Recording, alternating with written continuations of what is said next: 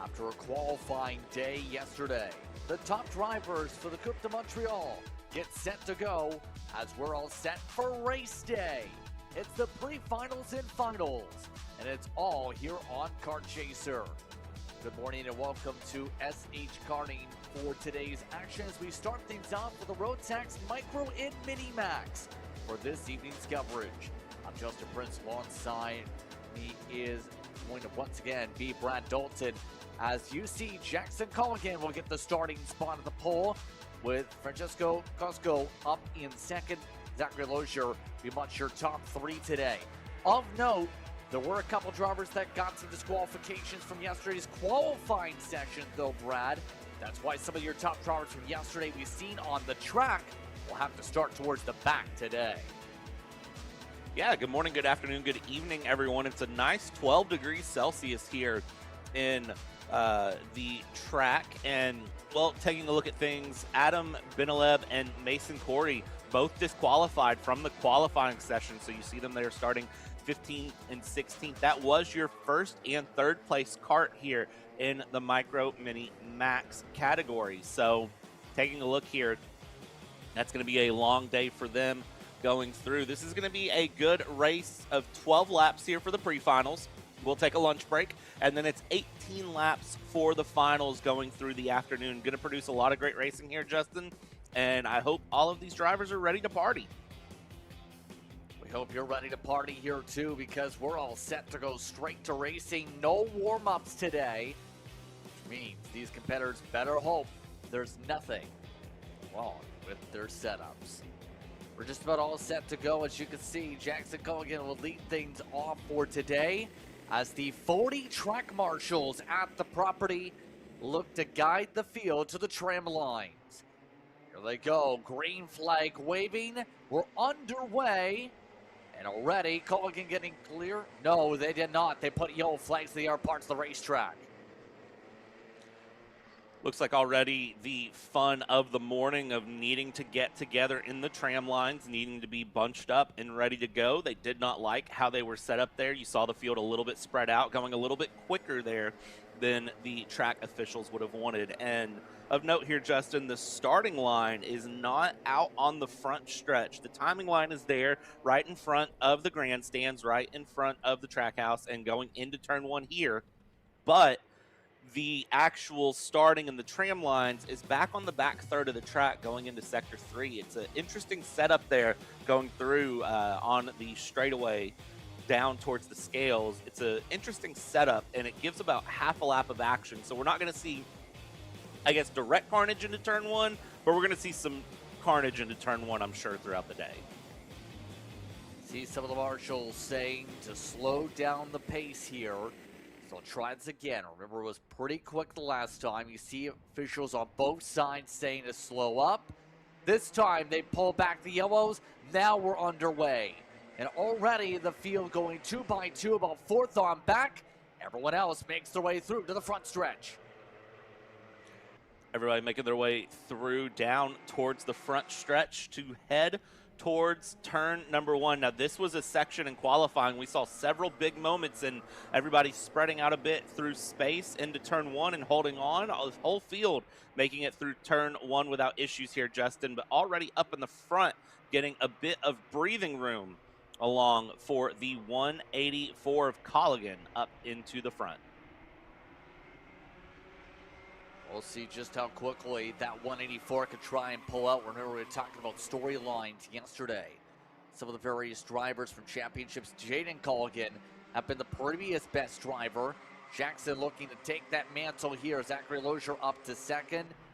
You have Wangate up in the top three so far, with Pelletier up in fourth. Everybody else try to set themselves up. This is a pretty quick racetrack, though, we talked about yesterday. And in turn, it's going to be, for some of the drivers, going to be very, I feel, technical per se, with some of the opportunities we see around here. There are some of the straightaways, but it's not necessarily a drafting track in terms of size per se. Yeah, and the Rotax category specifically, a lot of this run is going to be about carrying momentum and making sure that you're making your way through the corners in the best way possible. You're not necessarily looking to carry a draft as you might be in the Briggs and Stratton categories. You're really looking to maximize your corner entries, corner exits, and scrub as little speed through the corner as possible. That's where a lot of the pace is going to come in for this micro mini max categories. We see side by side Lozier trying to go up into second place, looking to make a move and not able to capitalize. Further back, we've got a few teammates going through and holding on with each other as we proceed through turn one. Hold on here, and you can see a majority of this pack here just sitting single file. Nobody's really looking to pull moves yet, but here's the problem is we're approaching half race distance, so at some point you got to kind of make the decision to start battling. I don't know that they are really worried about it. They want to get caught up to the 184. The problem is calling up in the front by a considerable margin right now. You see the metrics right now, 1.3 seconds, last scoring loop. So Colligan continuing to control things in turn. Several of the Sodi carts trying to work from the mid-pack to the front of the field at the very least also. We'll find out how quickly some of those drivers can group together here. You take, for example, Costco, who's trying to make their way through. Some of the others will swap their way on by with some passes. That includes Pelletier dropping back even more so, down to 7th with the pass by Oro as a result, Oro should say. So, that in mind here, as we're already about halfway, coming up this time on the lap counter right now here, Brad. Many of these competitors, I've noticed one thing. Out of no name and through to that section so far, the final corner has actually been one of the prime opportunities in the early going. Normally, we've seen a lot of the passing at some of the tracks per se the middle sector, but today, a lot of those people are getting that overlapping for that right-hander to take you to the front straightaway. Yeah, and that's a very, very important place to find that momentum too, because that front straightaway carry down here into turn one, you can see if you can set up a great dive to the inside, you can have an opportunity into turn one, and we saw some drivers try to practice that in the qualifying, and well, we saw several drivers end up in the barrier out of turn one. I actually remember yesterday one of the Kart Republic carts ended up without a tire on the rear axle out of the exit of turn one. So that incident into turn one, that run through down the front stretch is so important. And if you can set it up right here, like we see Simone trying to go down on Letourneau into the inside. Here we go. That's a good setup here in the back of the pack, 2x2, to figure that one out as the 117 of Simone is able to capitalize and get the position up on the 196 of Opry. And now down the front stretch, looking over the shoulder, not worrying about anything behind, not looking to make a dive back into turn one. So yeah, that middle sector, that in third of the lap is really proving to be a positive place for passes, because it seems like everyone doesn't want to challenge into turn one, at least in the micro mini category. Colgan, by the way, still running quicker by a lap, by a tenth or so compared to everyone else. Costco has taken over the second spot from Malonge just as we've looked away also. So some of the drivers are making a bit of swaps right now in terms of the positioning. You have rode up 4 positions, for example, up in the 4th spot. But Lee Simone just trying to hold on essentially in pack number 2. Those drivers involved with the penalties from qualifying haven't necessarily recover most of those spots so far. Both of them are still back out of the field. You see the battle for second is in your top box, by the way. The battle for 7th still in your lower box. Second really starting to spread out as the 105 has really dropped off compared to the 190. Yeah, Berlinguer losing a bit of pace here. Looking last lap, 4 tenths down to Costco in second place. And watch out for Prulot up in the 48.208 last time on 4th place, trying to close that gap of a second to make it a battle for 3rd, and might be doing so as we go down into the front stretch to start lap 10 of 12 here. 3 laps to go in this race, and looking through the field, there's lots of battling going on up and down. Nobody seems settled in, even if you're with a teammate. It seems like the teammates are getting ready to start playing the game of, well, who's the faster teammate? And I think that answer is going to be interesting to watch, especially with some of these Sodi carts that have been nose to tail for all of these laps. Yeah, some of those SH Karting machines have definitely, at the very least, gotten some of the battle gloves out, if you will. And right now, we're seeing just how much some of these drivers want to go.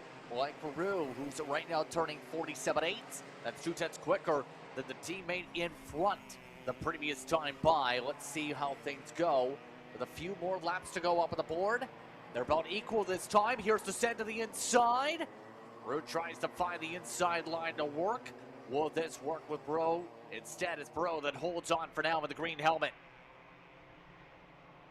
And that was a brave send down into turn one, able to capitalize though and work to make the difference. Not able to get through, but it was a good attempt, and it sets the bar there of I'm here, I'm gonna go for it. Let's see if it's a repetition. Little bit of protection here going down, and here we go, hard on the brakes, down through the inside, and that time the pass sticks.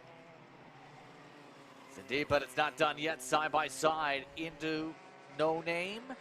Once again, sorted back out. As you see, the white flag is out. You see some of the bumps showcasing on the boards, passing on by, at least on timing. But right now, Call Again has controlled this race by 2.7 seconds. It's gone down from 3.3 of those out in the front of the field. Still, that battle for fourth staying pretty active here to the point Pelletier is closing back on in to join in the fight pretty late up on the board. But right now, as we finish out these laps here in the micros and mini maxes, will there be another change? Yes, indeed. LaRue to the inside. Not really able to get it fully by. They'll set up. All while Culligan will indeed take the checker flag. Jackson Culligan puts together a dominant effort. Racosco, then Longue, followed by Perot, LaRue, along with Pelletier, and the rest of the pack zips on through. The highest out of those who were disqualified for qualifying yesterday in terms of that is Adam Antilib, who will finish down in 9 seconds back of your race winner, Brad. One of the things to watch through the rest of the day when we get into the finals, that group 7th place back through PE 14 were all grouped together in a very, very tight pack across, but Colligan very much putting the foot down, saying, I am in the front, I'm able to run away and get a gap, and will continue to try to do so through the day. Costco in 2nd place is it's gonna be a big ask going into the final to close that gap up.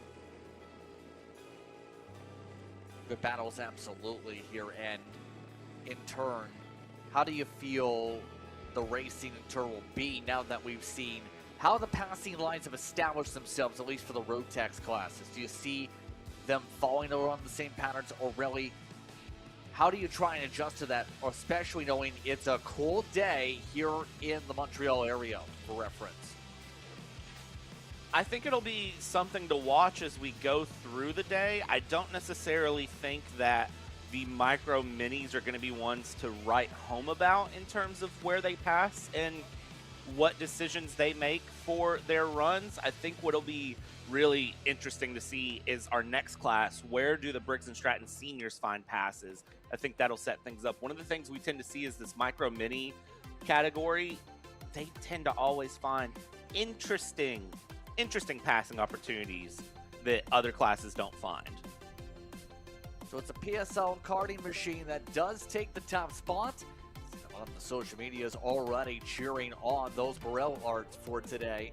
They start off with the first win up on the board today. And with that in mind, remember our schedule works like this today. For those who are at the facility, those watching along, Briggs and Stratton seniors, followed by Rotax DD2 Masters, the juniors from Briggs and Stratton, and more. A part of that rotation. Those seniors, though, they're next up on the racetrack. They're already getting in position. You see those carts are moments away from the start of the racing action. Now, keep in mind, we already mentioned some of the penalty boards when it comes to qualifying. That did not see too many shuffles earlier on. The full timing looks like this, by the way, of those teams we mentioned. Right now, they're set to hit the track in a minute. DD2 Masters by 9:36. The juniors by 9:54. The Rotax Max Masters by 10:12. With the Briggs and Stratton Cadets at 10:30. Then 10:48 estimated time for the Rotax DD2s. The Rotax Max Juniors are estimated 11:06. Then you also have Briggs and Stratton Masters and Rotax Max Seniors. Remember, all times subject to change based on what happens at the facility here. But again, that should all take us to about 12 o'clock before we get to a lunch break and then zip our way to the 18 lappers later on today. In other words, there's a lot on the schedule. 10 classes that will have the pre-final and then the final over the course of the day. Yeah, and 10 classes, great action going through in the run. So there's tons of great opportunity to see great battles, great moments. I can't wait to see how the day plays out and what are going to be the big talking points coming out of this run here on the weekend. Is Briggs and Stratton Senior, they're all sitting here. You can see all the drivers very much loving having the camera down on the starting grid and feeling good here to get ready for the weekend. You can see the SOTIs all locked in here. You can always tell going through what drivers are ready to go. Visor down, looking through, get a good wave there as we go along and we get ready for this absolutely stacked category to run. Now, of note, we'll see how things look once we get flowing in the next moment or so, as all the drivers are pumped up to have Kart Chaser here at the facility and be able to have the opportunity to showcase the start of their season. We had at least, per the bulletins, 4 drivers that picked up penalties, but only one had a disqualification to that mark. That would have been Peterson Lumbe, who was down in the order around 30th originally. Some other drivers, including your pole sitter on the provisional charts, and Vermette did actually pick one up, but as you can see, didn't impact the actual pole time at the very end. So we'll start on the pole for today as we get ourselves ready to roll out the next few moments for our second race of the morning. Again, happy with this your Kart Chaser as the Briggs and Stratton Seniors look to get to work today. Find out who will showcase the speed here this morning. What should be interesting for the draft. There they go, off and away they get the clearance. We're ready to go once again. We get ready to look at our grid here for the next moments or so, Brad. Your thoughts on what we see for this field ready to rumble? Well, this field is going to be one that shows a lot of promise and a lot of challenge going through. Looking at our pre-final grid here, it is Goulet up in the front with Vermette in second, Hetherington in third, and Berlanger in fourth. So watching Cartier, Croteau try to find some challenge behind. It's going to be a big game of what we see a lot with Briggs and Stratton. Follow that draft through, find a friend, don't let the leader get away, and Vermette with a lot of pace. Goulet has a lot of pace as well. This top field is going to be very close with each other. We saw it yesterday in qualifying. The whole of the top 25 separated by a second. I can actually extend that out. The whole of the top 28 separated by 1.1 seconds. So there's plenty of pace in these karts. It's going to be a game of staying close to the kart ahead and don't let battling separate you from the rest of the pack. We'll find out pretty quickly how he handles things up at the front. Vincent, one of the Morel arts, looking to keep up the speed here today. We have 36, our biggest class on property, ready to battle here this morning.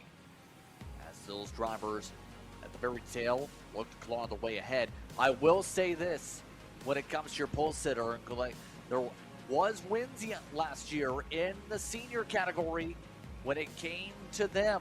So, looking to try and go right back where they started when they won in October, get a win here today to start things off in the month of May. It all starts off with the pre-final. Taking a very slow roll this time up to the tram lines. Watch for the flagman to try and give the signal here for the back straightaway. Yellow flag not pulled out. It's green flag out. It's underway. 12 laps up on the board. And the field rumbles its way through with contact and carnage. At least 5 karts off the racetrack in the opening corner. opening corner proving to be calamity corner here as the front continues through that inside line with an amazing run up through. And you see the top two, very clear signals. Just focus ahead. Don't look behind at me. Let's get away as the Sodi carts proceed. Third, fourth, fifth, following along. And then you have a Burrell art of the 734 behind that. Top two all holding nose to tail at the moment as we watch. And really, I would expect that top six, just from the initial look, to break away here and break free, which it seems like is going to be the case, or at least the top four will break away. We'll see if the Sodi cart can close in with the teammates there sitting third and fourth. Lap one done. Still caution flags up in that sector for the incident at least, though, so drivers going to have to be careful. For now, up the sweeper. Make the way through No Name, a choo-choo train as expected forms up. Hetherington early on, able to get some jumps in the opening scoring sectors. Cartier already up two with a few up three like Tomasin and a few others. Vermette got shuffled all the way down to six to begin. But some of the Kart Republic starting to battle things out of the mid-pack. All well, the question becomes, who becomes the first to try in this train, try and jump cars, if you will, and try and jump ahead without trying to break up this pack? It's got to be Hetherington that pulls the move first if anyone's going to do it. Cartier, Thomason, Boulet behind. They cannot afford to try to make a move that won't work. I say that, though, but look at Vermette in the Burrell art trying to make a dive down the inside of the Sodi of Boulet, shuffling the order here, and that allows the top three, top four a little bit of breathing room because Vermette was on that outside line, started front row outside, and that outside line hurts big time into turn one. It's a left-hander inside contact side by side going through with the Burrell art and the Sodi going along. Look down to the left as the Burrell art there of Vermette is able to continue through, but that contact you see already looking down thinking, is there damage in the cart? It looks like for now everyone going through without issue. That could have been very bad to say the very least there with some of the drivers trying to go for the sends, but that has indeed broken up the pack, as you can tell, though. The top five now ran away with Tomasin right now building up a few tenths of a gap. Initially, it's gone even more so because of that little bit of touch. But everyone else just trying to march their way forward here and figure out a way to close up. Kingsley in particular, you see, amongst those trying to get things gathered up. You have Saucy and several others looking to try and go. So about a third of the way through the race this time by the way, as everyone goes. Right now, Galay still remains in control, but some of these are drivers just doing a good job, at least in the respective battle packs, to try and sync up. There's a little bit of a slide, though, by Vermette. Looks like having some issues on the grip. Will lose ground to the rest of the group that's starting to connect back together. Vermette and Lasalle battling it out with Sauce behind. Up in the front, we see Goulet, Hetherington, and Cartier holding nose to tail the top three. Bit of breathing room back to fourth, fifth, and sixth, but you've got three Sodi carts sitting P4, 5, and 6. I would imagine that they are going to work together and start to tuck the helmet, go through. Cartier in third, you can see diving through. Here's the dive to the inside. Hetherington down the inside of Goulet will get the pass done for first, and we shuffle right back in position. That's a very clean shuffle through, I have to say, for the lead. Not losing too much time, not going for the 2-for-1 special and losing multiple positions. Just a clean shuffle back and then put back in through. And it's an attempt for a pass back here down the inside, not able to capitalize. Unfortunately, that will make the 2-for-1. We lose out into third for Goulet. And now look at who's joined the battle, fourth, fifth, and sixth as we go down the back straightaway. So coming up to halfway, this time through, just about here. And just like that, Cartier has a good opportunity. Keep in mind, looking at statistics from last season, when it comes to Cartier, the best finish last year was 13th out of those recorded. That was in September's race in the Coupe de Montréal. Some of those races done. And also took part in Cup Kart Canada Division racing, finished in the 30s in senior light competition. So today has really stepped it up to have a chance to battle up for the race lead early. Some of the various teammates like Boulet also making shuffles as some of the other Sodis look to fight. All this is now with Hetherington looking well in command here with Goulet now having some troubles and some of the others having some carts going to smoke.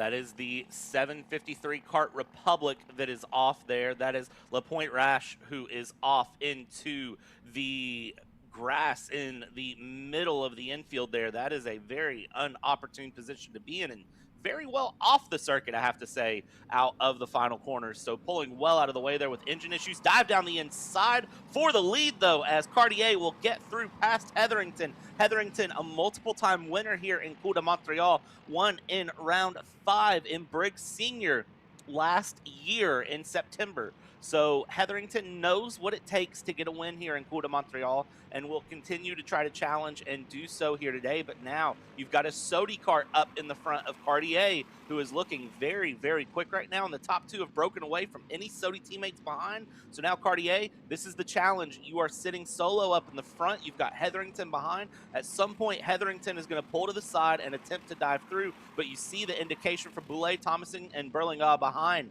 all giving the two-hand forward indication of let's charge ahead. We're not going to fight. We're going to sit single file, tuck the helmet in, and we're charging back for the lead. Yeah, keep in mind, here's the big thing, though. That lead change may have been with the yellow flag waving hearing over the radio, so that might be something to keep an eye on for post-race. Indeed here, Hetherington still waiting on behind of the wings, but Cartier may be getting in trouble here depending on what happened there in that situation. All that being said, it's more than a second gap between the top two. And right now, if anyone else wants to join the fight, they've got to get to work right now here, Brad. There's not a lot of time to get up there in the first place. Look, it's so hard to close back up unless the leaders will fight again. You've got 4 laps here to settle this score, and the big thing to watch right now is going to be the indication of when does Hetherington decide to go through, because that is what is going to allow 3rd, 4th, and 5th to close back in. They are currently sitting in an inopportune position. That gap is just at a second. It's just far enough away that the draft isn't really going to help. And then 5th place back, excuse me, with Vermette are all in the same situation. They need these top 4 to start battling it out so they can close in here, because they are not in a position to be charging through either. There's so much of a gap that's built up now from this pack splintering, from the battling. It's allowed other karts to move through, but having that patience to not battle ahead is such a hard thing sometimes, because if you feel like you're the fastest kart, you want to be in the lead charge, but sometimes it is more opportune to sit and not battle through, as we see more side-by-side here down the front stretch, going side-by-side again, heading into turn 1. That is to say, down the inside to try to get a lead of this group, not able to do so as we hold side-by-side out of turn 1 into turn 2, and that is where this mid-pack has lost most of their time, is just a lot of consistent side-by-side hard charge battling has allowed the top 5 to really work smart and pull a gap. And that in turn has seen just how things have gone so far. Coming up to 2 laps to go. Everybody else remaining patient. Our biggest mover, by the way, Bastien Bouchard, give a shout out to the 746, up 16 amongst those for the back of the field who've gone on a charge on your leaderboard with a couple laps to go. But all that in mind here, as you see, the lead gap has indeed closed up.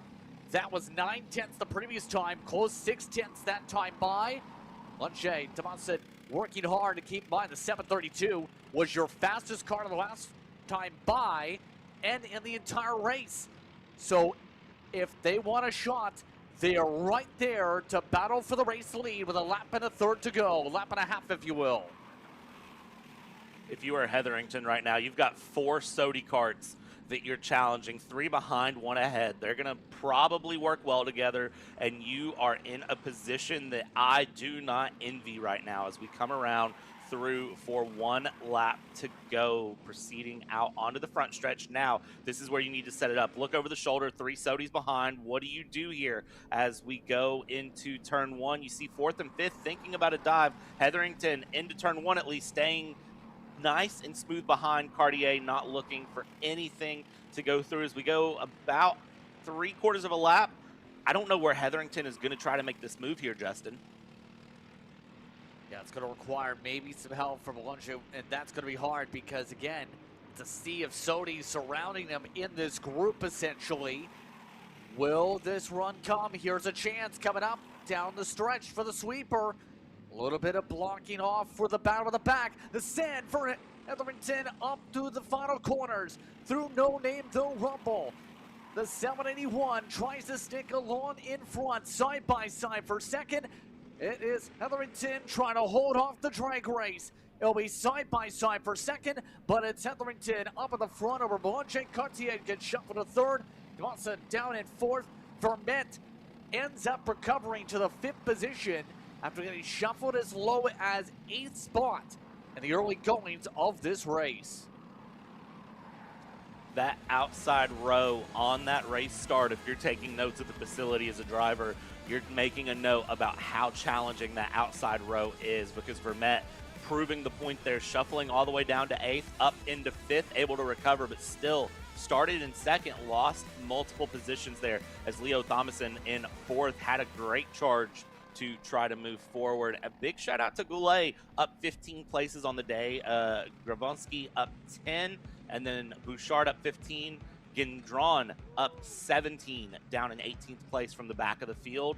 This field is stacked, and honestly, with that turn 1 moment, I have a feeling the final today is going to get even crazier. It's going to be an interesting one to say the very least. You see the rest of your field on screen, by the way. Some of the spread as high as 41 seconds. But we'll find out how things go in the next little bit, because we'll take a little break. We come back, more coverage. You're watching Kart Chaser here once again from SH Karting.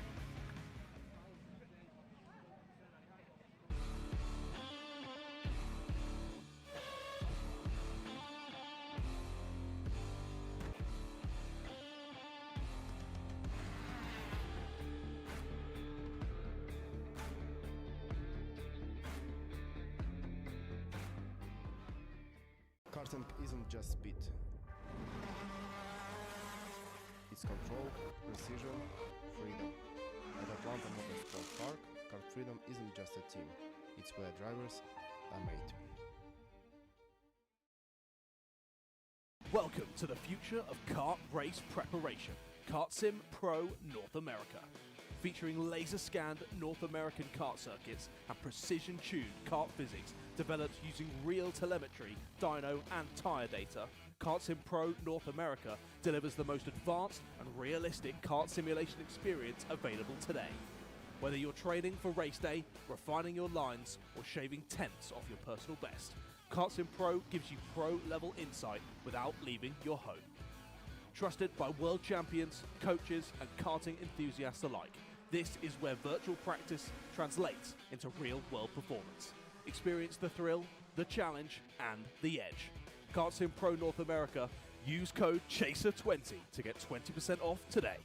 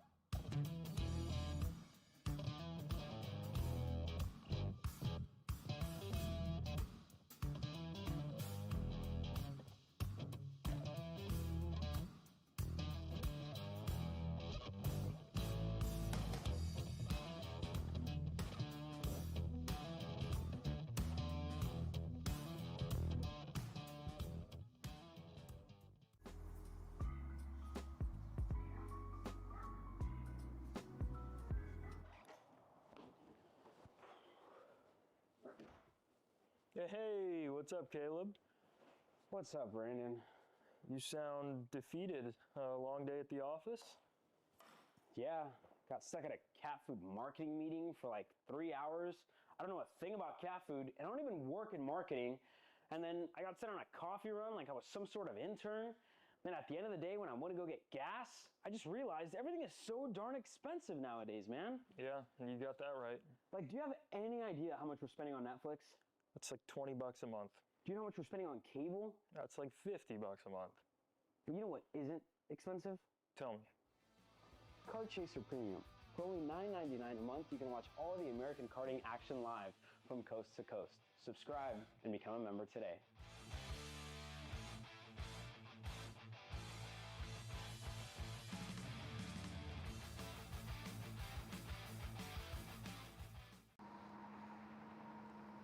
Cat food marketing. $9.99 a month. Dude, Caleb, wake up. Dude, we're live in 5 minutes. Let's go. Come on. What are you doing? Dude, I'm so sorry. Xander had me in a cat food marketing meeting till like 2 a.m. last night. Come on, man. Do you have anything I can drink? Dude, I got the perfect thing for you. Perico. It's a healthy energy drink alternative. Perico, non-GMO, gluten-free, kosher, magnesium, B12, B6, Yeah, it's good. B5, biotin, and zero sugar? Pericazo! Try Perico, made with natural ingredients, organic caffeine, and supports your metabolism. Try the new official energy drink of Kart Chaser.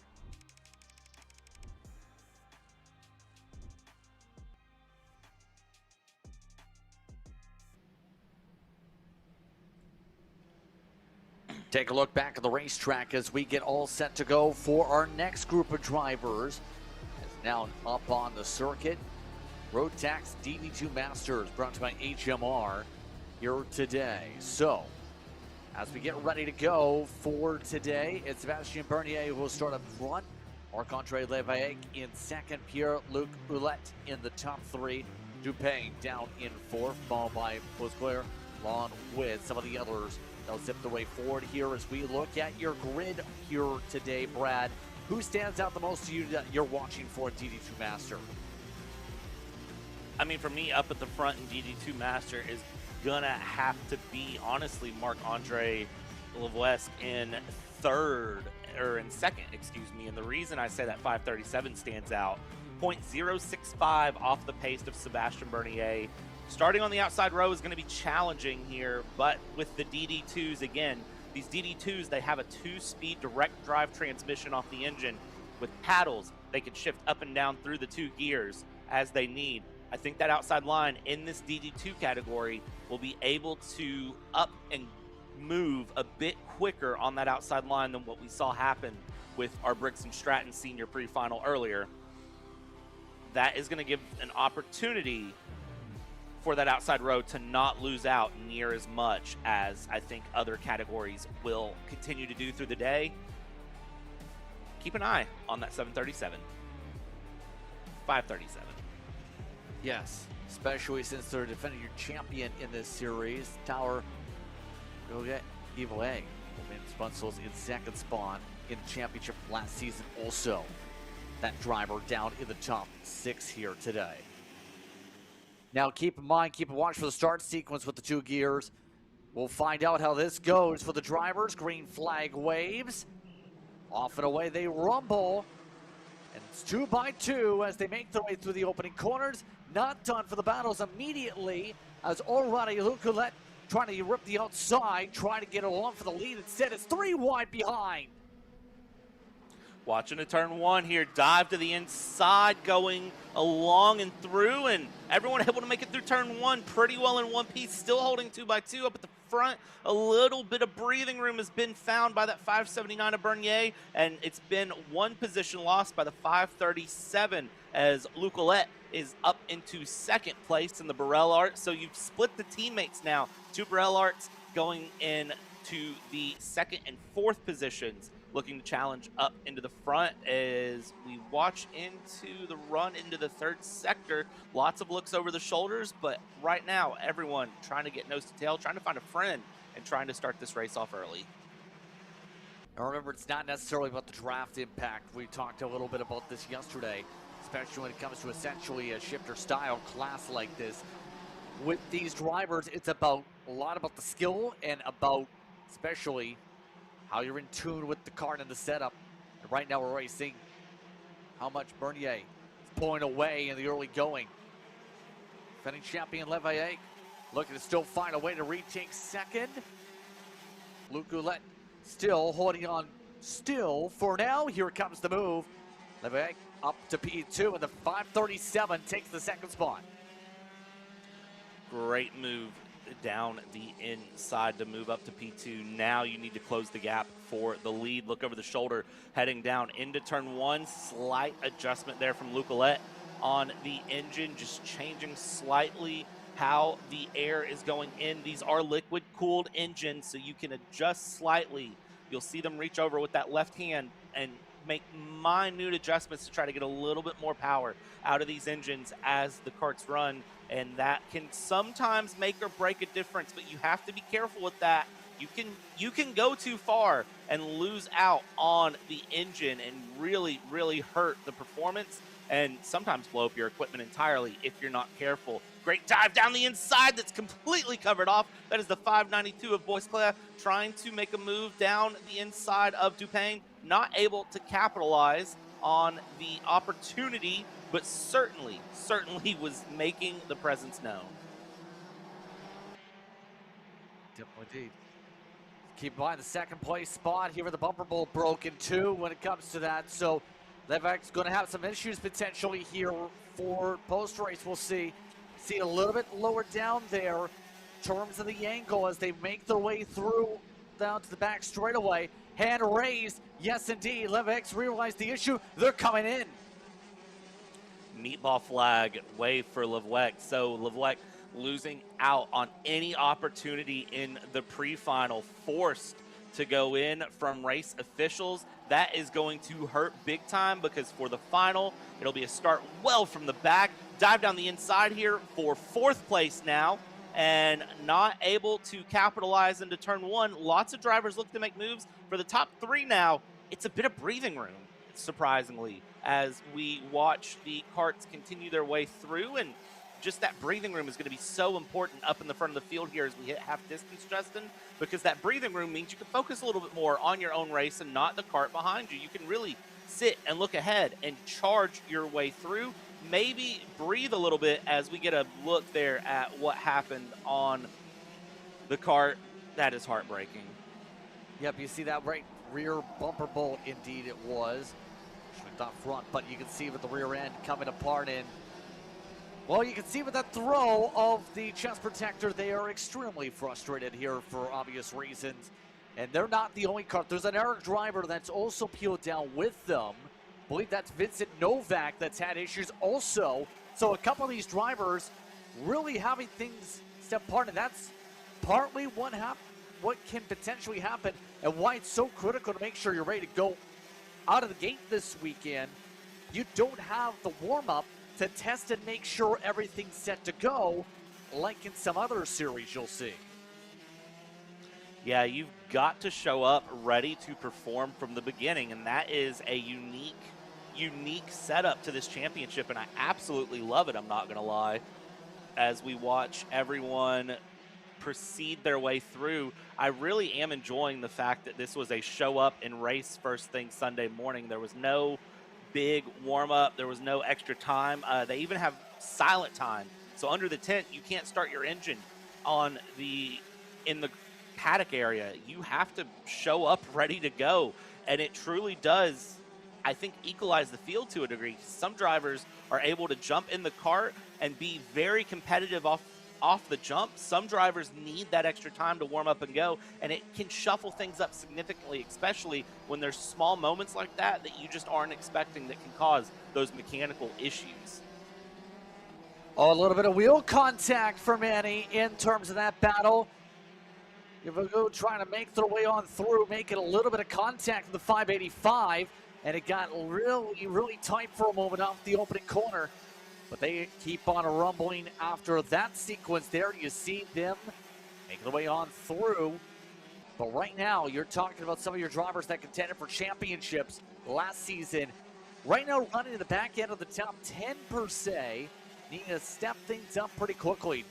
Right now, Francois Dulac, for example, who had some wins last year in this championship for the championship fight, is in 6th. Bernier, third in the title fight last year with some wins as well. Right now, still leads. In other words, what I'm saying is, if you look at your top of the board, right now, out of the drivers that could compete in the top 5, at least those drivers are all in the top 7 as we go in the final couple laps here. One of the things we talked about too earlier, Justin, we talked about this yesterday in qualifying. I'm going to bring it up now, especially with Marc-Andre Levaquet out, is the fact that this is round 1. You've got to use round 1 as a momentum boost for the rest of the season. You've got to find something positive to come out of the weekend, and a meatball in the pre-final that will relegate you to the back of the pack is not going to add to that. So for a driver who has experience such as Levaquet, racing in Florida, racing in RMC, racing nationally, internationally, that hurts a lot, and it's going to be hard to bounce back from. Up in the front, if you are Bernier or Luc Ouellette, you are feeling really good right now. This is a big momentum boost for those top drivers in the run right now, and it's going to feel really good in the finals as well if your final goes well, because out of round 1, you are really, really going to be happy, because the fact is DD2s are not here for round 2. They get to take a break in round 2, so they do not have to worry about running next month. Indeed, and right now, coming up towards the final lap, oh, missed corner, sliding open the door, and just like that, more changes pop up as a result, as Vasquez making the way on through. Gets by the 587. That's again for 4th position on the racetrack. But right now, Bernier about to come away towards the final time around right now with the way things have sorted out on the racetrack. Been an interesting day for this field so far. But as these competitors make their way to the last lap, let's find out if there's any more chances for some swap arounds here. There's the board with the white flag signal. Everybody else rumbles the way through turn 1. Through turn 1, 3rd place back, holding along as we go into the final lap. Dupain leading Boisclair up in for 3rd place. You can see just the challenge of following the leader here, especially when Boisclair has such good momentum here. It's such a large gap to Bernier, Luc Ouellette, and Dupain in the front here, as Bernier will come through the final corners. Bernier able to breathe and capitalize, sees the checkered flag out, and is going to win the DD2 Master Pre-Final. Luc Ouellette will come in 3rd, Dupain in 3rd, Luc Ouellette in 2nd, excuse me, and here comes the masses behind. 4th place through 9th, all right there together. Just like that, Bernier starts with the first strike of the season. Fastest lap of the race, holds on by about a second over Luc Ouellette. Payne, Boisclair, then boys amongst those inside the top 5. Dulac followed by Foggy, who holds on in the 7th position. Keep in mind, one of the drivers that's won in Rotax competition down in Florida last year. Benny, then Gauthier amongst your top 9. Those separated by about 8 seconds up on your board. Well, some of the others will look to go to the drawing board. J.F. Nolette of shout out to amongst those in the mid-pack, for example. But as you can tell, some of those that represent the nation in terms of the competition for Rotax doing well, and it's Bernier with the strike to come away with the advantage. It's Bernier who steps up on top here. Let's listen in down trackside.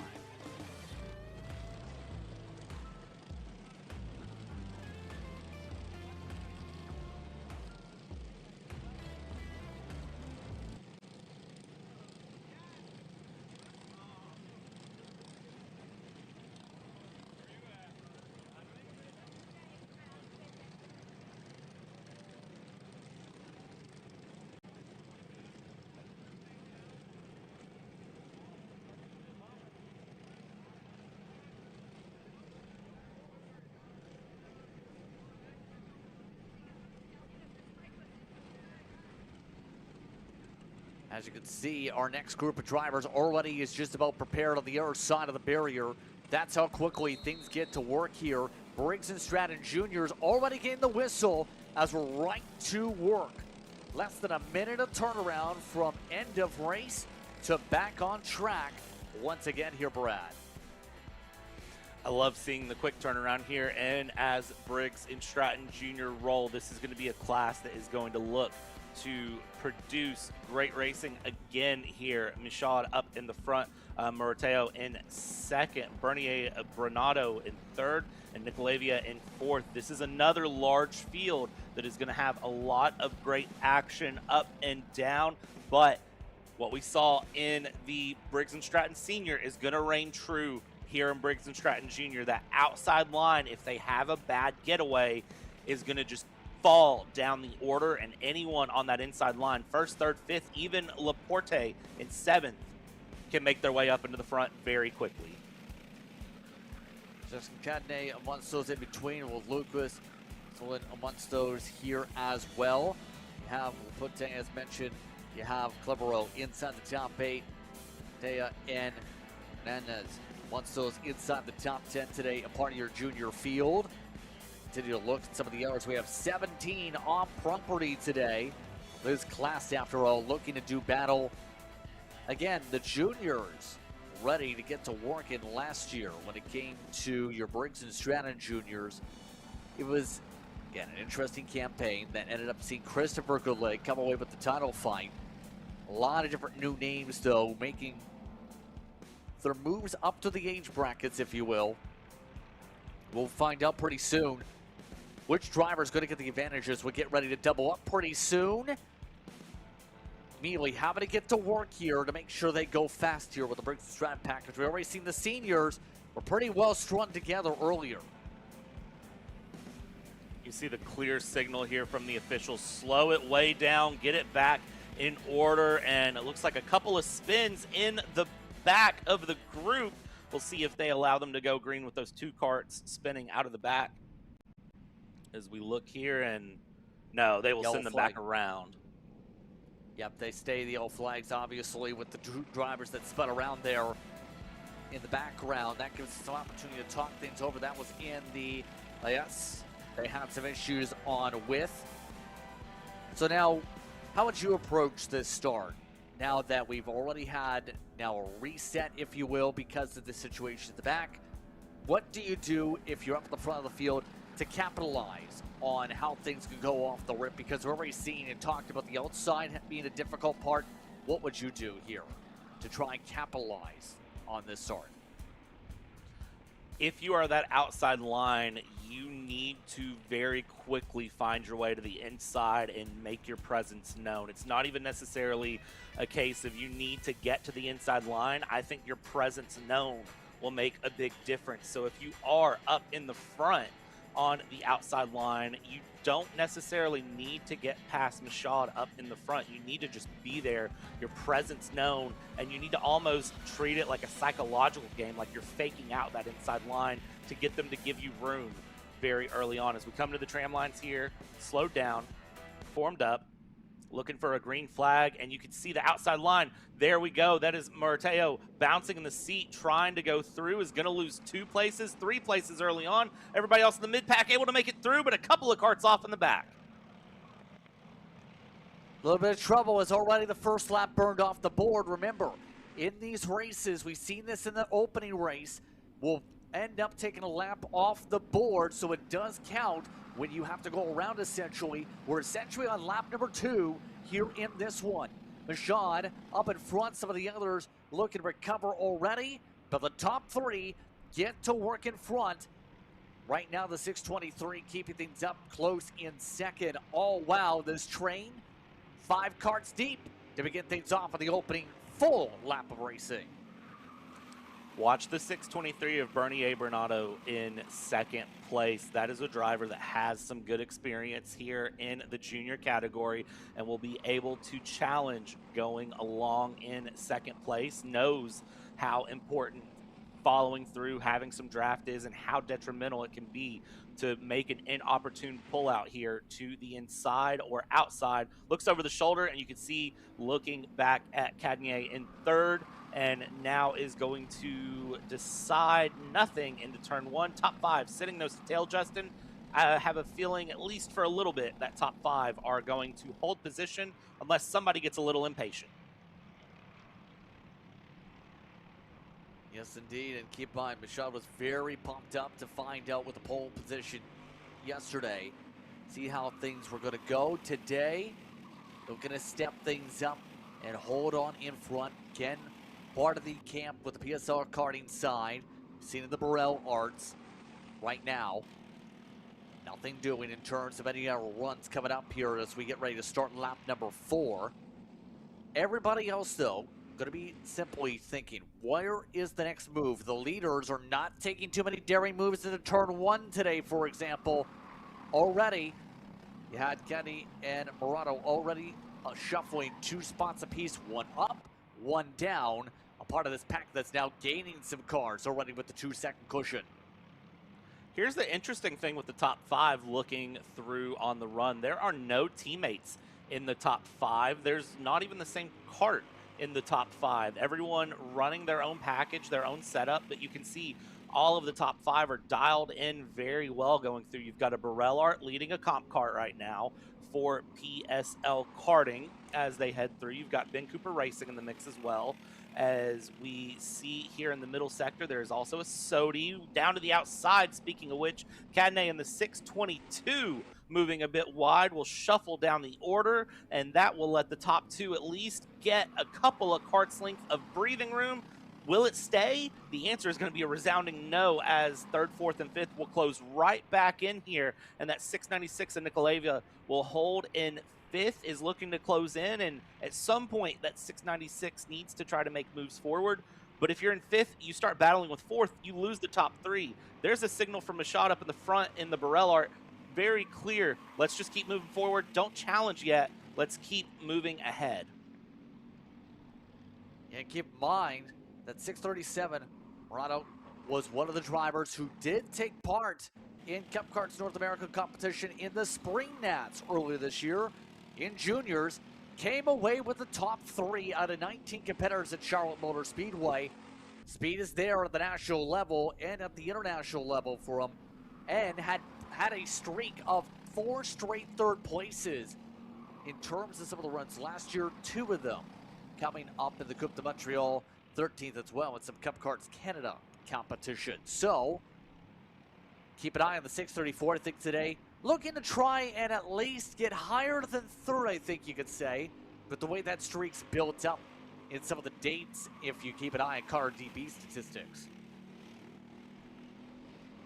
It'll be interesting to watch and get an idea of where the experience really shows. Big dive for 2nd there as the 623 of Bernier Bernardo drops down the order down further. So that opens up the lead, and Bernier able to recover that 623 up into 3rd. I thought for a second that was going to be a drop all the way into 5th, but somehow the 623 able to recover from that moment and hold on, as 4th and 5th now have shuffled positions as well. Nicolavia up ahead of Cadney as they proceed into the middle sector, and you see the 623 yet again of Bernier Bernardo looking to make a move back forward if it's possible, as Murateo in 2nd is now right on the back of Michaud, as the top 5 somehow make a great double shuffle for 2nd and 4th, and then get right back into the top 5 formation they've been in so far, over halfway into this race.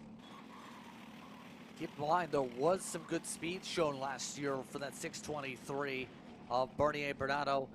Had some opportunities on the podium, part of a top 5 championship finish in the juniors last year.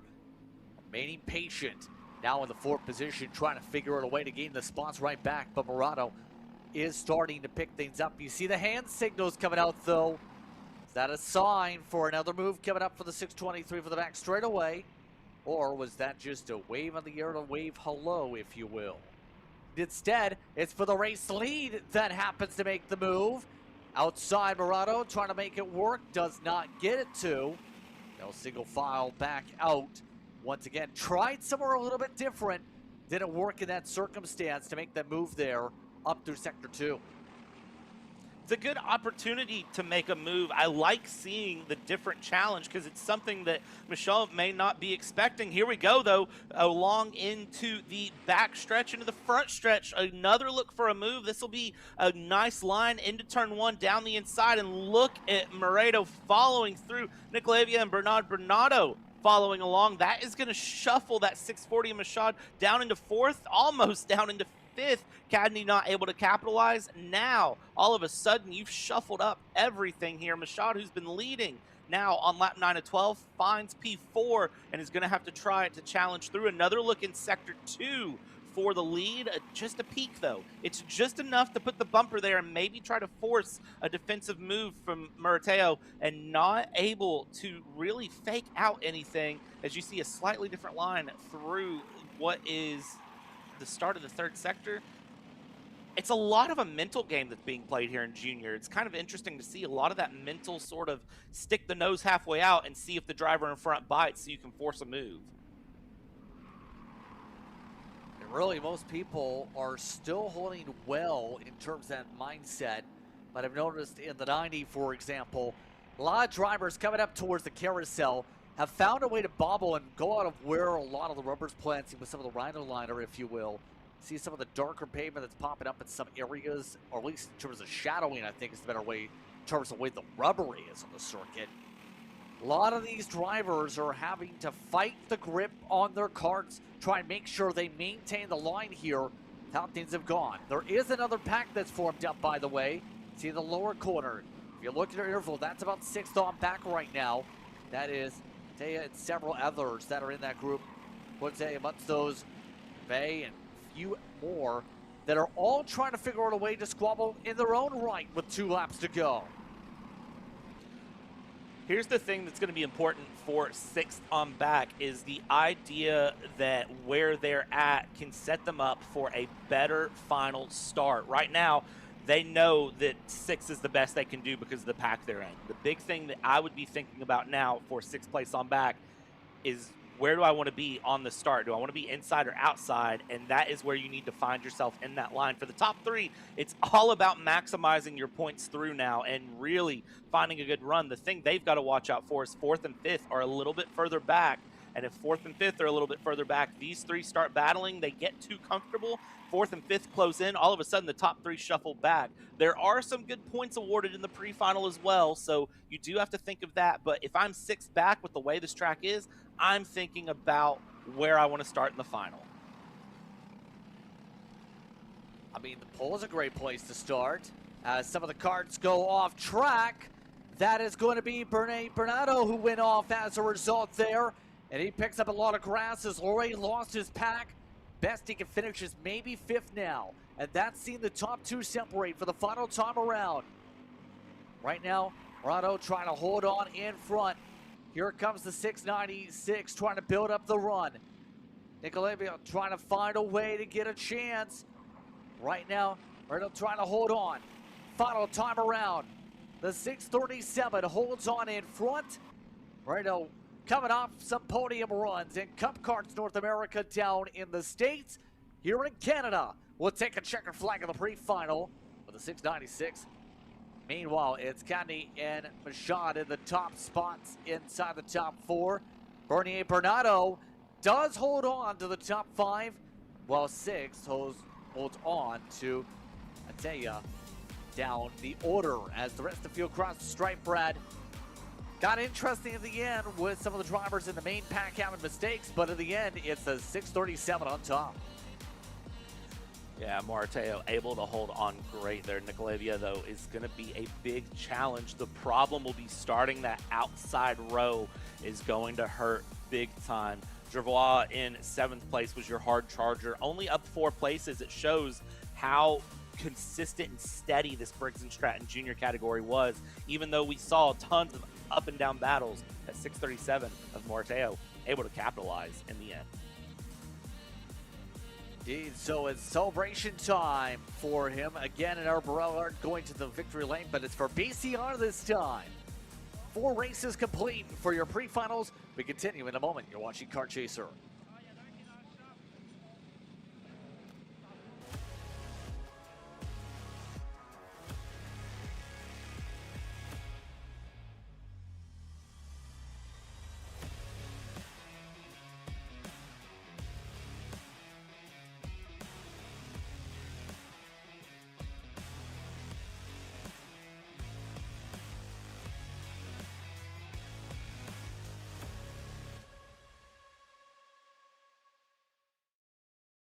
Macron Motorsports builds champions every day, drivers who won on the world stage. The Tillotson T4 Series is pure spec racing. Same engine, same chassis. When you win, it's because you were the best that day. Your edge is not the kart. It's the setup, the strategy, and the race team. With our Arrive and Drive program, you simply bring your gear, we provide the equipment and the championship-winning support to every event. Stop wrenching, start racing. Your path to the T4 Nations Cup in Spain starts with us. For more information, contact us at macronmotorsports.net.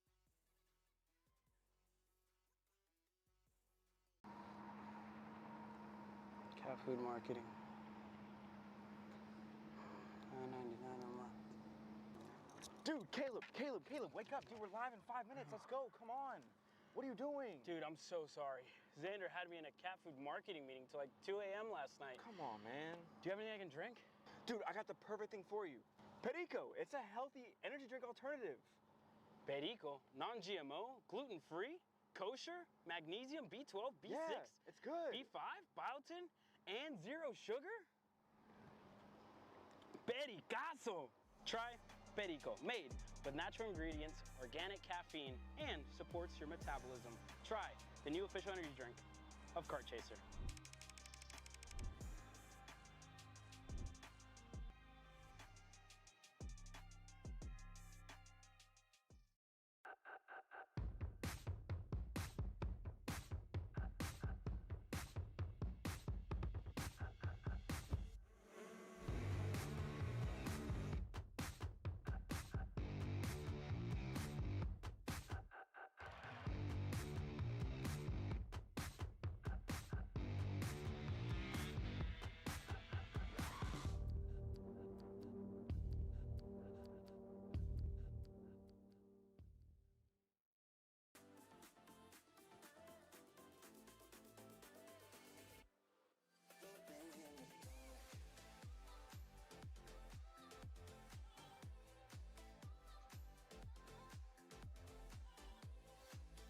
Are you looking to take the next step in your racing journey? Well, look no further than PitFit. With 2 locations in Charlotte, North Carolina and Indianapolis, Indiana, PitFit trains drivers all the way from grassroots level karting to IndyCar and NASCAR, with top-of-the-line personalized coaching to improve physical and cognitive fitness. For more information on programs, check out PitFit on Instagram.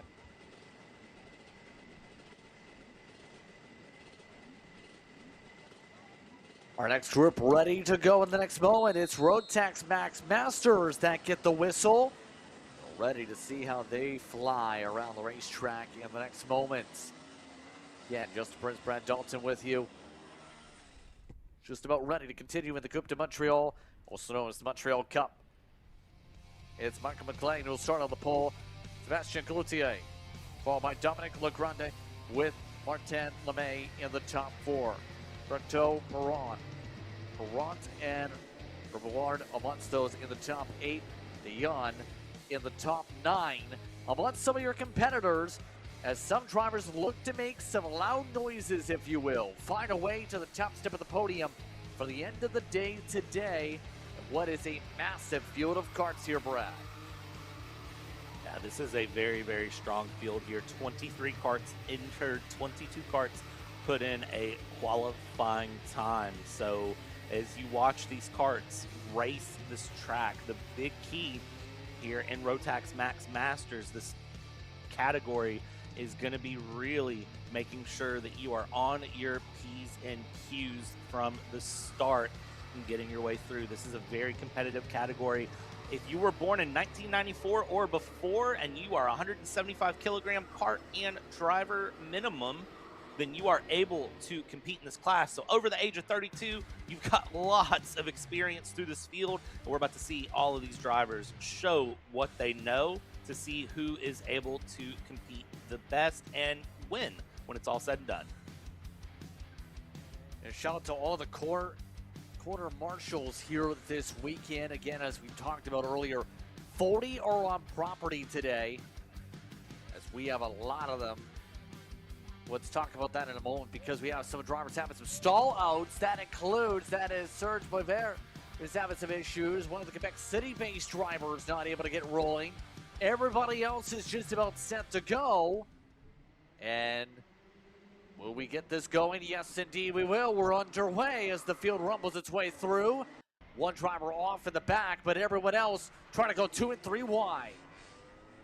That outside line, again, proving so problematic. Cloutier losing multiple positions on the start as we come through into the front stretch, first corner. Everyone able to run their way along. And Cloutier, the number 10, down into 6th place, starting on 2nd place. That is how bad that outside line run can get at times. You have to really have your thinking cap on the outside line to capitalize on being on that outside line, because it is a left-hander into turn 1, and that start line is so close to that first corner. Right now, we're seeing just how everyone is going to rumble out with some of the side-by-sides. LeMay, you've seen with some pokes to the inside. Doesn't get around run that time for the time being. The opening lap's complete. How about some deep sends to the inside? A bit of contact popping up. That is on trying to make the move. LeMay, no place to take the run. Some of the drivers starting to get a little bit daring, if you will, to make some of these attempts. Absolutely challenging through, but you're challenging Pretot and the 13, a driver that has multiple podium finishes here in Coupe de Montréal through last year, and will be a big challenge to fight up in the front as you watch these drivers again through the 3rd sector, just sticking nose to tail. You've got to find a move, but the big thing is for Harant, you can't hurt yourself trying to make the move. When you make that move, if you're going to send it down the inside, it's got to stick. But here's the thing that Pretot is doing so well, is parking the bus in that Tony kart for Premier Karting.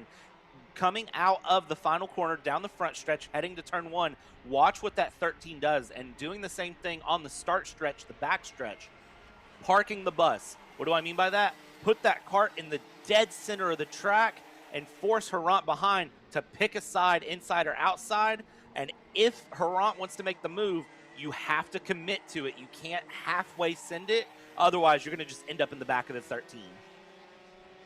The thought on that, though, is you also risk compromising your chances on the line in general, though, don't you?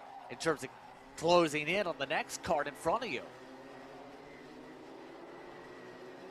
You can, and I think one of the things that Pretot is thinking about may not necessarily be catching the top 2. It may be preserving that 3rd place at this point. There may not be as much of a challenge of catching the top 2. Might be a little bit of tire saving going on, a little bit of physicality saving. This Rotax Max category can be very physically demanding, so I think to a degree there's a little bit of thought process in that, and it's defending a little bit, because the bigger thing too is if you defend that line on the inside, you don't allow Harant, LeMay, or Cloutier to go for passes behind, you still have a pack of karts. And here we go. This is going to be that big inside defense. So I almost wonder if Protier's wheel-to-wheel contact coming out of turn 1 as Harant tries to make the move stick anyways out of turn 1. You saw that wheel-to-wheel contact, that 13 of Pretot still moving through. I almost feel like the 13 isn't worried about catching the top 2 at this point and is more worried about protecting 3rd.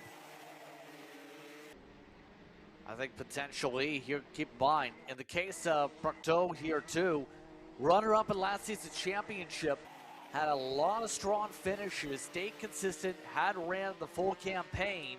That 13 also came away with some wins in the early parts of last season. But remember, it was Legrande who did come away with the championship. The driver that's right now within a second of your race leader. So at the very least, of those that returned for the championship fight, it's looking very feisty. McLean, for reference, only appeared in 2 races last season. make that one, in fact, and that ended up being a day that Joey ended up with 214 total points out of a maximum 300 on the round you can pick up.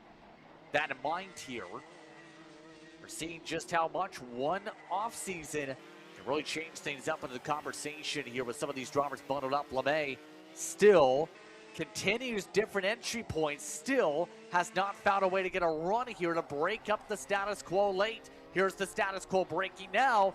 It's a send to the inside up Lepenko, and that's going to change things up for third. And that change for third, very, very telling right now, as Prateau will sit in fourth and is going to follow behind. This is where I really think we see the indication of what Prateau is looking to do, if it was a little bit of save or if it's going to be going for the big charge, because you have Harant now ahead, who very clearly wants to go for the charge to the top two. Gap to the top two, by the way, over 3 seconds right now from third place on back, as this third place back battle has continued to develop itself. But here is what's telling for me. Prateau now losing pace at this point. It's going to be a challenge down the inside into turn one. That is Cloutier making the move past Prateau. Try to go for a switchback here into two, a bounce in the seat. Not able to hold on to it. Prateau now falling down the order. Prateau, I think, just didn't feel like there was the pace there. Was trying everything to defend that P3, and unfortunately now that third has fallen, fourth has fallen, LeMay will now try to move through for fifth. And for the 13, it's damage limitation at this point for falling down the order. Yeah, but it's really started to see, again, just how much I'm keeping an eye on that line from LeMay. This entire race continues to try and change up the arc every single time. This time does not work for Martin. Built something up as they work their way on through. Still, less than 4 to go, I should say. Laps to go. Ryan LeMay has had experience when it comes to this series for a couple of years now. When it comes to this campaign, was one of the drivers, for example, that's made appearances when they've had rain dates for the course of the weekend. Lucas Nanji, for example, 2024 edged him out after a rainy time, the Coupe de Montréal back in 2024. But right now, continuing to hold on firm, all while Harant holds on in this pack. That's still a 4-second deficit to the next kart, though. Obviously, the chances are gone. LeMay still cannot find a way around Prateau. It's been now the whole race that they've been trying to make some dimes every corner. LeMay there with a big look to lay down the inside line and make the pass. Wasn't able to capitalize, as we see a battle for third that has now really, truly developed. Harant and Cloutier holding nose to tail. Cloutier down in through the backstretch. Not close enough for a dive down the inside here. A little bit of a slide there from Harant in the Burrell art as they hold nose to tail through the third sector. Behind Prateau and LeMay, they are not done battling either. Down the front stretch, defense the inside, look to the left, over the shoulder for Prateau as LeMay, again, not able to capitalize into turn one as we go 2 to go here. Laps to work with here as the electrician continues to hold on in front.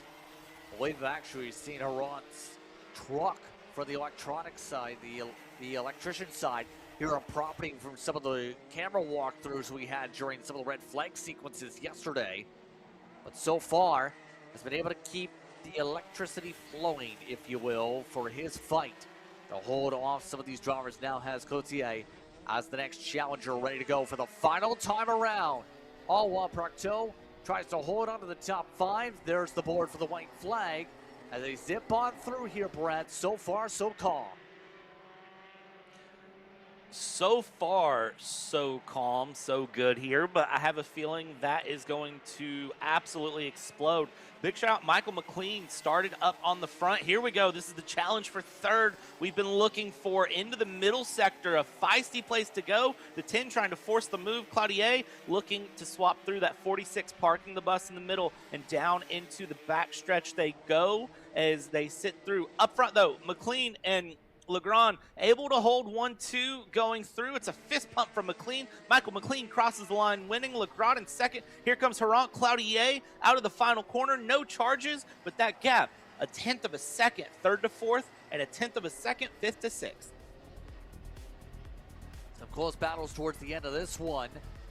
As in the end, Clayton does get the advantage, 6/10 up over Legrand.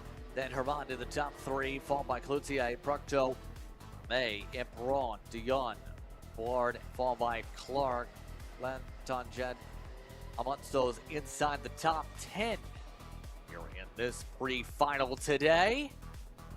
And so it's the 89 that comes up on top today, with some of the drivers having to come back from 26 seconds back. Serge Boisvert, remember, seen about the start, having to start from pit road after issues to fire up initially, got at least a few spots back. But it is that HMR that comes up on top. Look and hear the cheers. That was a dominant performance for the 89 today, and the teammates and some of the fellow competitors already know it.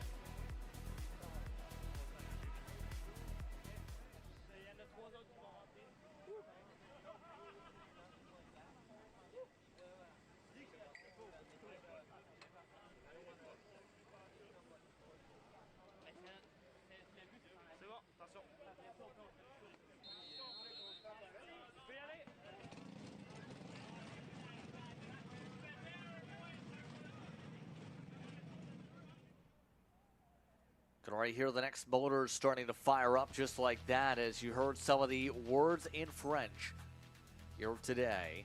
As again, we are in Quebec.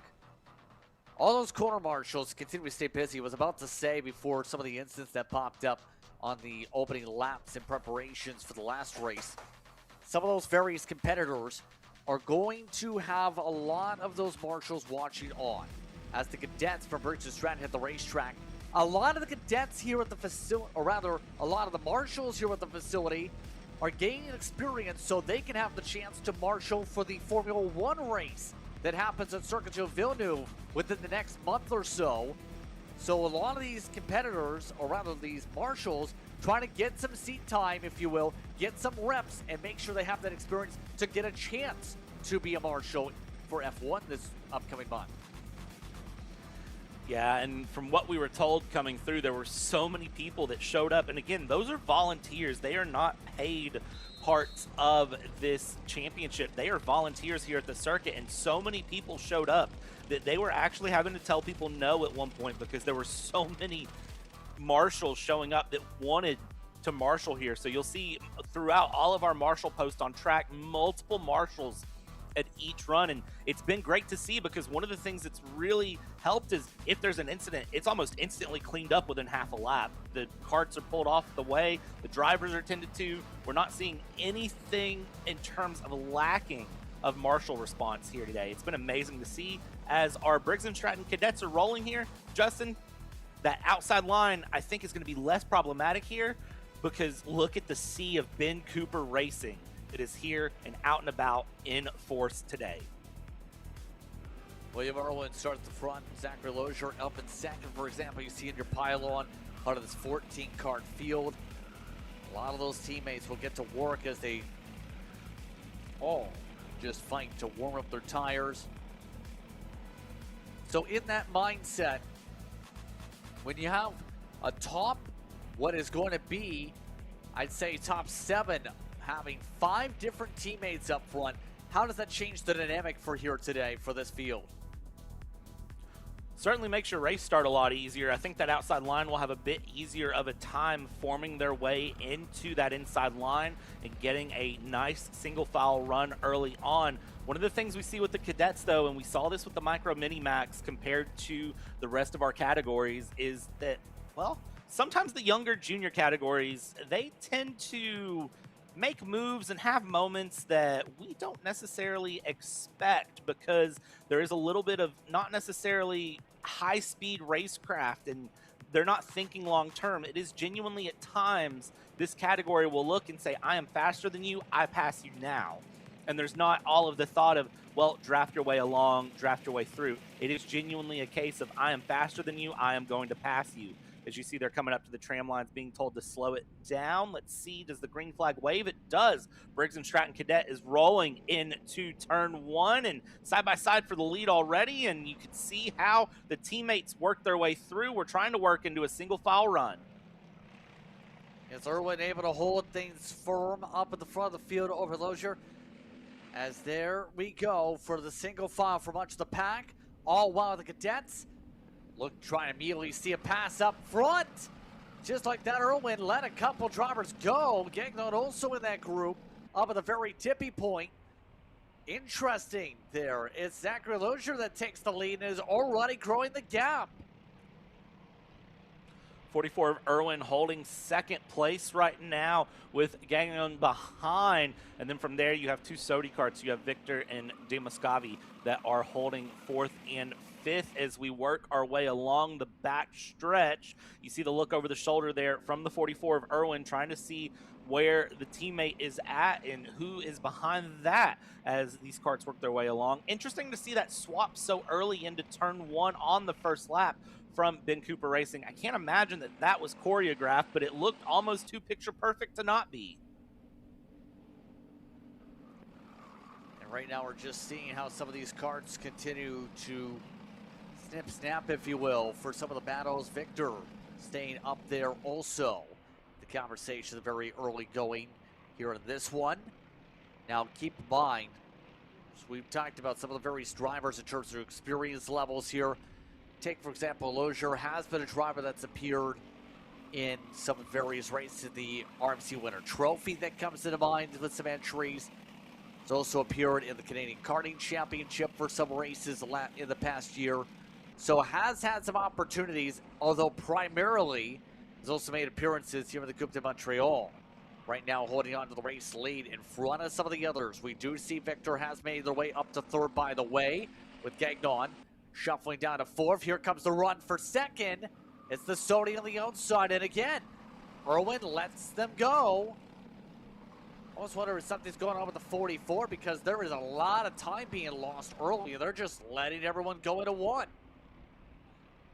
Well, and the weird thing looking at the 44, I don't see anything right offhand that's giving me an indication of a problem, but definitely doesn't seem nearly as comfortable as William Irwin did in qualifying yesterday as the carts work their way through the backstretch. But yeah, no, looking at Irwin, you can see the helmet tuck there, but that cart doesn't look nearly as fast or planted as it was in qualifying.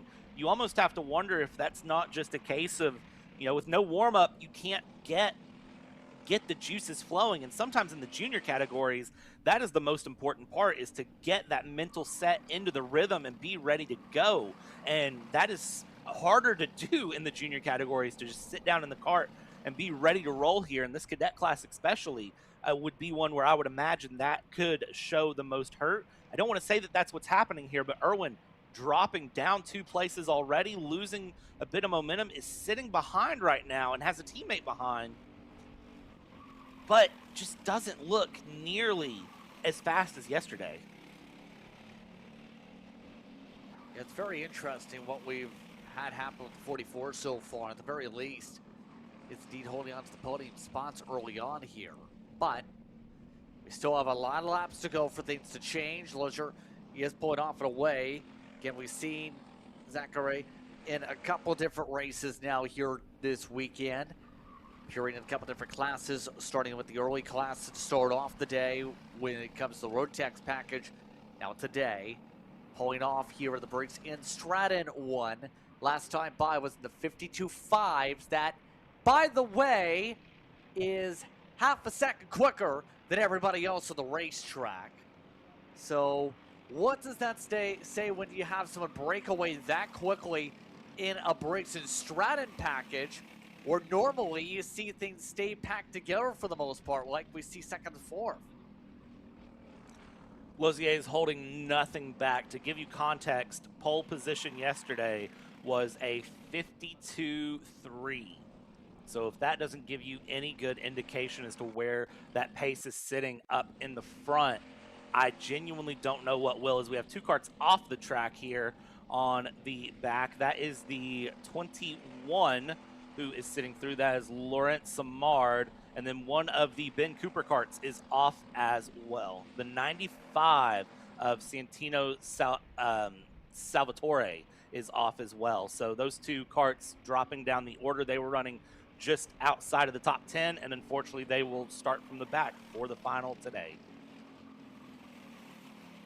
Unfortunate for some of the drivers that run solidly in the Coupe de Montréal in previous events. Getting involved as a result, absolutely there in the opening corners of the lap. But Victor continues to hold on, hearing that Samard may have gone into the air a bit as well. So they will check on those drivers. Again, good to see them immediately having a reaction from many of the corner marshals here today. But overall, though, you have to say when it comes to this facility, we've seen some of the action so far. It does provide that very technical feel in turn we were talking about yesterday with qualifying. We've seen it today with the older style of what you would see racing. It's not like one of those pass, everywhere pass, but it's also not one of those draft, everywhere full throttle types of tracks. Today, this facility seems very much so where you have to have the balance of being up on the brakes and being able to get the ebbs and flows for those quick straights where you'll have small little chances like this one amongst teammates.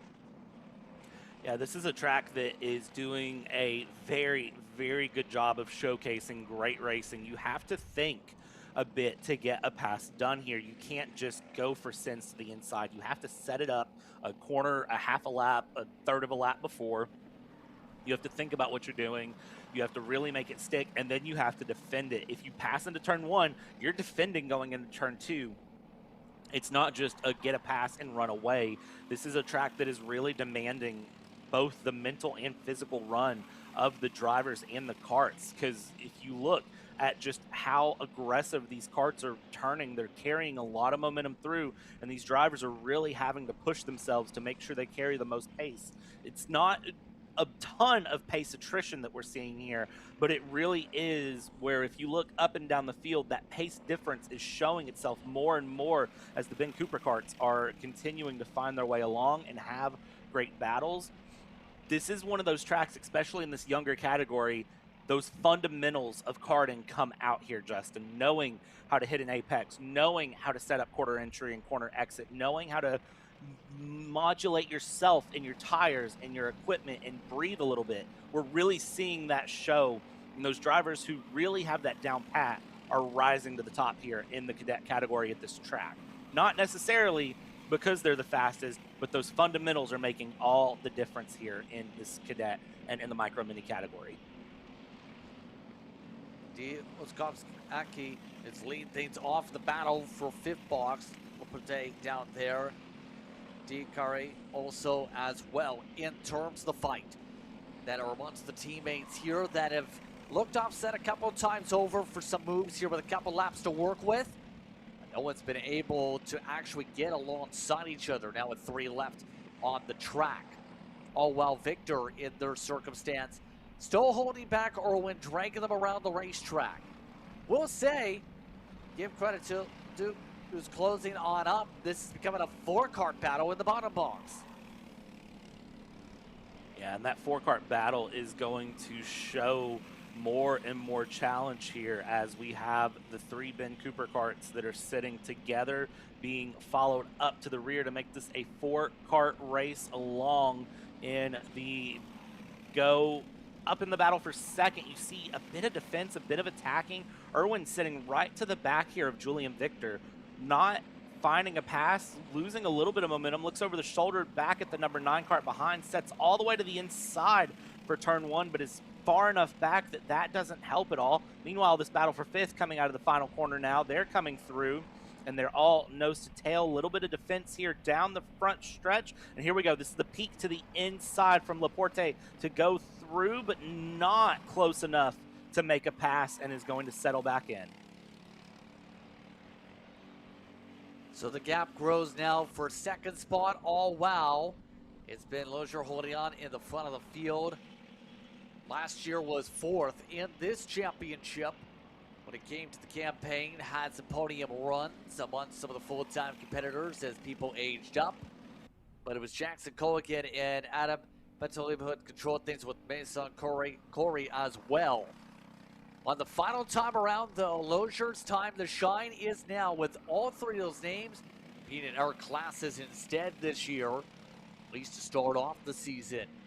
The 42 machine pulled away from the get-go, set the fastest lap. Fastest lap is 8/10 quicker than some of the others, 6/10 if you will, in fact, including the last time by. Still flying 52 twos to set the tone here at SH Karting to start off the season for the pre-final. Zachary Lozier only has no name to work with. A dominant drive to start off their day in this class. Briggs and Stratton Cadet goes to Lozier, gets it done by more than 5 seconds. Coming through here, second place, Julian Victor will come across the line. It's 6.8 seconds back to Julian Victor. William Irwin in third, Tom Gagnon in fourth, and here comes fifth place back. Dimo Scavi, Laporte, DeCarry. Here we go, drag race to the line, head down, side by side for fifth we go, and it is going to be Dimo Scavi holding on Laporte, Duquier, Caron, and Ledo in the top 9 with Mainville in 10th place. Big charger of the day, Eduardo Mateau, up 3 places in P11. Good drive there to get up 3 as the biggest mover. Yes, does sound like a lot, but it does when you get a chance to take advantage of some of the attrition that popped up with Salvatore and Samar. But Zachary Lozier gets the chance to celebrate as it's time for some fist bumps from some of the various different team members. So BCR going to victory lane for the pre-final at least today, as we get ready for our next race. So my question is, do you keep that type of pace for the race in of itself coming up? We'll find out pretty soon. As we get ready for our next action, the Rotax DD2s are up next here in the order. Let's keep an eye on the rest of your schedule on the estimates here. Right now, expecting the grid originally was set for 10:46 a.m. Then Rotax Max Jr. followed by the Briggs and Stratton Maxers and the Rotax Max Seniors on the rotation. We were ahead of schedule before this cleanup period here, Bradley. They're making great time here. Give credit to this series, keeping a very tightly set ship to make sure these races go off without a hitch as you see the rest of your estimates. Oh yeah, when you've got 10 categories here to run through, you've got to keep it very on schedule. It does help as well, all of the marshals, as we've talked about, volunteering to be here and being willing to help and assist in run through. That definitely does make a difference as well. Big shout out to all of our trackside officials. Big shout out to everyone here at Kart Chaser as well, bringing this production forward and making sure that this goes off on our side and keeps going through, because, well, Justin, it's been busy for Kart Chaser in 2026 and it's not stopping. Yes, you have Apex Karting Championships back up and away with some racing up in the Midwest. They'll start things off in Newcastle for that series leg, May 16th to 17th, the same weekend. TKA has the Canadian Championship will be at Take Karting Academy the same weekend. Same for the Pro-Am Karting Championship. That'll take place on May the 17th. And don't forget, King of the Castle is coming up for Stars. That is a 3-day race weekend for broadcasting from Newcastle as well. Should be a star-studded day and weekend for the drivers coming off some good racing over in Charlotte region. That's part of your upcoming events here on Kart Chaser for your schedule. By the way, you see various Montreal Canadiens jerseys up in the stands here. Just this past Friday, Montreal came away with a victory in a dominating effort to tie their Series 1-1 in the NHL second round of the playoffs. I know there's a little bit of a rivalry, if you will, with some of those potentially in the crew. I know they're taking off Buffalo and having the playoff action actually at 7 o'clock today. So some of the people here may be getting ready to go watch the playoff action as well as soon as we're done racing tonight.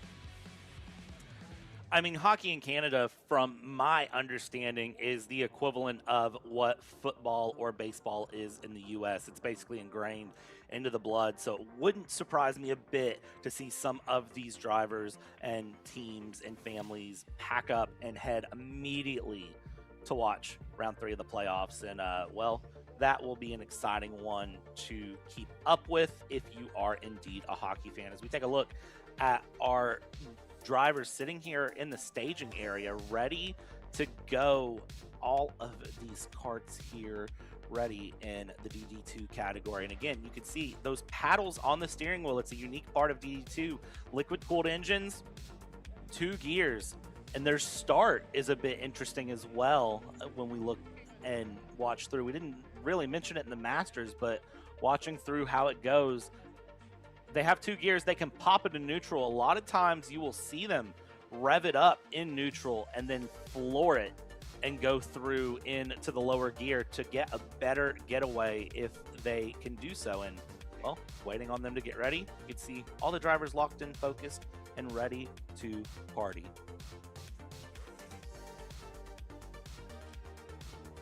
Absolutely, and these competitors all staying dialed in here for this one.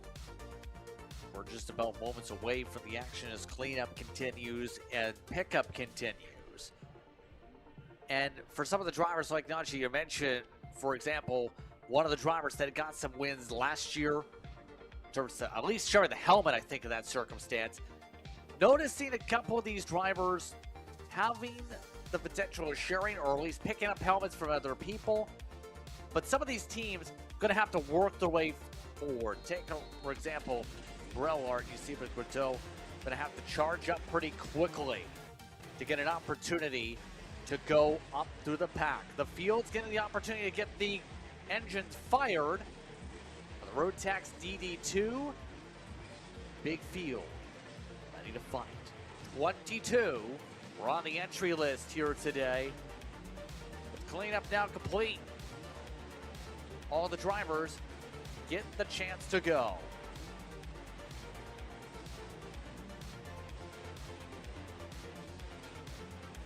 I thought I saw Alexander Rue in the background having some weird engine moments. Was looking over the left side of the cart. I'm not sure what maybe was being looked at there as we wait on the carts to be allowed to release. It's a Brellart and a Kart Republic on your front row. This will be a interesting start. Again, that outside line here, I think DD2s and the DD2 Masters, if there's ever a category that I think can make the outside line work best, Justin, it's those 2 categories. So we'll see how the outside line performs on the run here in the start. So the field now rumbles its way on forward. We'll find out pretty soon who's going to get the advantage here in this class. As here's the look at the lineup.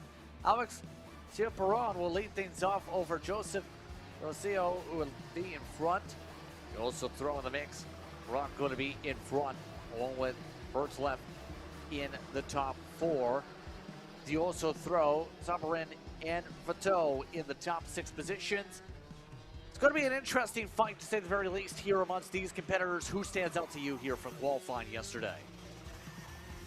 Well, qualifying yesterday was very, very competitive in the category. I think one of the drivers I'm really keeping an eye on, again, is going to be that 3rd place car of La Roche in the 460. I think Direct can have a great run going through. One big loss that we did have was Alexis Balargeron, who got disqualified from qualifying due to a penalty and will be starting tail end of the order on this run. So that is not ideal to have happening at all in a category that is very competitive and a track that is giving some great challenges. It is not at all where you want to be, as the 498 of Perron slowing up to let the field form up. Going to be interesting watch for Feb as well. Once goes towards the back of the field. By Urjon, you're referring to some of the appearances we've seen on stateside. Ready to battle things out from the tail, possibly. But everybody else will now get themselves fired up at the front of the field at the very least. Just about ready to go to battle Well, being told, slow down, catch up to the pack. Will they do so? Yes, the green is out. We're underway. And just like that, in the opening corners, they rumble. Through the sweeper, up, down, through the no-name they go. As right now, it is Marcel Perron who looks to try run. Marcel Perron trying to pull away quickly.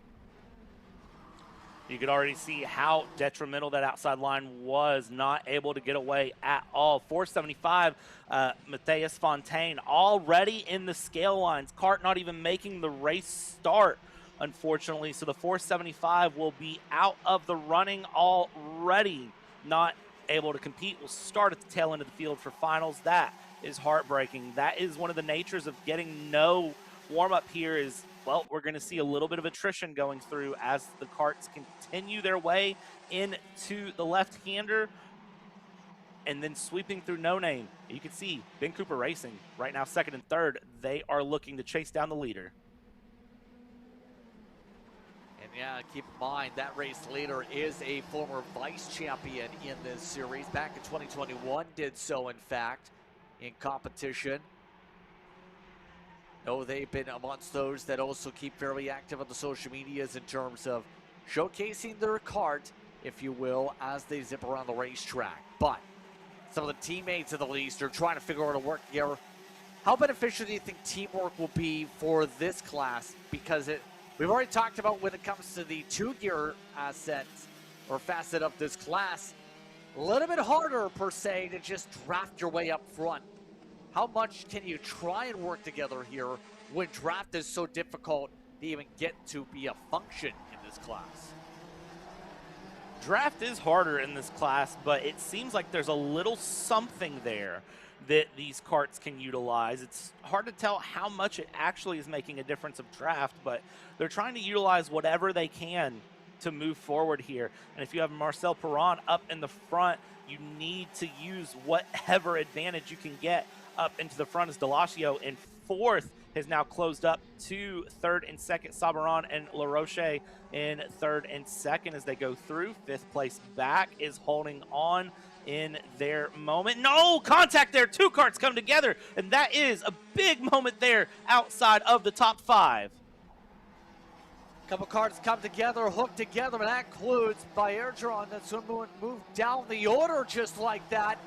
Moving down with the part as a result down the board quickly.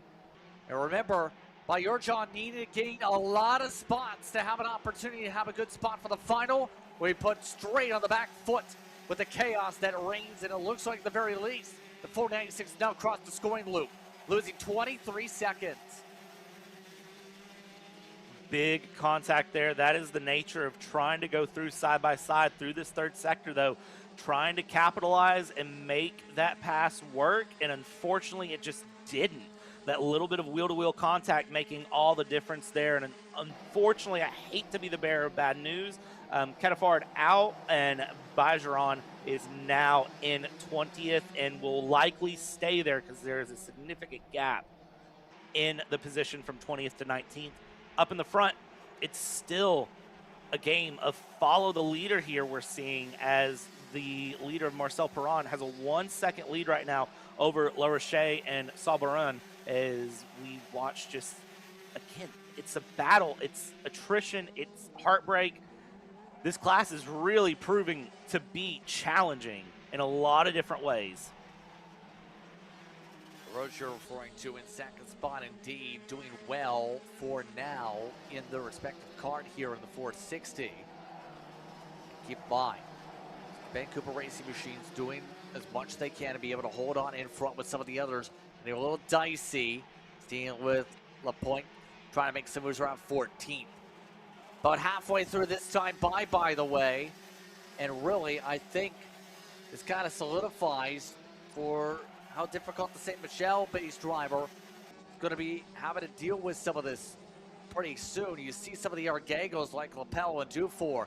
Some of the others looking to battle even further back, like Bernard Labourcois, who had some issues in qualifying yesterday.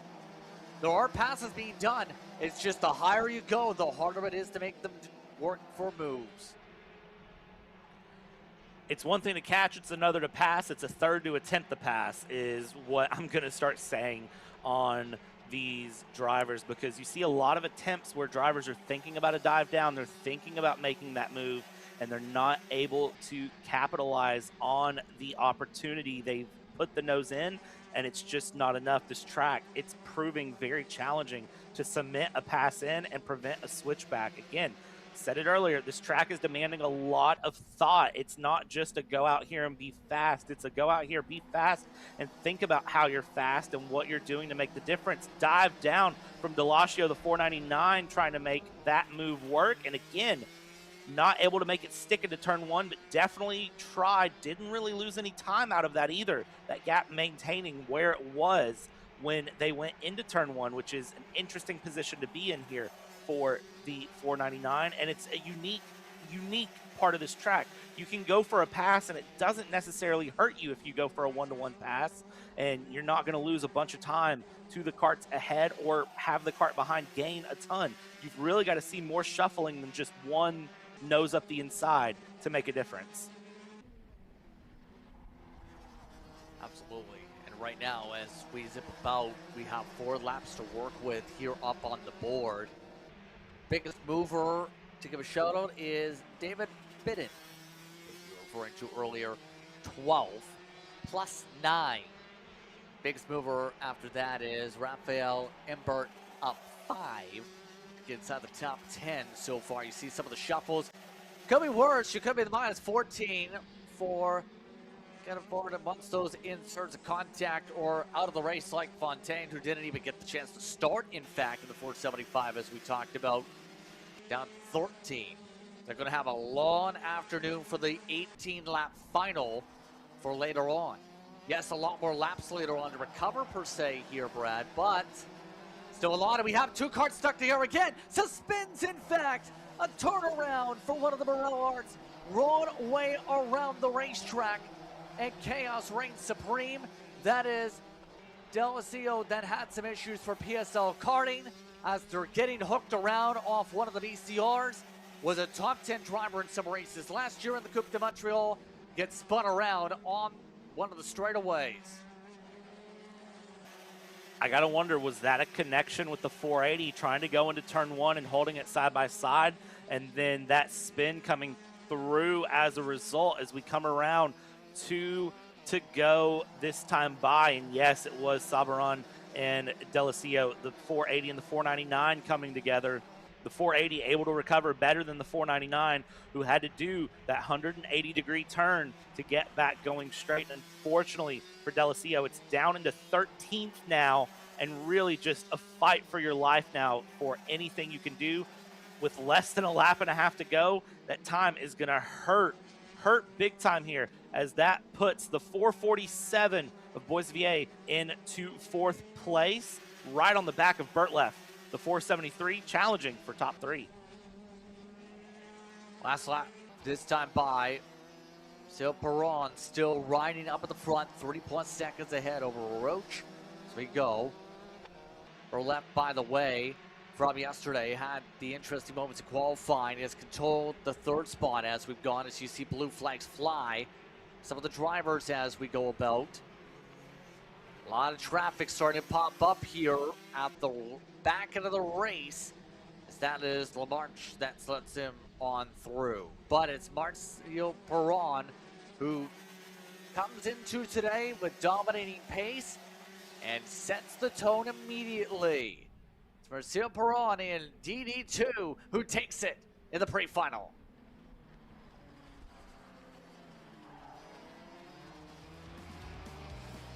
Watching as the rest of the carts come through here, LaRoche in 2nd place. It's a 3-second gap, P1 to P2 when it's all said and done. Bertleff in 3rd, and Boivier in 4th, coming through just right on the back there as they came along. Top 7 separated by 10 seconds, so it was a significant margin there from the top 5 back to 6 after that contact between the 480 and the 499 happened, and that shuffled up the order significantly. Rest of the karts through on the run, and again, you got to feel for the heartbreak, especially with that 475 of Mathis Fontaine. Didn't even get to take the race start, pulled straight into the scales. The celebration, this time at least, for Monsieur Perron. Now getting the chance to come away with the top step in the pre-final. Getting it done in swift fashion as you see some of the various crew members getting sorted on the other side of the fence. Let's take a break. More coverage coming up. You're watching Kart Chaser from Montreal. Hey guys, I'm Chris G. I'm Kart Chaser's driver fitness coach, and today I'm going to give you 3 tips on how to strengthen your shoulders for more endurance and better stability in the kart. Here we go. Okay, so exercise number 1 is the front rope pull-through cable raises. Okay, now, this is the upright cable row. What you are doing here is you're picking a straight bar, as you see, and we're working the side areas of our shoulders, the medial. Exercise number 3, the dumbbell shrugs. As you guys can tell, I like to pause at the top before releasing. It's great for your strength, for that wheel stability. It's great for those shoulders and that upper back area. Chris G coaching, race-ready training that carries into real life. That's what we do here. See you on the next one.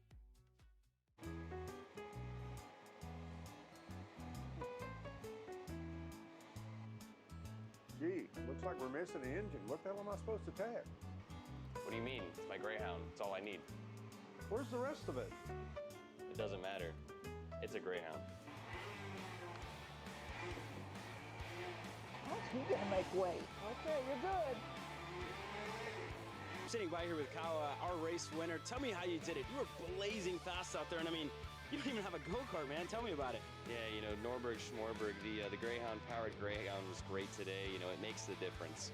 And the team's been working really hard back at the shop, and, you know, just shout out Greyhound. Thank you, Kyle.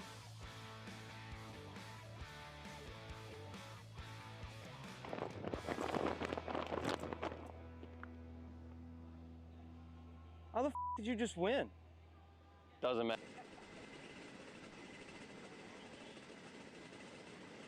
Next up, Premier Karting backing the Rotax Max Juniors as they are just about to get the command to head onto the racetrack. Just Prince Brad Dalton with you here today as we are just about ready to soar. Here we go. Back onto the racetrack we go. A lot of the REMs looking to fight here. Some of the BCRs, a lot of Burrell Art chassis in the mix as well. But the fans continue to stand by the fence lines and pack the grandstands. VHSA in front of Leo Da Silva amongst the top 2. Da Silva going to be a one to watch definitely here today. William Dion followed by one of the series champions when it comes to our divisions, Jaden Culligan. Then you have Sanguinetti making an appearance in the top 5. Christian Sanguinetti with Kirchhoff in 6th position. Russo down in 7th spot. That is Massimo and Nicholas alongside. In fact, Besner and Goodlier puts those inside your top 10 here in this one.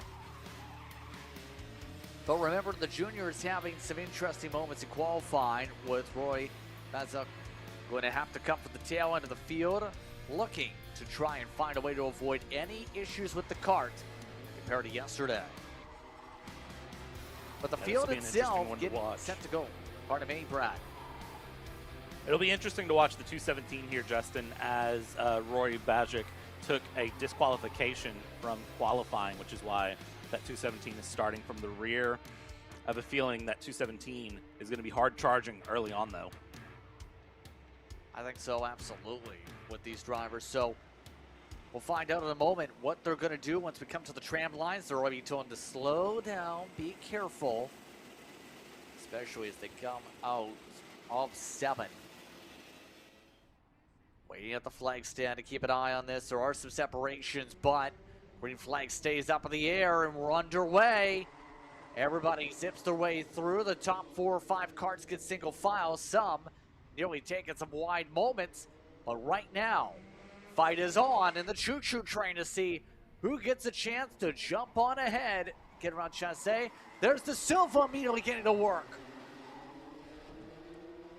De Silva immediately looking for moves here, and then no, it's Calamity in the background. The 295 off. That is Mayo through, and the 217 of Bajuk off as well. So 2 karts immediately off into turn 1. Big moments through, big battles ahead continue their way along as De Silva's worked all the way up into second right off the run. De Silva starting up at the front here today, looking to fight from Limehouse, Ontario.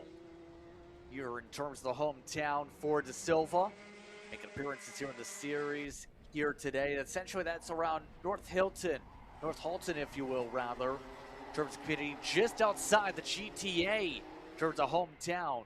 Looking to fight here today in the province of Quebec, though. Part of those who make some appearances on the U.S. side also. We see Alana Kart Chaser. Dory, by the way, that was an impressive start, by the way, who kept track. Yes, you aren't seeing things on the pylon. That is scored as a +8 for Kingston off the launch also.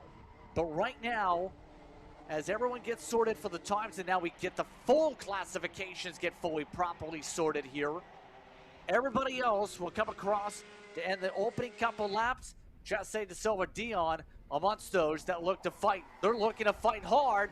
On the screen, there's the send involving the dive to the inside De Silva.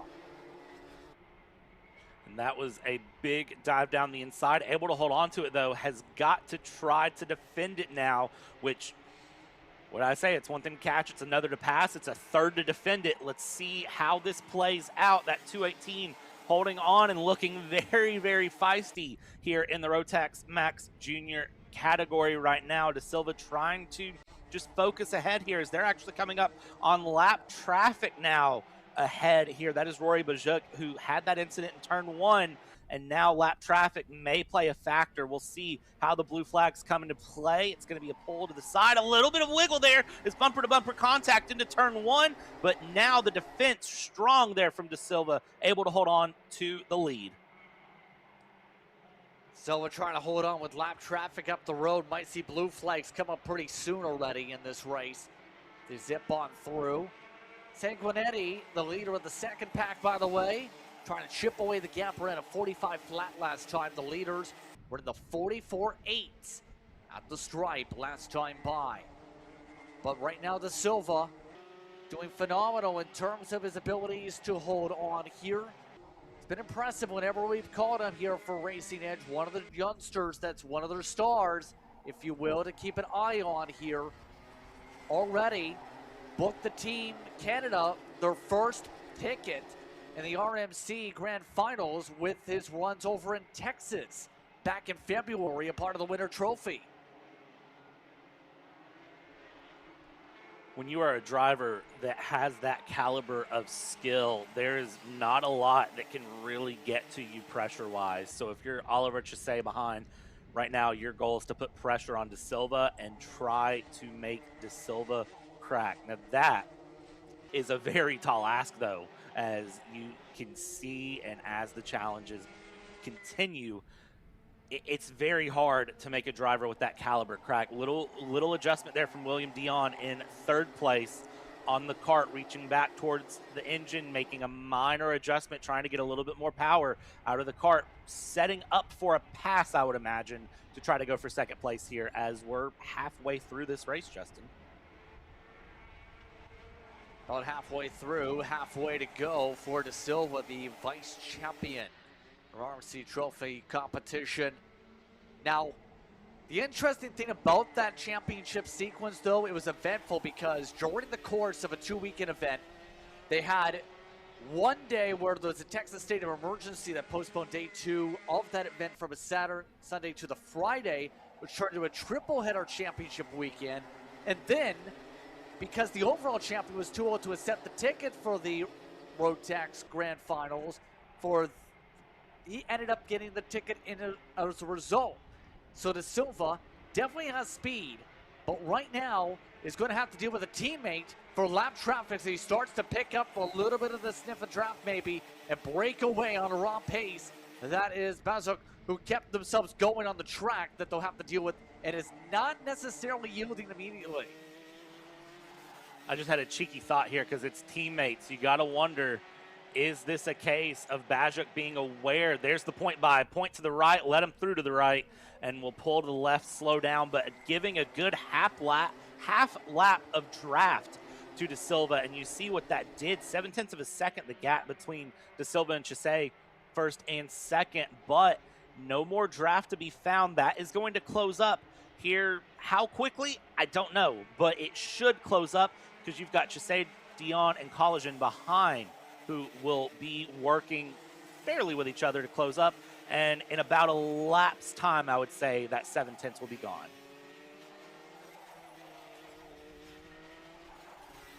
Let's see if that prediction rings true. Chassé still holds on. Culligan still trying to figure out a way to maybe gain up to the podium for the heat, for the pre-final rather. But see some of the yard battles. Remember that second pack we talked about? Sanguinetti has also made some appearances down in the Houston area at Speed Sports, involving some of the Schools of Winter action, leading that respective grouping down there. The train, if you look at the numbers though, behind Sanguinetti, 5th all the way down, you can stretch to 10th. There is not a lot of places to breathe if you make a mistake down there. There is not, and you saw there almost a moment on the bottom of your screen between Sanguinetti and Nicholas Lorenzo.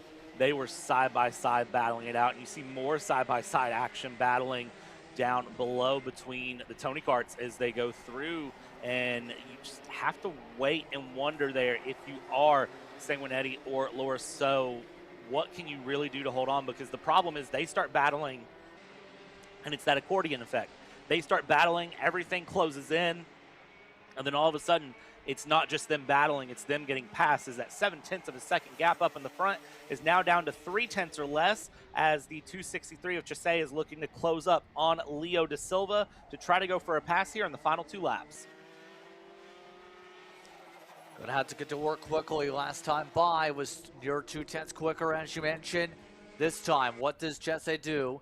Levier keeping up, was about equal. In fact, only 7/1000ths was the difference. That's not going to get you a pass at 7/1000ths. If anything, that's a break even, if you will, on the interval. So, going to have to find something and quickly. If there's any chance to make this pass and get the opportunity to rip this spot away in about a lap and a half here. Coming down into the left-hander here, out of the back stretch. Still there, still putting pressure on, but not close enough to pass. It'll be coming down the main straight here. Look towards turn 1. 1 to go is the signal in the air. The 263 of Olivier Chassé sitting right behind as De Silva looks over the right shoulder out of 1, is looking to hold on. Gap was less than 0.2 across the line. It's still not enough to really make a difference here. 3/4 of a lap to go, Justin. I worry right now that for Chassé, it's going to have to be a brave attempt to get a pass that may not work out. Chassé, one of the drivers that competes in the Rotax Euro Trophy, looking to try and figure out things quickly. Will there be an opportunity to go? No, De Silva marches through, controls the field. De Silva comes on through to the checker flag and takes the win in the pre-final. Chassé, Culligan, Dion in the top 4. Sanguinetti holds on to the top 5. No major squabbles and shuffles, a part of your top 10 pack. But in the end, De Silva backs up the expectations for what we've seen from him so far in Kart Chaser in his history. De Silva wins by 0.2.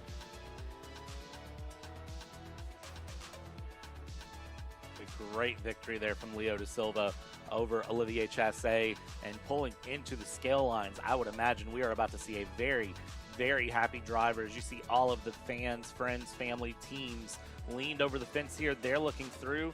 Here comes Leo De Silva, though, to take that top spot into the scales. And yeah, looks very happy to me.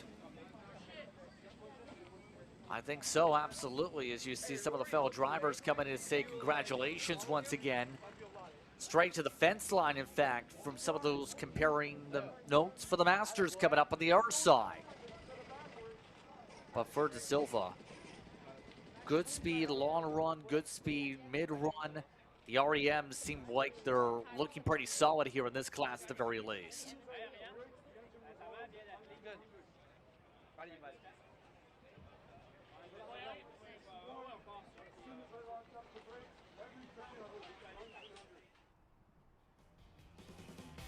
So as you see the carts roll away and get themselves in position here, coming up, Brad. A few of these competitors will get an opportunity in the next few moments to get back to rolling here, because up next we have 2 more pre-finals on your schedule. These are the current estimates. Right now, Briggs and Stratton Masters are well ahead of the estimates on the schedules, with the Rotax Max Seniors also due up afterwards before a lunch break. It's been a busy time for these competitors, but they are zipping their way to the schedule. We'll take a break. You're watching Kart Chaser. Champions aren't just born on the kart track. At SimShop, we deliver professional-grade simulators with the best performance-to-price ratio in the industry. Founded by racers who understand what you need, our SimMagic and Moza equipment is powerful enough for the pros, yet affordable for everyone. With unmatched customer support and a thriving community, we're your racing partner. Visit simshop.com today.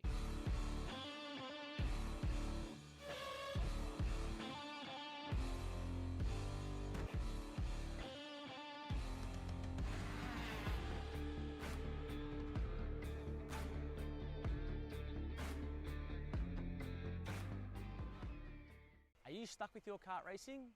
Not sure the ideal kart setup? Or going to a track for the first time? Well, Kart Class has the answers for you. Our online portal has a wealth of experience and knowledge to help your kart racing. From kart setup advice to track guides that are targeted specifically to your circuit, or the driver coaching aspects with mindset, racecraft and driving techniques. If you want to take your karting to the next level, visit us at kartclass.com.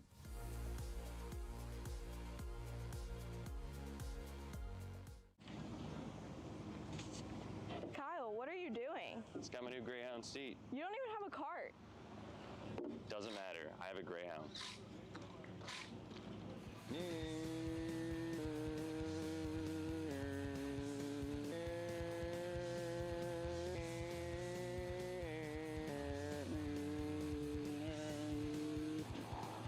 the f is Kyle Cuthbertson? Doesn't even have a go-kart. Doesn't matter.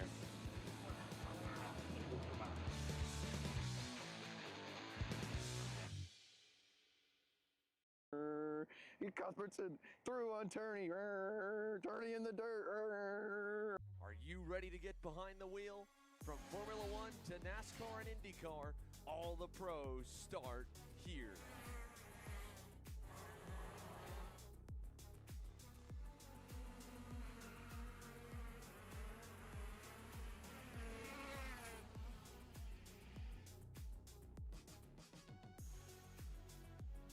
For more information, check us out online at mcckarting.com or call us and go.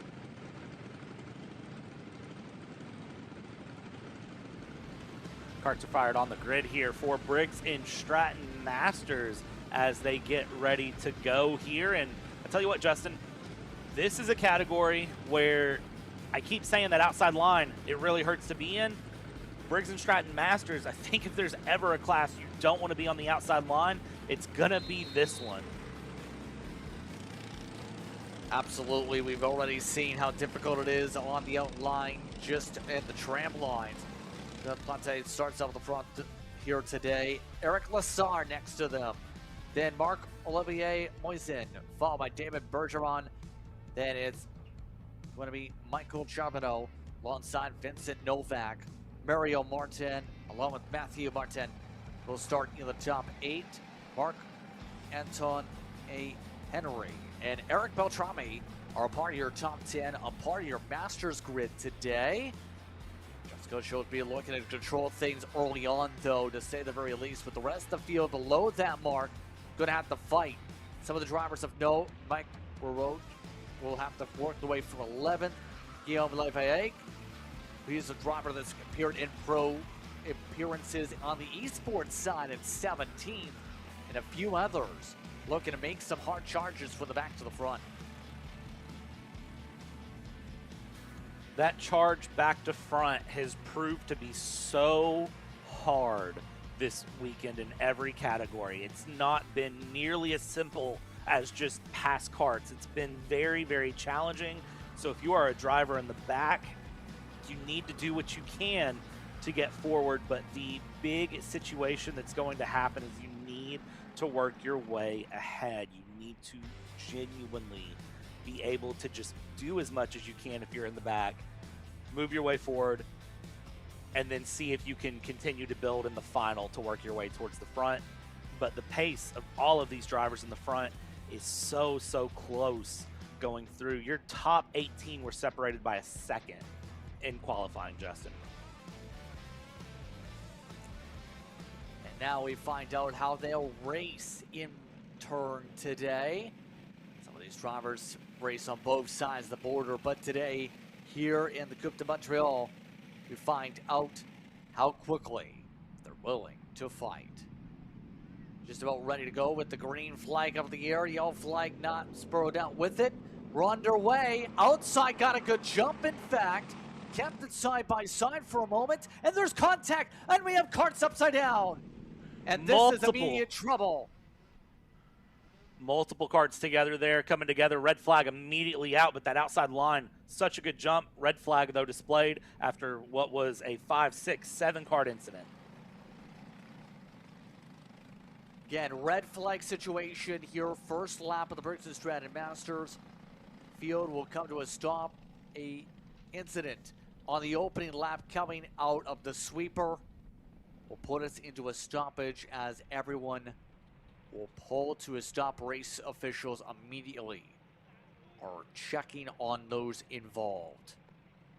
Again, red flag here on Kart Chaser will go silent here as they'll stop the field the next moment here in our penultimate pre-final of the morning.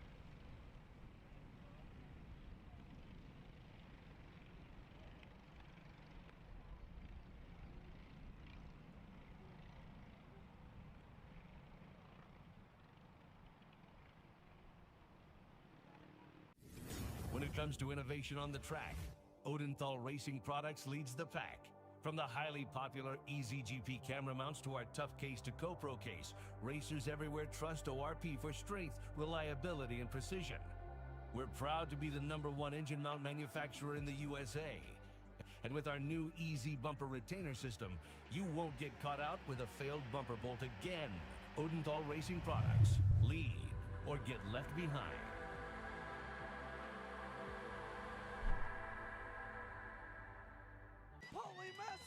Wins the Wisconsin Grand Prix!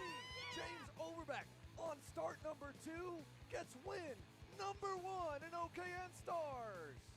On track or off, Brandon Jarsekrak Racing delivers elite performance. Led by 4-time Pro National Champion Brandon Jarsekrak, our team masters driver coaching, data-driven analysis, and mechanical precision at every national event. Contact us today at BrandonJarsekrakracing.com.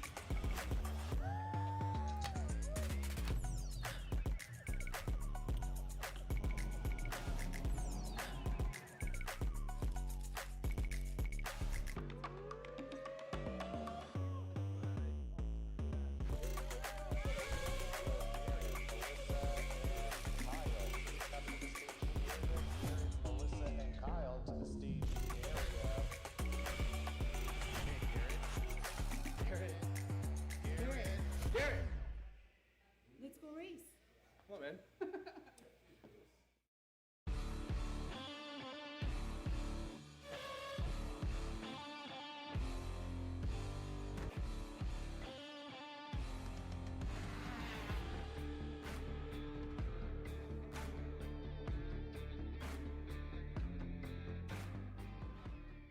Karting isn't just speed. It's control, precision, freedom. At Atlanta Motorsport Park, Kart Freedom isn't just a team, it's where drivers are made. Welcome to the future of kart race preparation, Kart Sim Pro North America. Featuring laser-scanned North American kart circuits and precision-tuned kart physics developed using real telemetry, dyno and tyre data, Kart Sim Pro North America delivers the most advanced and realistic kart simulation experience available today.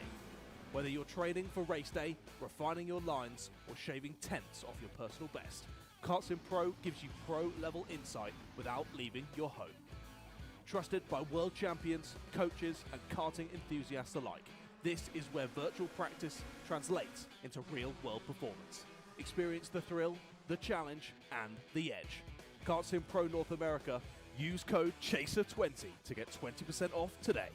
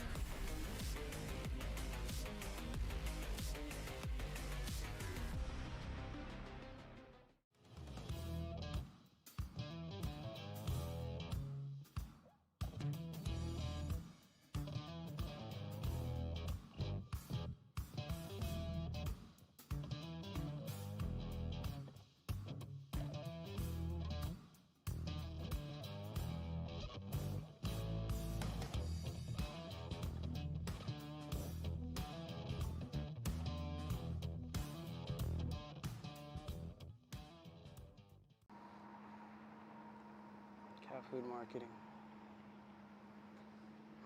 $9.99 a month.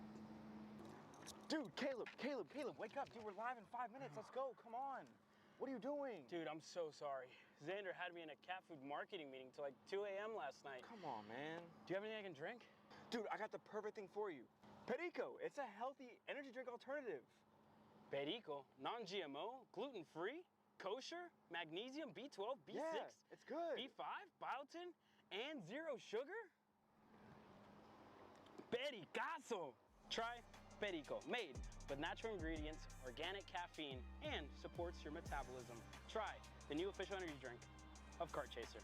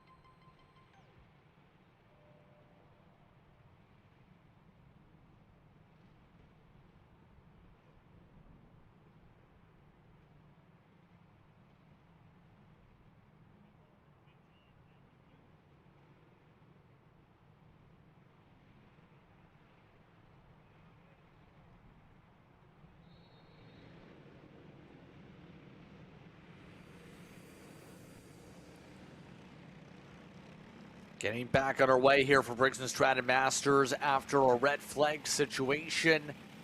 Just Prince alongside Brad Dalton here as we get ourselves back going and race control, and some of the officials make sure to get some signals forwarded after a big incident involving several drivers there. Just like that, the field really getting themselves resituated here, Brad, after we've seen a bit of a stoppage, of course, for cleanup, but also for medical purposes. Yeah, looking back, there were about 8 carts involved in that incident going through.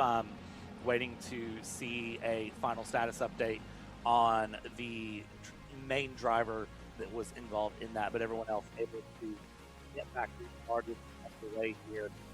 Again, big there, and we will give you updates as we can here for the Briggs and Stratton Masters, but everyone up back in the double file, fist bumps going through the field. This is the thing about Masters. This is a group of drivers that are very tight-knit. They get along very well, even though they are racing. These are drivers with loads of experience, and yes, they compete. They also have fun at the same time. They respect each other, and, well, Justin, we get this restart underway. We'll see how this plays out. Find out how this goes this time for this pre-final. Again, we didn't even make it to technically the start of the lap last time. This time the green flies. We'll try this again. We're underway. I'll tell you, this time having some attacks. Lessard kept it up on the outside and makes the pass for the lead. Brains on 3, Bergeron also. One cart off into the grass there, heading towards the flag stand as everyone else holds on single file through and trying to make some moves mid-pack, backpack. You see the 810 there going out into a side-by-side in turn 2. Up in the front, we narrow it back down into single file, continue the challenge, and the 816 of Eric Lessard holding the lead for now. Yep, and right now, the question will be, how long can Lessard hold on? Remember, one of those drivers that's done well in this series, has done well especially on the U.S. side of the border, battling in those races, usually contends up at the point based on history. For example, take for reference, Cup Kart Spring Nats was top 5 out of a 41-kart Masters field earlier this year when we were on the call in Charlotte. And he was one of those that looked very feisty, if I remember correctly, with some of the battling in those races too. Keep in mind, that was the day we've seen a lot of drivers fight, where Chris Carroll finished off in second that day. For reference, Lessard ended up coming away in the 4th spot overall in the totals. Now today, we find out really, though, how long Lessard could hold off Bergeron and Ponte in the Tony Kart. I think what'll be interesting for Lessard, a driver who has won Cup Kart Canada Division round 2 and round 3 last year, is trying to hold back Bergeron, who has a lot of good pace, was also at CKNA Spring Nats down in Charlotte back in March, finished 17th, and had a fairly consistent run there in a mid-pack finish, but is currently sitting up front, has lots of pace, and is being very smart right now, sitting smooth and consistent in second. Plante in third in the Tony Kart, holding back behind as well. This is the thing you're going to see with this Briggs and Stratton Master category. These drivers are smart. They know that you don't win a race on lap 3, but you can certainly lose it on lap 3 from a botched pass attempt. So you're going to see them hold nose to tail a little bit more willingly than some of our younger categories as we talk about. This is the difference, that age brings experience, and that experience brings patience. And you're seeing that play out right now for these top 3. They're breaking away from 4th place back. Yeah, they're starting to really build that cushion already upwards of half a second as some drivers to back have some spins. A little bit of issues pop up, but everyone else will remain patient after the issues at the very back of the field. But I was about to say, in that point here, as Beltravi falls down the older 1 spot, and some of the others like Droulette fall down well to the back as a result of the spins. You also have Matthew Martin trying to find a way to work together. Has already gained a few spots today. The 807 has been on the move so far, one of the Formula Ks.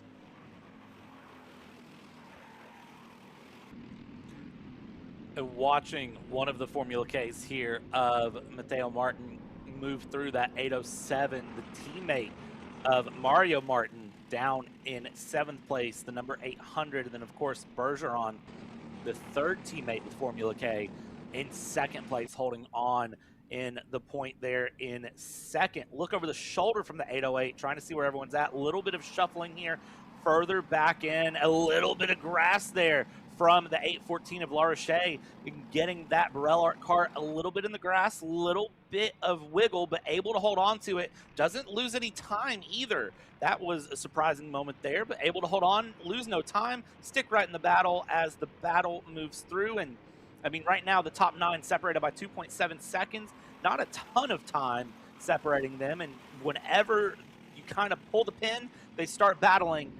We will see this top 9 compress back down into a single file line, if not more. As contact there going through, big dive to the inside, trying to make the pass. We go 3 wide here as the position shuffle up further back out of the top 6 to 9 place. Vincent Novak amongst those having a little bit of argy-bargy and says, you know what, go to my left, go ahead, take the pass, I'll let you have it after that little bit of contact. It's Laurent Jean by, I believe, as a result. And a couple of the others still not content even with that, as Lapierre trying to make some moves back there also.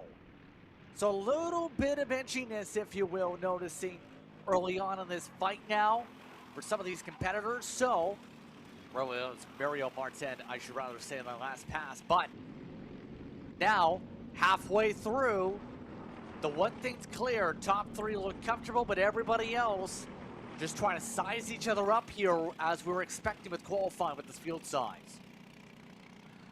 Yeah, this field size significant here going into the run. Top 3 here, look at this, nose to tail. No real chaos being shown out of the top 3. Cool, calm, collected, holding on. And this is exactly what you want.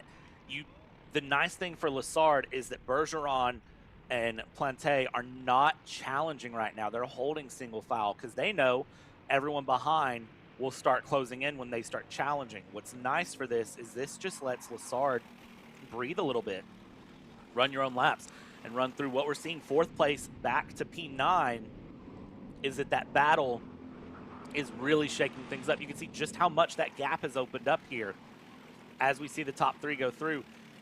I think with the back half of the run, once we hit about lap 9, we hit 4 to go, 3 to go.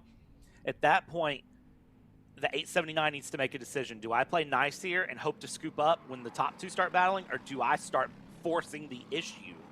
Because right now, the 879 is just sitting there, and Justin, sometimes sitting in the weight is not what you want to do, but at the same time, let's think final strategy. Outside line, you may not want to be on the outside line, so the 879 may be perfectly content sitting in 3rd unless there's a clear chance for 1st. Yeah, I wouldn't be surprised if Jessica here just rides, unless there's a chance to take the race lead here. The counterpoint is championship points. You want to help out your championship point standings, don't you, Brad? And a little bit extra in the pre-final may go a long way to help you set up in the long term. And also, Lessard made the pass to the outside. So there is the chance in this class, if you get it timed perfectly, and I mean exactly to the race leader, you might get it to stick. I think for Briggs and Stratton Masters, that outside line getting that good run is a bit of an exception, not the rule. I don't want to say it was luck. I don't want to say it was pure skill. Sometimes having the best of both worlds, though, does make a difference, and I think that's really what we saw pay off there on the start. You know, they say that a broke clock is right twice a day. That could be one of our 2 rights on that outside line.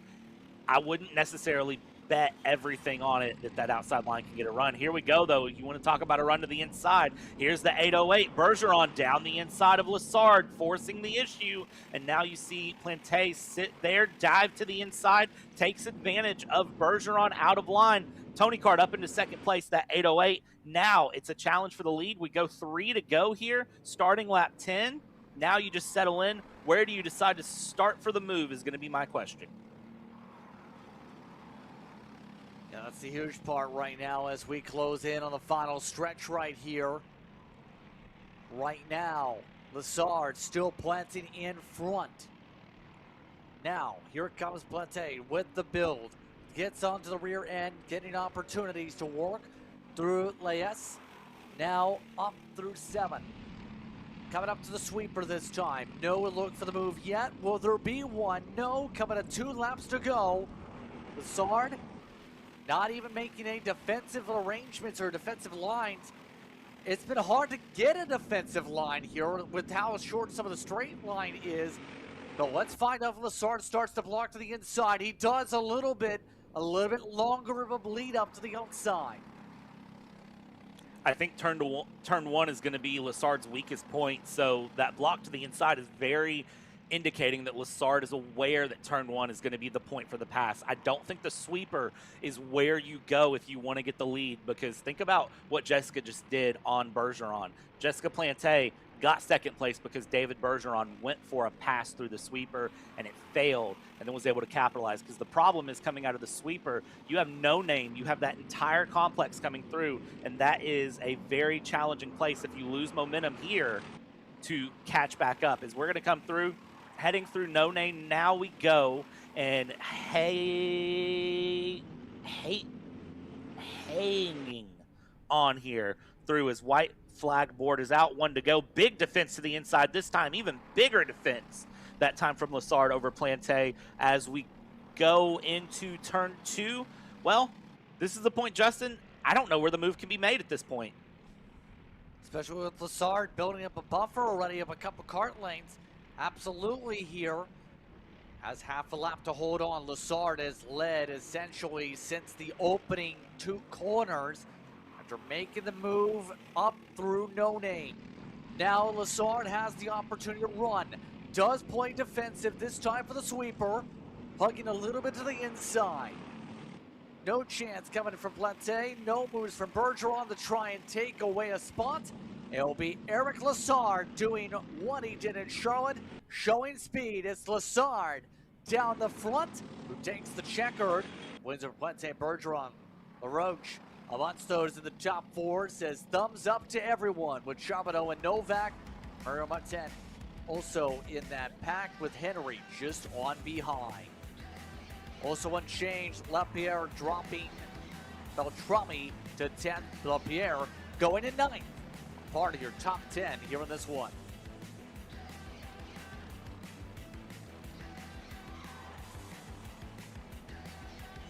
So on that note here, Brad, one more pre-final to go, you were going to say.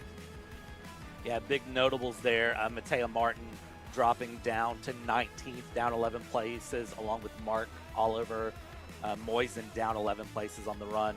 One final left to go here, and Justin Rotax Max Sr. is going to be wild. But first, Eric Lassard gets to celebrate a win. Indeed. I think he stalled the motor. Or at least I think was trying to turn it off. And you even see some of the teammates and some of the various rivals coming in saying, hard to beat you, good job, nicely done for the race. Lassard has the momentum in his Intrepid to carry into later today. RL Racing on top in the Briggs and Stratton Master.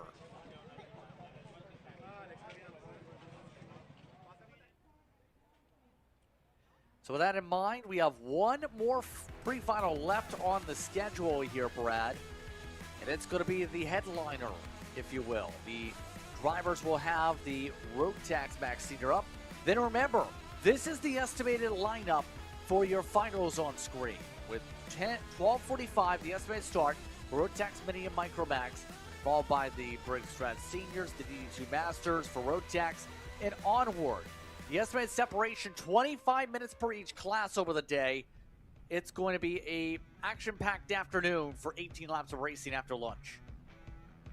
It's going to be amazing to see here. 26 Rotax Max Seniors, though, have to get through the pre-final first, because after lunch, they got to wait a hot minute to do it again on the 18-lap final tour as they get set up. And some notable things here from qualifying. Leopold Schrevel, who qualified second, picked up a penalty out of qualifying and will have to face the run on that. We'll see where that places Leopold as they get the whistle, they get rolling. This series brought to you by PSLKarting.com. Get set to go for our final pre-final of the morning. Everyone zips onto the racetrack. REM we're looking to lead things off for the jump though, with William Thillier up at the front, Timothy Bernard in second, Leopold Gravel in the top three, and then Soberin again appears, that name at least, in top four. Jeremy Sancier, followed by Lexus Bayorjon, will start in the sixth position. Novalis will be amongst those in the seventh spot. Turcotte in eighth. Amongst those up in the field. On in Mustafa amongst those in the top 10.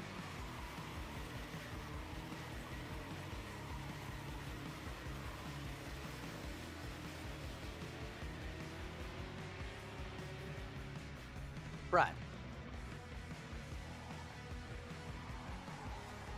Just looking through here, trying to get an idea of drivers that are very out of place.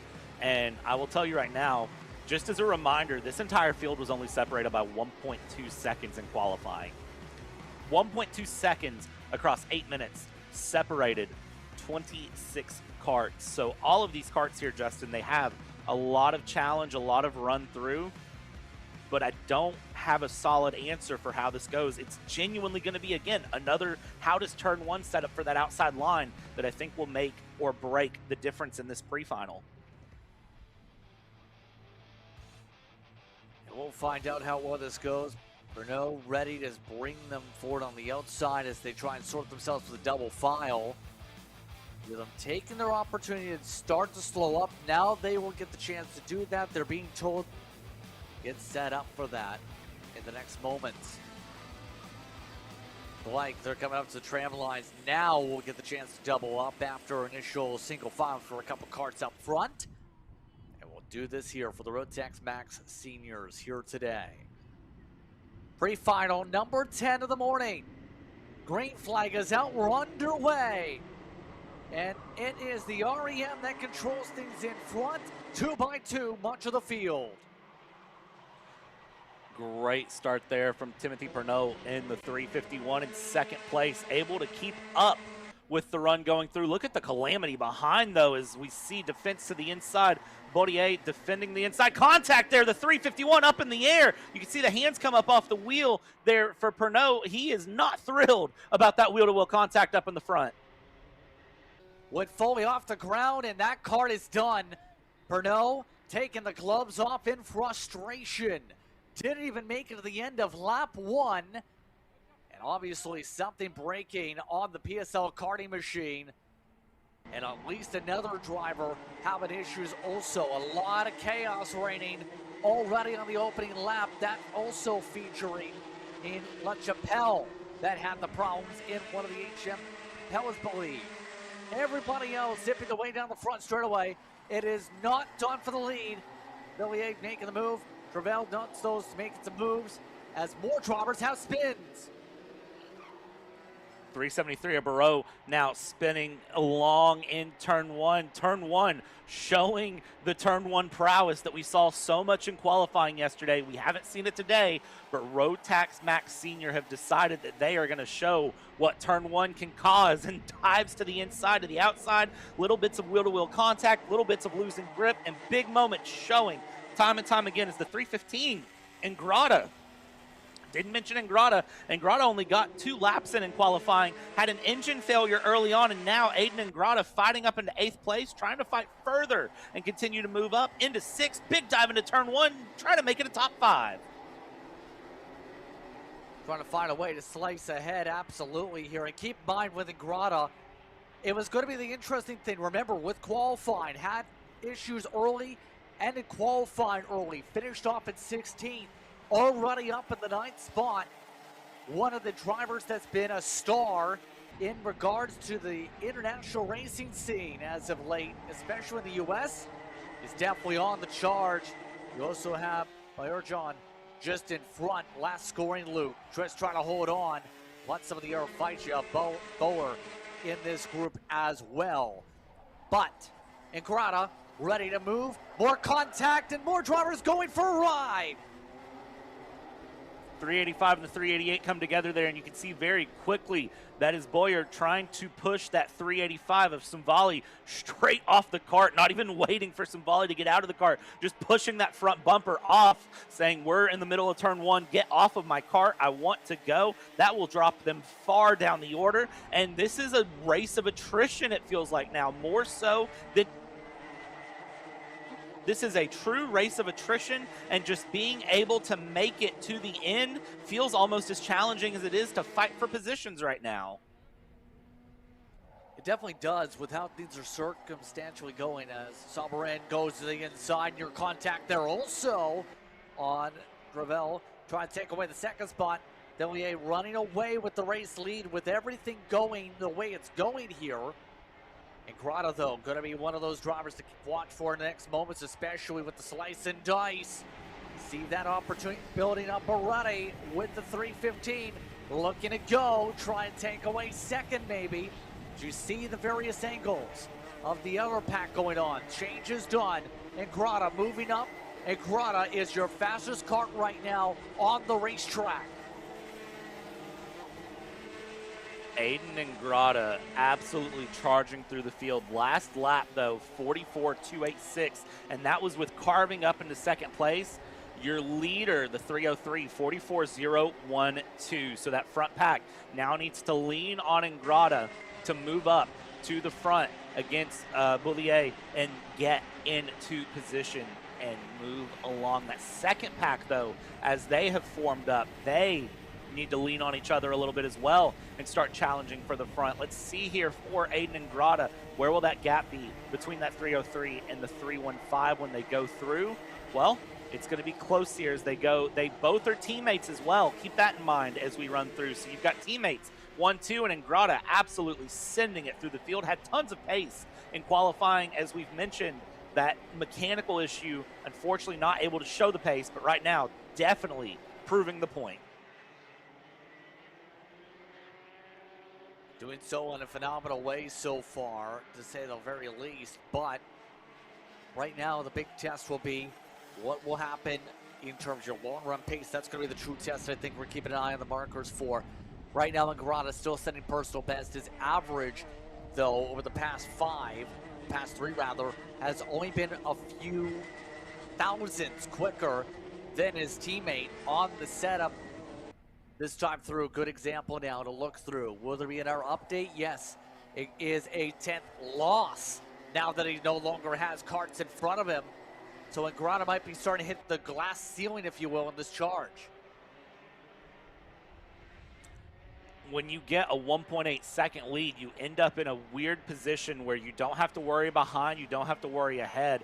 One of the things, too, with Ingrata to watch is Ingrata is really muscling the kart around in the 315. So watch Ingrata there on the curbs, using as much curb as that kart can tolerate, sending it through, being willing to slide a bit more, trying every textbook trick that there is in karting to find pace to close out a 1.8 second gap. This time across the line, gap 1.76. Slightly closed. Not near enough, though, to close it all the way in the next 4 laps. So right now, if you're Ingrata, I think your goal needs to be maintain second, pull away from Sabarin, and continue to move through. And right now, as we come up towards 3 laps to go, right now the 303 continuing to dominate for now. Some of the shuffles outside of Ingrata, by the way. Shelley's Christian has gone up 8 spots down to 17, plus 7 for Savard as well. You also had Jack Stokely go up 7. Christopher Goulet, of note, has not moved up any spots. As you see some of the air battles, or slipping back in some issues. This is going to be some of the traffic possibly. No, this is Sabarin having to let karts go and having a massive slow up. Sabarin in the 302 reached down at the motor there on the front stretch, did not look happy with something, threw a hand up, and then immediately pulled to the inside, started letting karts through. Will that 302 pull off this time along down the stretch? I would not be surprised a bit if we see that 302 go ahead and pull into the scales, because there's no drive left in that kart. It is very, very slow, losing just position after position after position after position. How many positions can you lose here? As we're white flag coming in along. Sorry, we're 2 to go, and that 302 you can see just shuffling almost out of the top 15. Yeah, it might have a mechanical flag pop up at this point for that situation. Bell right now rides the 4th spot after that. Saints are now in the top 3. Jeremy right now rides there as we go. Hearing the motor is indeed popping on that kart we were just talking about. That's why. So the motor's gone sour, and that's going to have to be a quick turnaround of a couple hours to fix the motor in fast. It has died off, and it now joins the rest of the karts in the place where karts do not want to be, the infield. That is heartbreaking. You could see the 302 just trying to nurse that kart around.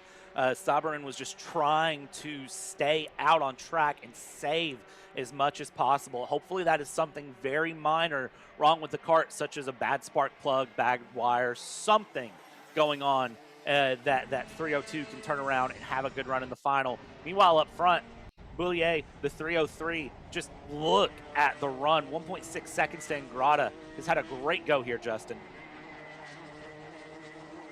Absolutely dominating this one. Pulled away immediately, ran away. One of the drivers that is sure to watch for him and Ingrata are 1 and 2. Sancior getting the top 3.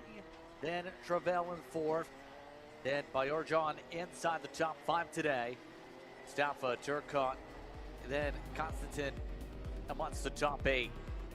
Jack Stokely, good shout out once again, gained another 2 spots after the initial call out to get the 10th, right behind Carlos Sasso in the order. So Stokely might be interesting to watch for in the final as well.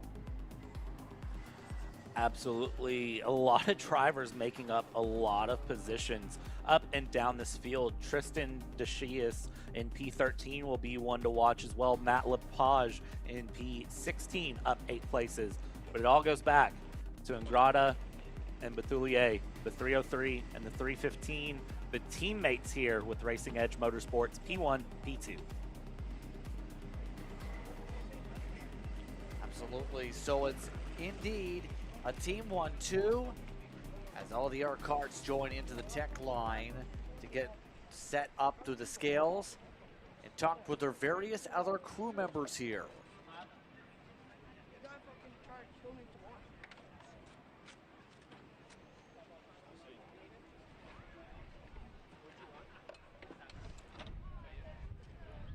What about a contact between some of the karts here in the scale line? See some of them just trying to make sure they didn't cause any damage to the back bumpers here, trying to pull in here. But on that note, we have a lunch break here, Brad. Your quick thoughts before we get something to eat. Pre-finals were amazing. Finals, you add in 5 more laps and a little bit more time. There's going to be some absolute carnage up and down this field. There's going to be some amazing racing, and well, I can't wait to see how the drivers handle it. We get to do it all again. On that note, as cleanup continues, we'll get things going at 12:45 for the Rotax Mini and Micromax, followed by Briggs and Stratton Senior, the Rotax DD2 Masters, the Briggs and Stratton Juniors by 2 o'clock. Then we reach Rotax Masters and the Briggs and Stratton Cadets and the Rotax DD2s and many more on your schedule. On that note, it's time for lunch. We'll see you at about 45-50 minutes.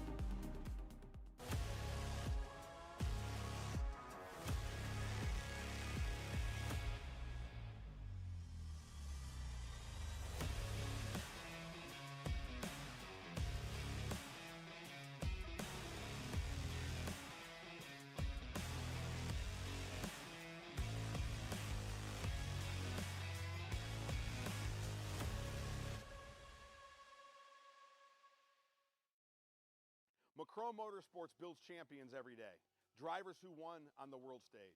The Tillotson T4 Series is pure spec racing. Same engine, same chassis. When you win, it's because you were the best that day. Your edge is not the kart. It's the setup, the strategy, and the race team. With our Arrive and Drive program, you simply bring your gear, we provide the equipment and the championship-winning support to every event. Stop wrenching, start racing. Your path to the T4 Nations Cup in Spain starts with us. For more information, contact us at macromotorsports.net.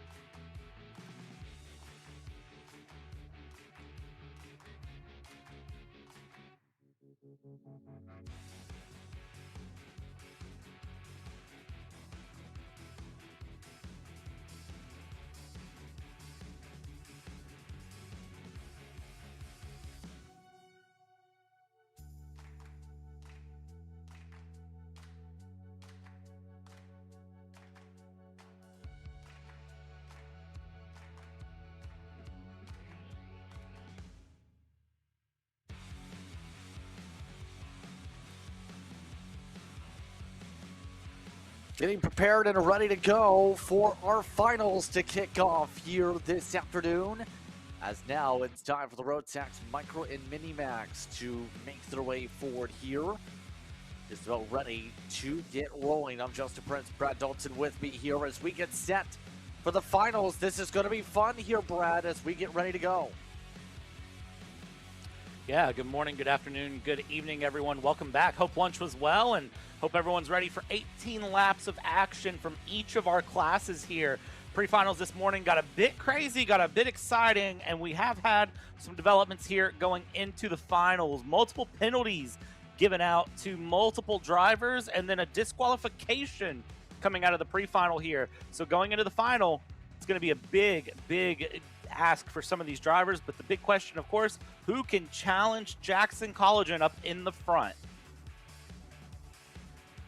Indeed, he's going to be with one control into the front of this field, and you see your order on screen for these competitors. Remember, they had to start off and restart here early, and a couple of the drivers having to check up to make sure they don't hit crew members, but everybody else ready to go. Will we get going? No, we will not. Yellow flags are waving. We'll do this again. They were going way too fast. That was blistering quick.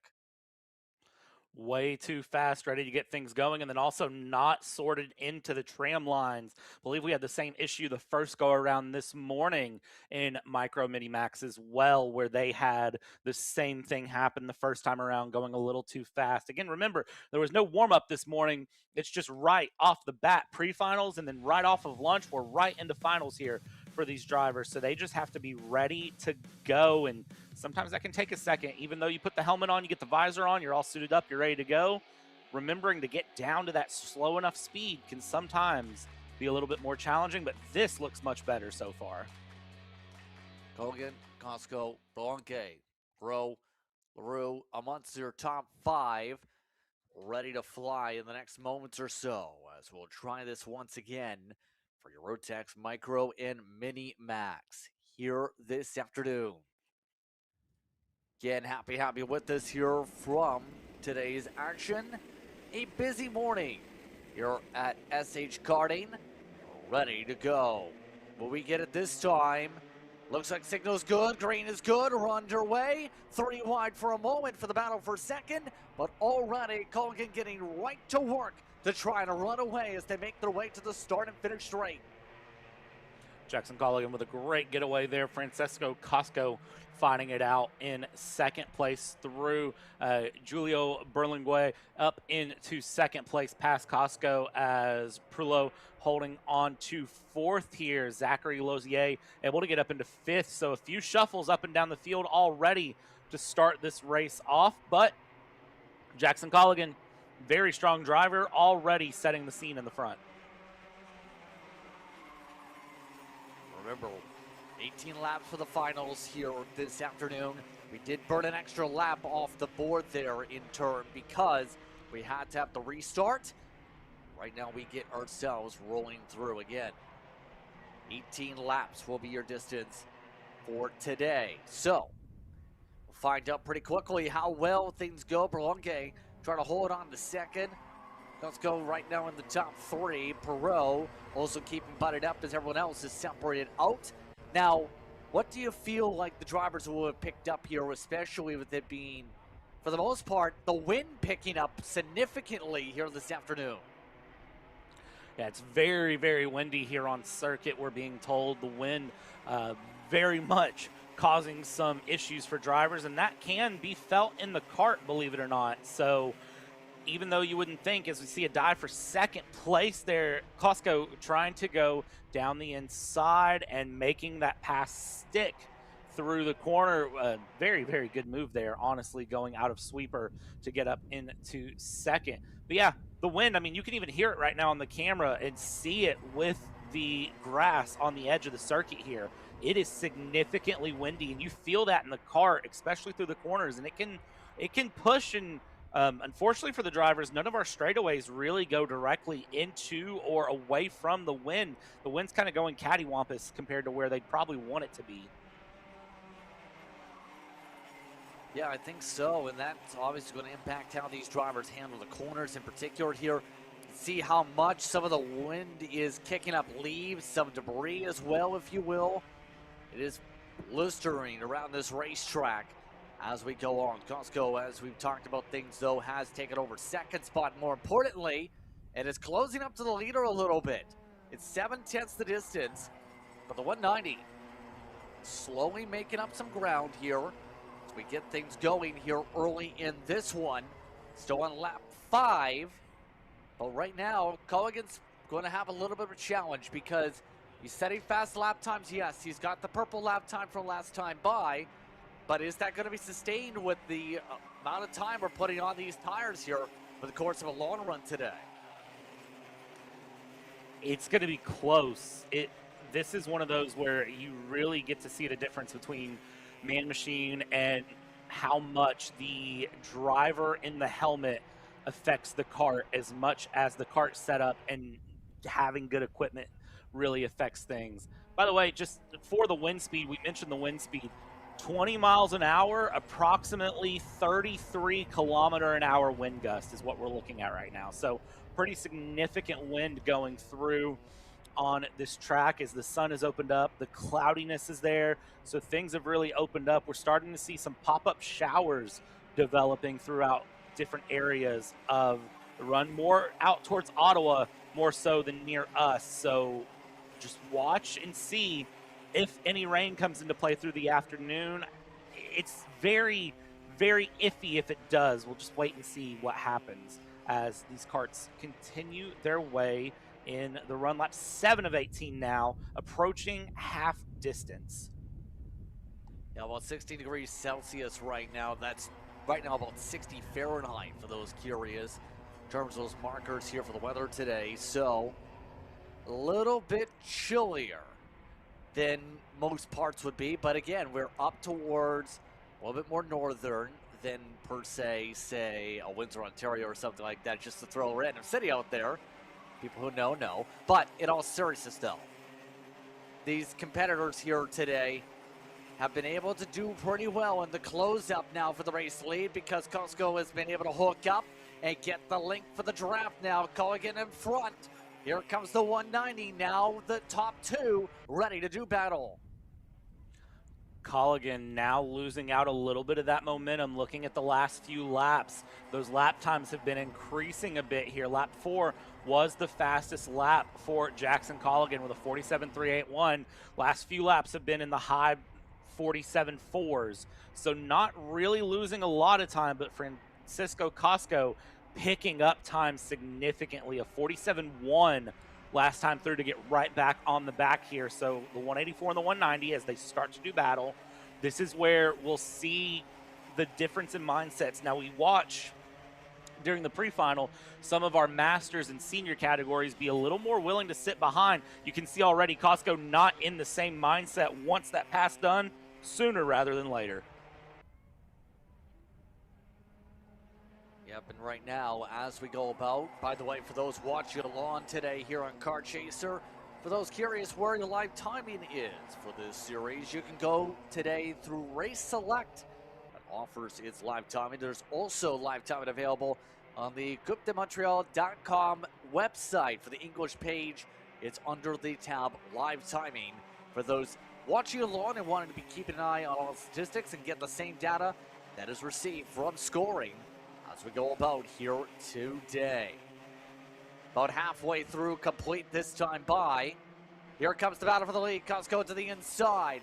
One of the finals last season now leads this one. As Culligan gets shuffled on back. The top two ready to square off as you see the adjustments to the visor. That's how strong this wind is getting. Great move there from Costco through No Name to get that move finalized quickly, and now it's a matter of defending the move. Defended from the initial attack back, but now you've got to defend for the back half of the race if you think you can defend that long. Otherwise, honestly, the smarter decision sometimes is to let a pass occur and then repass back if you think defense is going to be a harder thing to do. Here's the thing these two need to watch out, though, for is Berlingway, Perot, and LaRue behind, third, fourth, and fifth. They've closed in the gap 1 second back to 3rd, 4th, and 5th. So for these top 2, they've got to keep that in mind as well, because if that closes up, all of a sudden you go from 2 karts fighting for the lead to 5 karts fighting for the lead, and that is a lot harder to handle sometimes. Definitely be, and we've seen just how difficult it's been at times to really get some of these passes done. Lunge holding on as the winds continue to kick the leaves away, and going to be able to cause a little bit of treacherousness. Lozier amongst those in the double duty, right now in 7th spot, by the way. The 3rd check in. Nothing doing for the battle for 3rd yet. No, yes, indeed, we will. Here comes a Sodi. 2 Sodis to the inside. Doesn't work for or 1, but the other does. Bro gets himself up to 3rd. No move back. Too late to go for the lunge.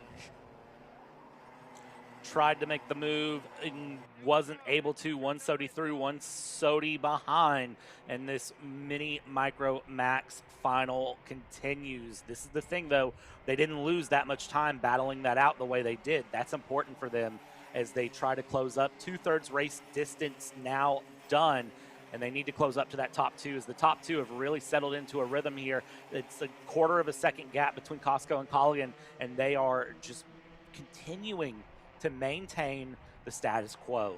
They're not pushing too hard. They're not trying to jockey back and forth. They've settled in, looking over the shoulder down towards turn 1. Gap now 1/2 a second, and it sits. There was a look from Leroux thinking about a move to the inside into turn 1. Doesn't take it. The 119 maintains P5.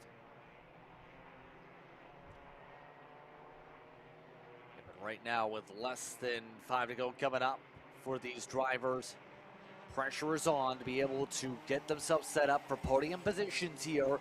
Have an opportunity to race along. No DNF so far in the micro and minis so far today. Here comes the send. Berlanga wants a spot back, wants to be on the podium for the top 3. Takes it away. And the 105 moves up a spot.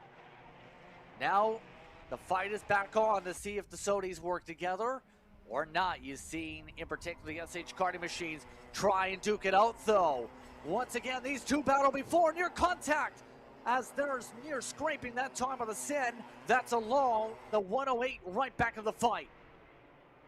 Benalib now into the mix in the 108 and gonna close in. This is the problem with battling, is that you start battling and it's gonna let more karts get in on the run. That's another SH Karting driver that has closed into this run. Another Ben Cooper Racing that is here, forgive me there, as they continue through. So Ben Cooper Racing, again, lots of representation through the weekend.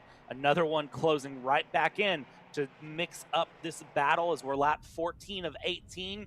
Top 2, it's a second gap almost between 1st and 2nd, and then they have another second plus behind. Big dive down the inside from the 108. Benalib able to move up a position there.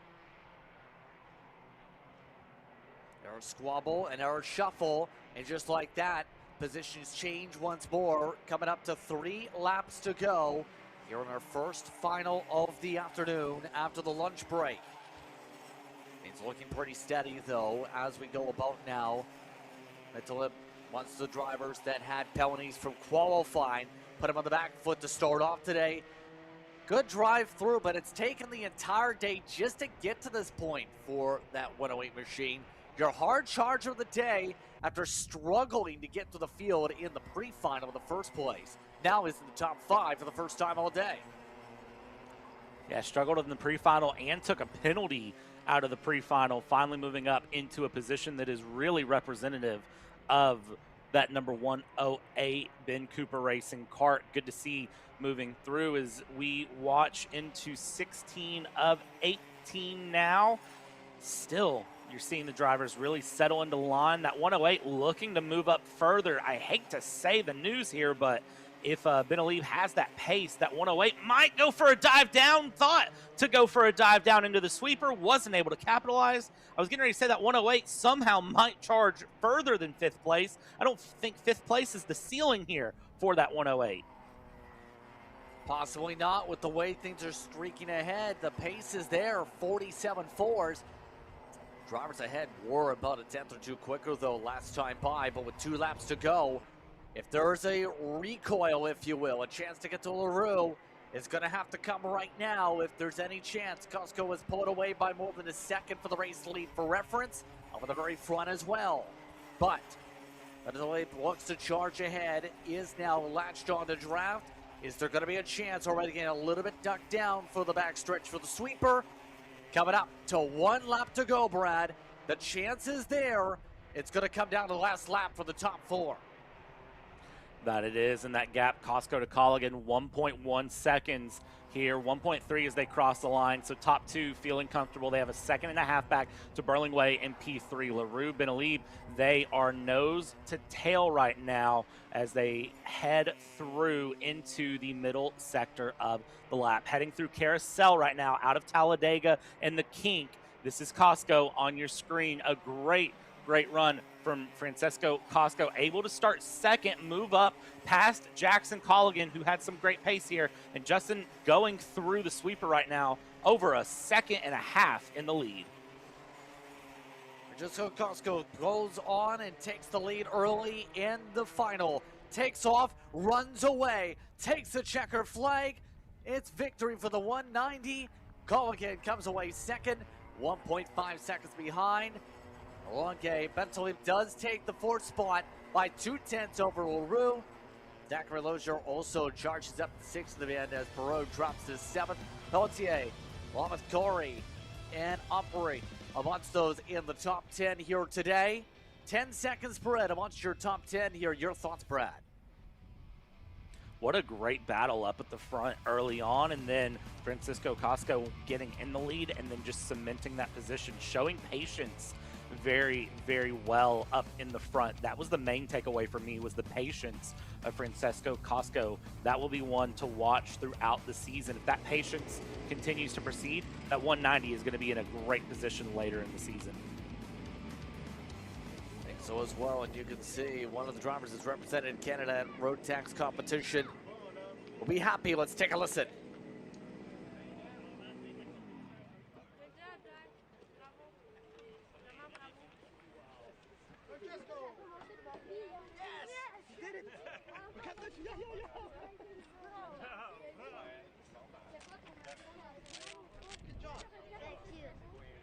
From beginning to the end, it was good. Yeah.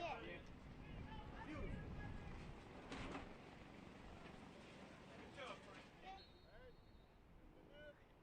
Heard some of the various coaches there coming in and joining the conversation.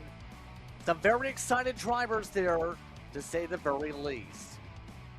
But we still have 9 more finals to go here this afternoon as we get ourselves ready to go pretty soon for our next race up on the schedule, involving your Briggs and Stratton seniors.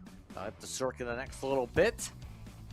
And remember, those drivers in that class, Brad, had a lot of battling, especially towards the middle of the race. They'll have a lot more time to think this time, as they are up next on your docket and are ready to fire. Yeah, some notable things out of the pre-final here for this Briggs and Stratton senior category. Remy Boulard took a DQ out of the session.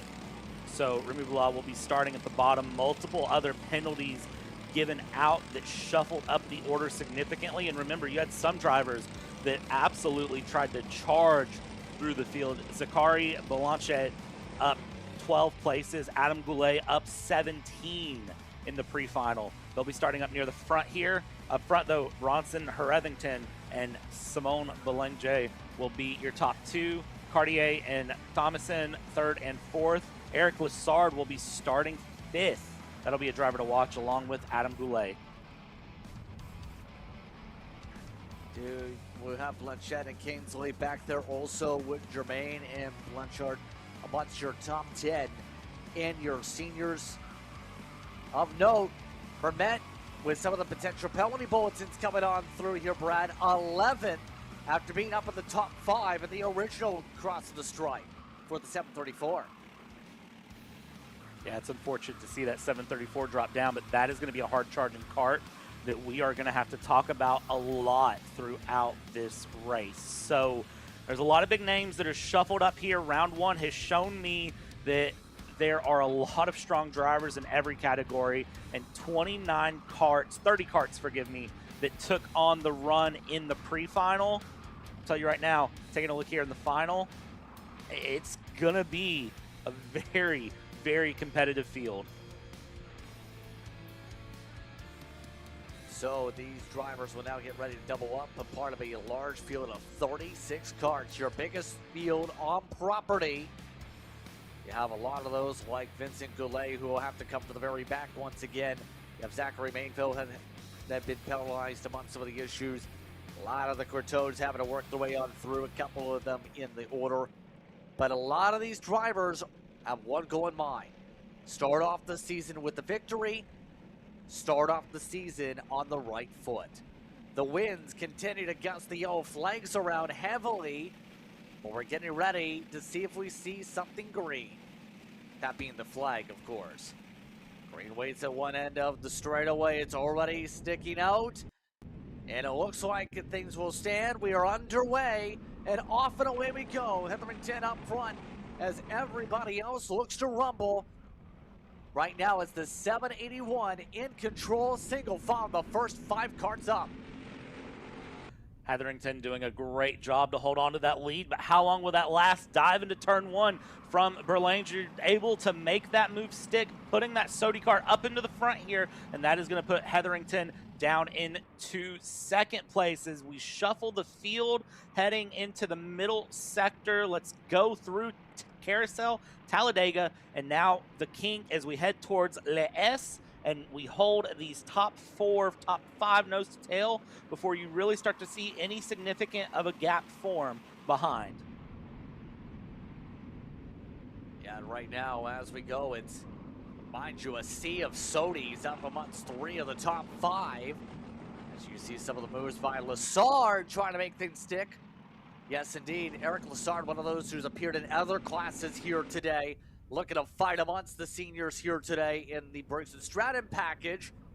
Right now, keep himself amongst the top 4 here early on in this one, as some of the others stay tucked in. Hetherington staying alone with the top 3.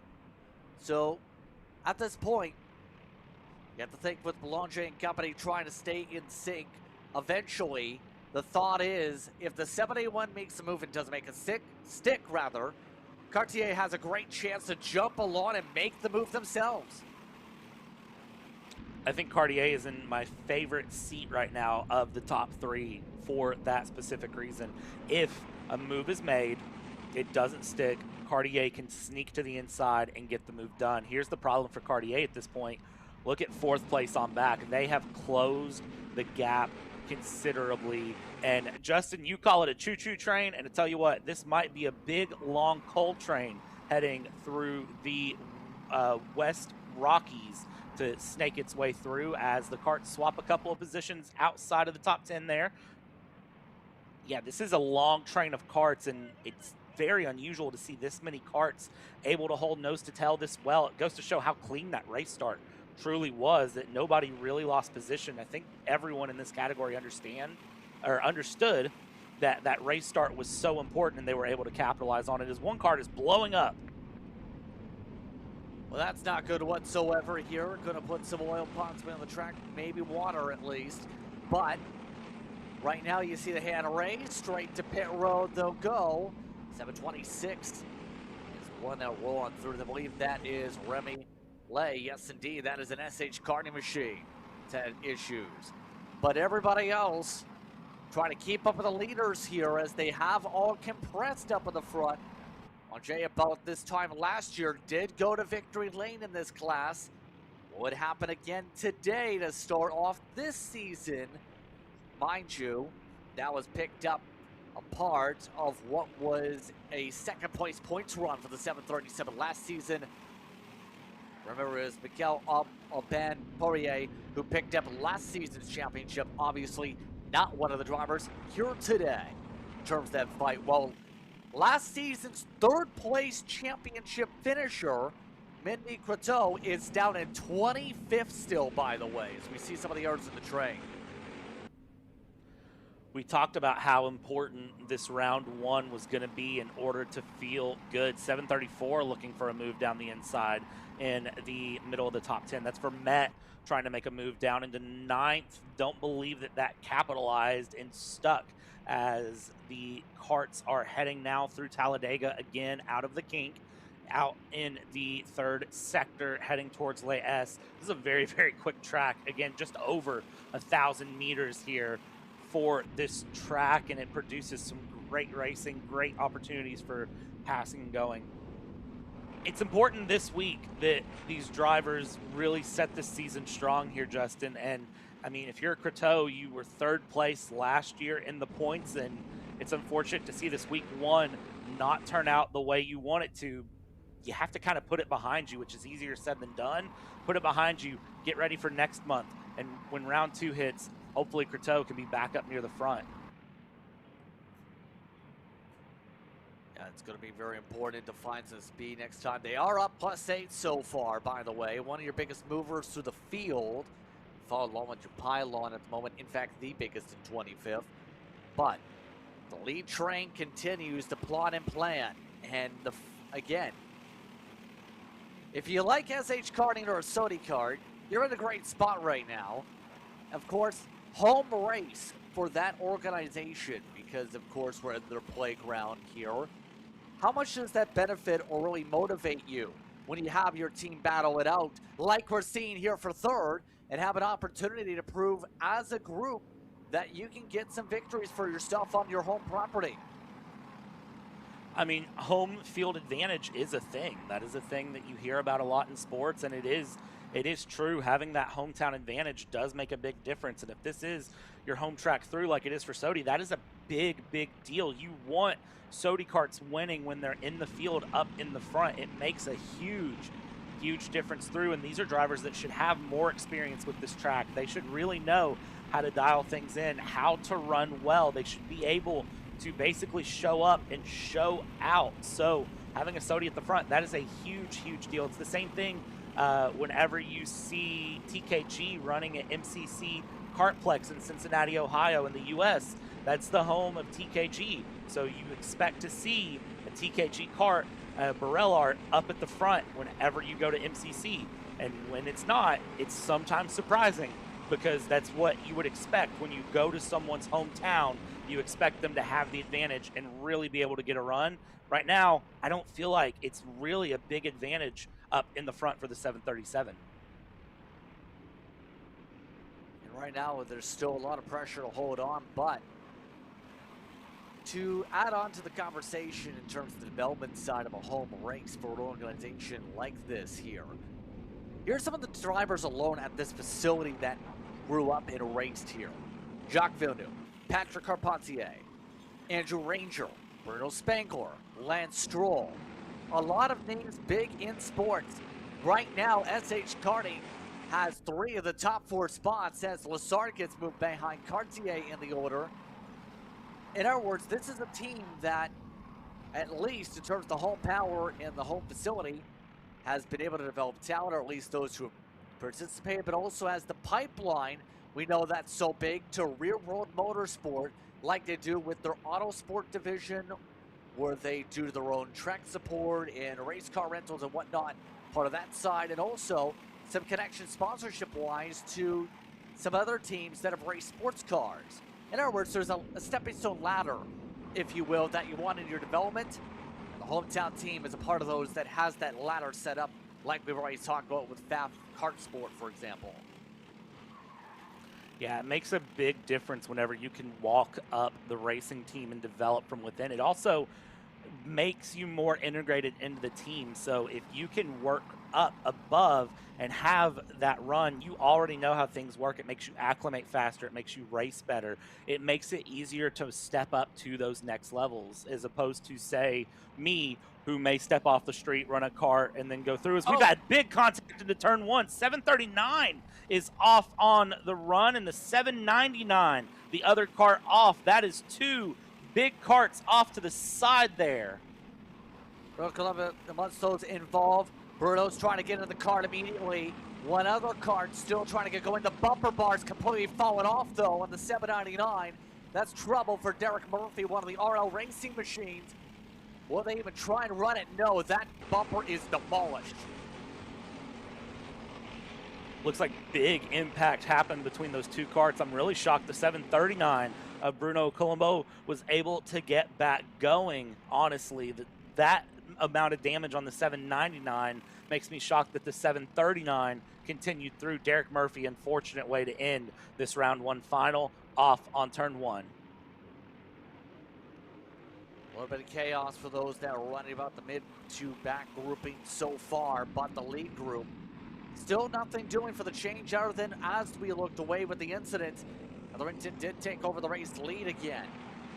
But Bronson has already proven with how things have gone, no lead's really safe. Here's the thing especially, now there's an opportunity for the 737, 732, 738, all of these drivers to just say, at some point in their minds, give a signal behind Hetherington's back to go for it and make the pass. They've got the lineup. Lassard, for good measure, has also been kicked back as some of the drivers like Kinsley look to make some moves back there. That is Goulet that's on the charge as well. Adam Goulet has charged up to the top 5.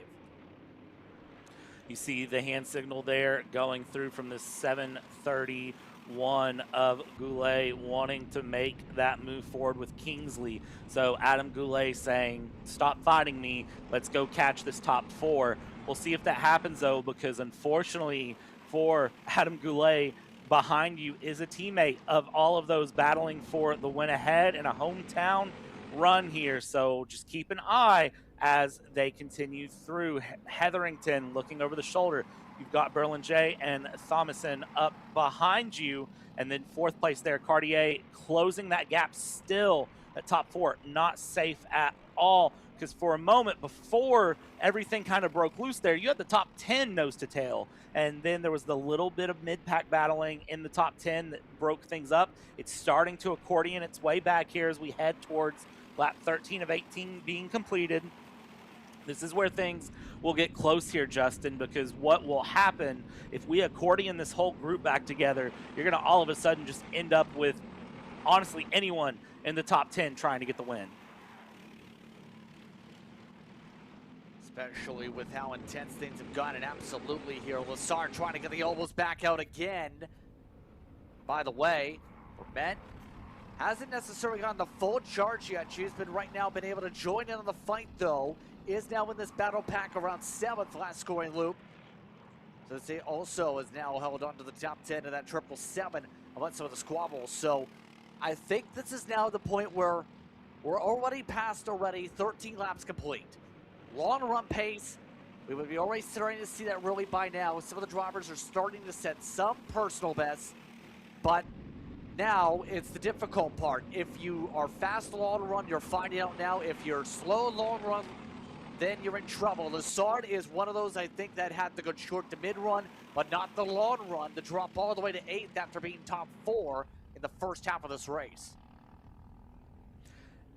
It's really interesting to sit and watch and see the difference between short and long run pace. And the thing is, too, going into today, the run was no secret. 12-lap pre-final, 18-lap final. It's no secret. And you would have been setting up, really gearing towards an 18-lap final. So one of two things has happened. You've overdriven in the pre-final and really kind of hurt your tires, or you have physically overexerted. And at this point, you are in just pure recovery mode and saving as much as you can, because there's not a lot you can do at this point coming into the final few laps here. We look at the 772 of Vincent Goulet down on the bottom screen here, who is trying to have a run, is up 15 on the day.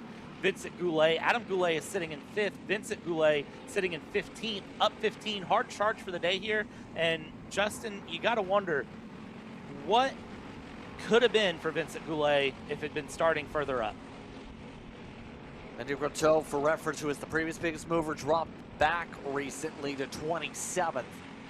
So a big contrast in how things have gone, and absolutely would have been a completely different race with Vincent Goulet up at the front possibly here. But look at this. Hetherington, as we looked away, has been freight trained, as now Belanger working with the help of Thomason gets in front, coming to 2 laps to go. 2 teammates in control to try and set things up.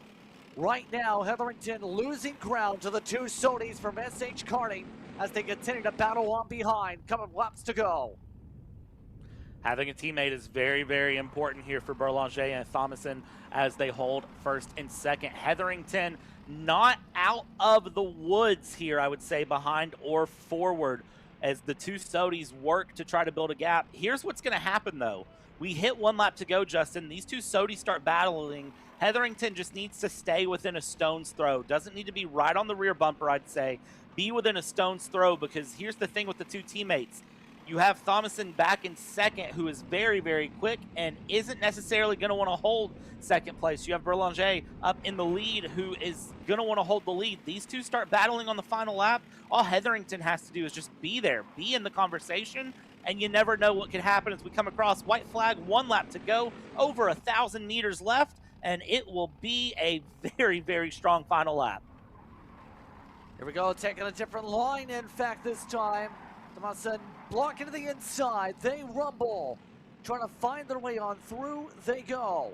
To the 90 as they work through the carousel to Talladega. Right now, they've got to be careful not to allow Hetherington in on the conversation or one of the Goulets back in if they fight that hard. But right now, Belanger's got it comfortable. Has a 2-kart length advantage. Blocks off the inside just in case. This time for the sweeper. They rumbled their way through 8. Belanger able to keep it up front most of the day. Will start off with speed yet again. Picked up a win last time out a year ago this date. This time out, Belanger does it again. It's a win for the SH Karting machine over Thomason, with Hetherington holding on to 3rd, Goulet and Cartier in the top 5. Vermette recovers from penalties from 11th to 6th. Blanchett, Kingsley, Sosie along with Jermaine amongst your top 10 here today. Simone gets it done here on the team's home turf. What a great run there. Half a tenth separating in the final lap. And you got to give a shout out to Vincent Goulet, up 16 places to P14 on the day. So great, great drive for that 772 kart. And you got to feel for several of our drivers who unfortunately did not finish this race after contact and after incidents throughout. It was a race of attrition to get through, and in the end, Sodi wins on home turf.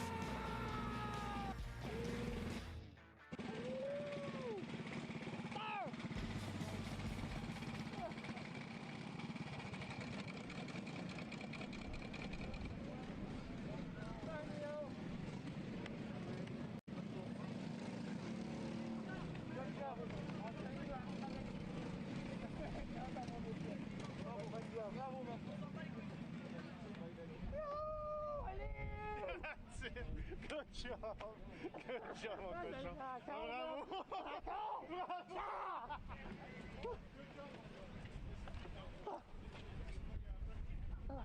Good job.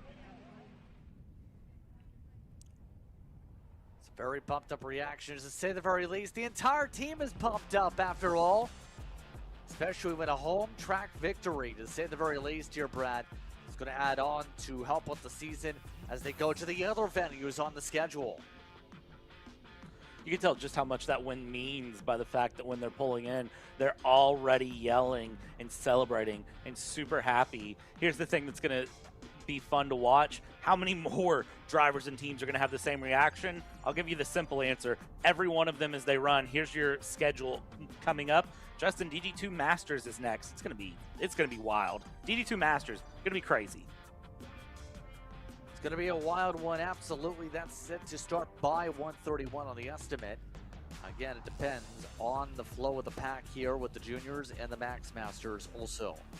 So, as we get a chance in the schedule to have a break with the cleanup, we'll take a very quick step aside. You're watching Kart Chaser here today from SH Karting.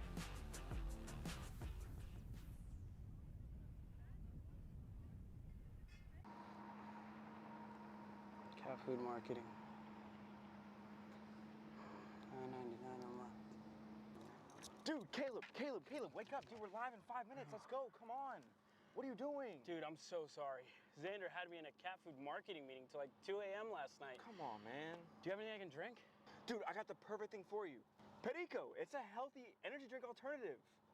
Perico, non-GMO, gluten-free, kosher, magnesium, B12, B6, Yeah, it's good. B5, biotin, and zero sugar? Pericazo! Try Perico, made with natural ingredients, organic caffeine, and supports your metabolism. Try the new official energy drink of Kart Chaser.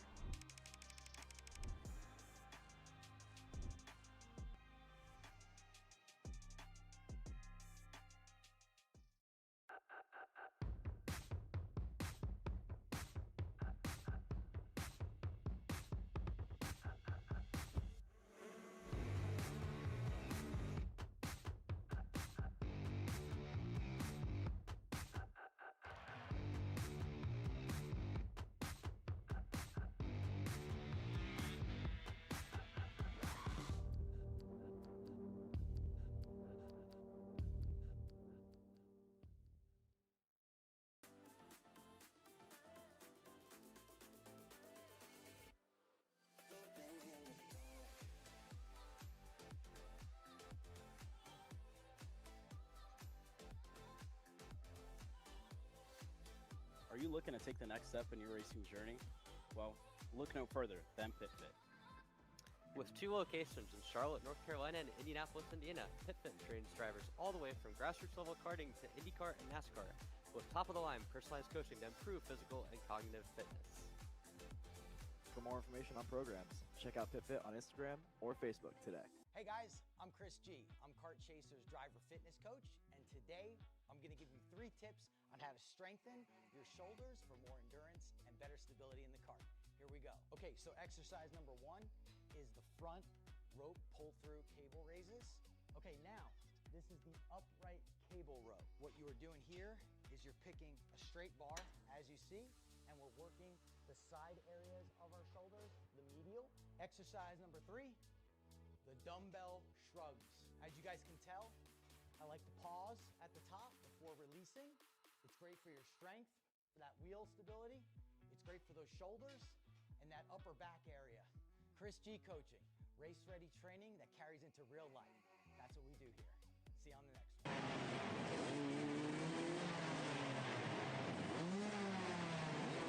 Take a look at the karts once more as we get ready to fire away. Rotax DD2 Masters set to fire. Just Prince Brad Dalton with you as we get ready to go once again. And remember, with the 2-speed here, we'll see the drivers shift around, and we've seen some big gaps build up earlier. Away they go, and they're just about set to fight, Brad. Yeah, this DD2 Master category we watched on the pre-final, it was great. Great runs going through. There was about a 1-second gap to the lead on 12 laps. I do not imagine that will stay true across 18. Sebastien Bernier up in the front with Pierre-Luc Ouellet, Zephyrin Dupain, Christophe Boisclair, and then it's Yannick Hertzby and Francois Dulac up for your top 6 here as they sit.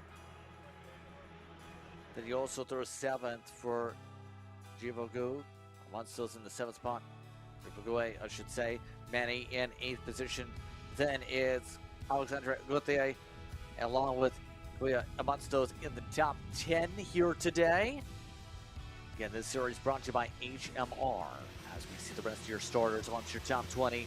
A lot of notables that are looking against spots like Anthony Novak that had issues previously. You have some of the drivers like Guillaume Lauzon will look to try and make some cuts from 14th. And many more maybe in the range for being your biggest movers here, Brad.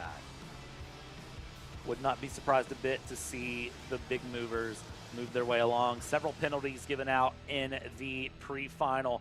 Bruno Decari picked up a penalty. Kevin LaCroix picked up a penalty. So those will be drivers to watch on the run. Several drivers here that will be looking to make an early charge, and pay attention to how this race start goes. We're given some information through between sessions. They will drop it into neutral rev and then hit the lower gear because they're rolling so slow in order to get the best acceleration out that they can. See that very slow roll as a result for these drivers for a third final of the afternoon. Taking their time to get through. Some of them fire back up. Now back to neutral as they get ready for the green. Will we get it? Yes, we do. No yellow flags fly up. We're underway. And the entire field looks to battle it out. It's like that. Bernier wins the jump immediately, trying to hold on in front as they rumble their way to the front stretch. Great job from Bernier to hold that lead early on, but now watch out because you've got absolute chaos behind. Boy Clay trying to make a move through, and that's your leader off into the wall in turn one, and you can see the instant reaction through. That is Sebastien Bernier off into the wall in turn one. Carnage through, drops multiple places, and that will open up this race entirely. And we have Carnage on the front straightaway. At least 2 carts still to get pulled off here quickly. And it's absolute calamity that struck to begin this one off. That includes Bruno Dakari. That was involved in the front straightaway. As everyone else makes their way on through to that sector, going to have to be very careful here with likely going to be yellow flags down the front coming up. And then you see saw the a cart 5-0. there.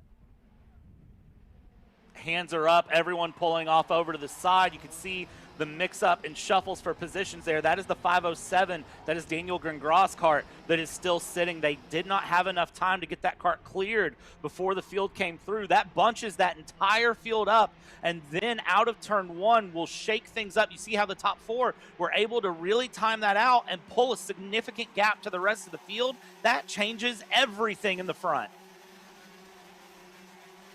Don't know if I've seen that before with that close of a call, and that checked everybody up absolutely. But the leader is Dupain at the moment. Able to get the edge of the 517 machine. It's more off tracks at the back of the field. Yet again, one of your top drivers, Sebastien Bernier, has things fall apart. I don't know how to react for Sebastien Bernier as this race has gone from bad to worse. The 579 now in last place of all carts running, 24th position, way off after that spin there or moment, whatever it may have been, through sweeper on the last lap.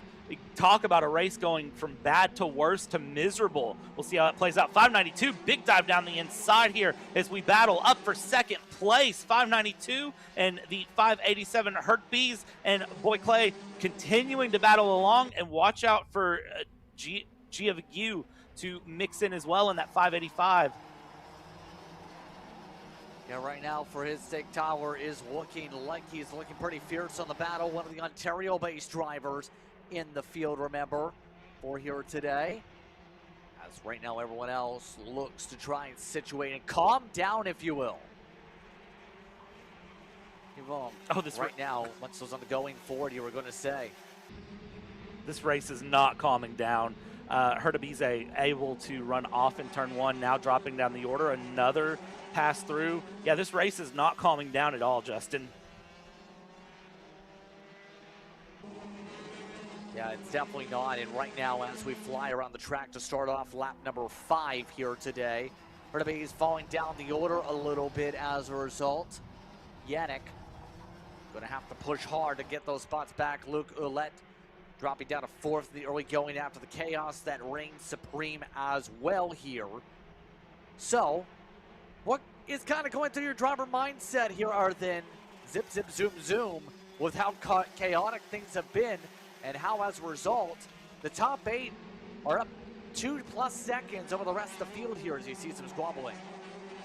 Living on a prayer is what's going through my mind right now if I am in the top 8. It is a lot of living on a prayer and just running a lap at a time that you can, and just really making sure that you hold things together as best as possible at this point.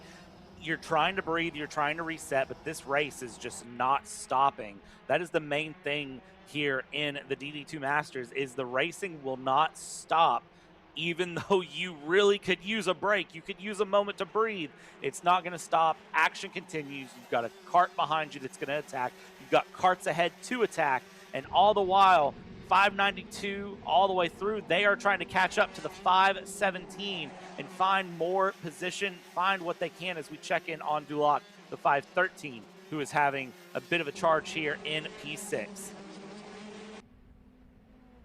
Dulac doing a good job on the charge ahead, but as you can see up at the front though, more changes for second. There goes Dog making the move again. Another swap, another change, and it looks like these are going to continue on here.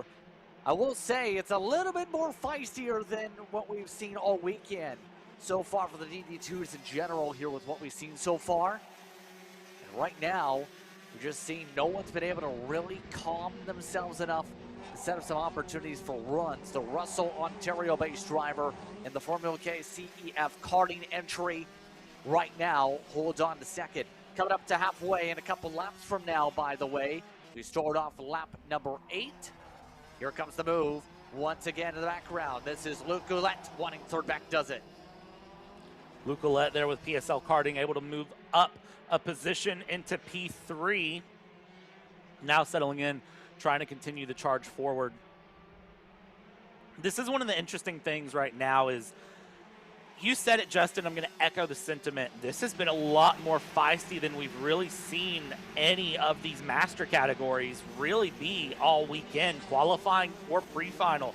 This DD2 Master, they have not been afraid to really pull the elbows out and charge and battle hard all the way up and down the weekend here, but especially today as they continue that along. As we take a look at Marc-Andre Levesque in 12th place, that 537 is up 13 places with Kevin Lacroix behind, up 13 places in the 574. So those two karts running 12th and 13th, they are the fastest karts on track, by the way, a 44.1 last time through. And to give you an idea, Tyler Gavogue was a 44.6 last time through. Yeah, remember, had the issues with his kart last time in the 537. Defending champion. Should be surprising to see him fly, but 44.1's quickest kart on the racetrack. Might have a shot to salvage a solid points day to begin the season. Don't know if it's going to be enough to get up to the leaders, obviously. 9 seconds in about 9 laps. I mean, if you find a way to rock it around like it's Mario Kart, maybe. No. But that in mind here as Dupain continues to pull up in the front of the field. Seeing everybody else still getting themselves lined up on the lines here. You can see, be careful with the curbing here.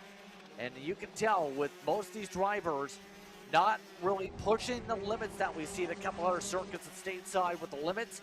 Just trying to make sure they don't risk bottoming out the kart or snapping around, especially with that curb drop-off off the dirt.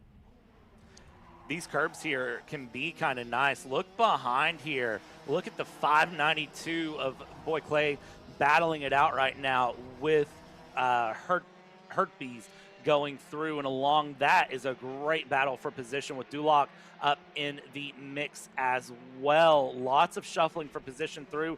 The more these drivers shuffle, the more that lets Zephyrin Dupain move away. But as you said, you got to be careful. One of the things we saw earlier was drivers, especially coming through Lane S, they were ramping off the curb a bit. And if you're not careful, that can make for a big problem. One of the main spins that we saw through turn 1 was using too much curb on the outside. One of the things we've seen on the sweeper, too much curb on the inside.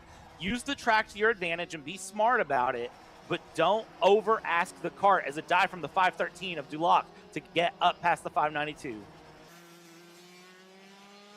More changes yet again for Dulac to move on forward. We're running out of time for drivers to make some of these moves here. Again, your leader is the 517. And for them, they are part of PSL Karting here this weekend. Has been a driver on the podium in the Canadian Open. That was last year. Finished third out of 22 entries last August. So your race leader does have experience with speed in the past year at the very minimum. And has also been putting up phenomenal average pace, 44.1s over the past 3 laps, for example, for one of the drivers looking to make a statement here today. So, everybody else, though, no major swap arounds here today. Now, the interesting thing is, I was just looking at the background of Dupain, is he'll be under the colors for the season of the Burrell PSR karting camp this season, which many of them, as you see, are watching along. In some races, it's with the team support.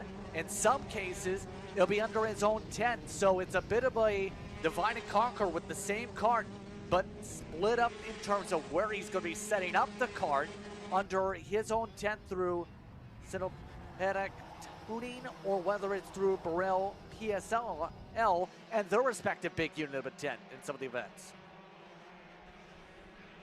I think that's a lot of a mind shift too, being in that position, is it's really one of those, if you're not under the big tent, to call it, you have to just know that it's on you. One of the big things with having that big support and having a big group of drivers all racing under the same tent, under the same run there for PSL karting, is you can share data, you can talk about different setups, you can make sure that everything is really cohesive, you can have plans for running with teammates and different things. When you set up under your own tent through, it can produce some less than ideal moments sometimes because you don't have as much to share off of, and there's a little bit more of, you have to be confident in yourself and in your abilities to really make that difference. Now, of course, they're not going to leave you out high and dry with no support at all, but it is still a different mindset, different shift on that setup. It'll be interesting to see how that really plays out and plays through here as we keep an eye here with just a few laps to go. Another kart pulling off into the tech line.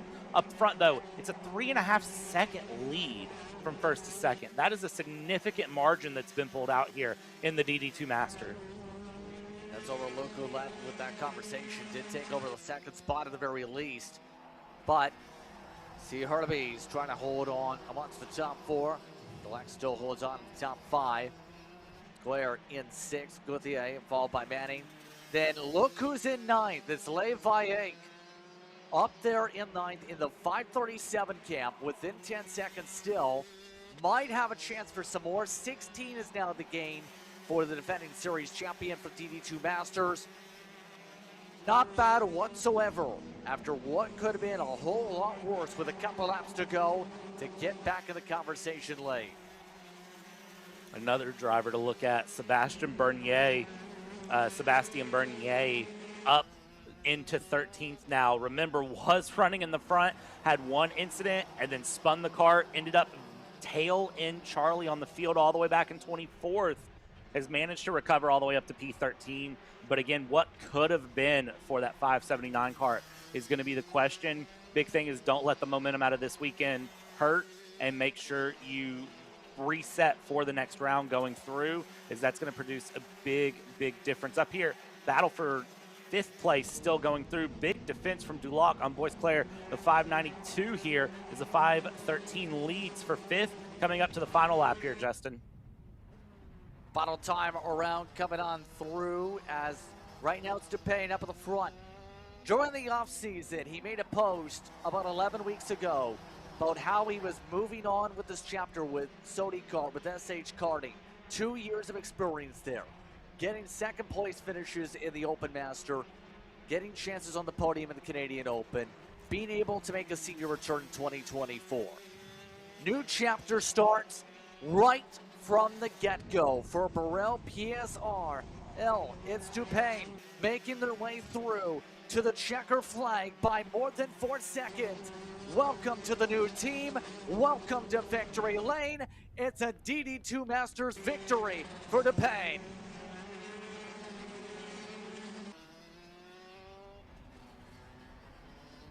What a storybook way to kick off a new partnership. Again, remember where we're at, by the way. Let's talk about what we talked about last race. Remember where we're at. You're at the home of your former team here. So for Zephyr DuPain, this is a great win coming through. Luke Olette second, Gavogue in third, Hurtubise in fourth, and Duloc rounding out the top 5 there with Bois Claire hot on the heels in sixth. Absolutely flying day for Levac. Also up 16 is the furthest he got. He was the fastest car on the racetrack on average throughout the entire event. Some of the others look to try and bounce back. Vincent Novak, who had track position early on in the pre-final before issues, did not get anywhere after. But let's take a listen in. Welcome to the new digs.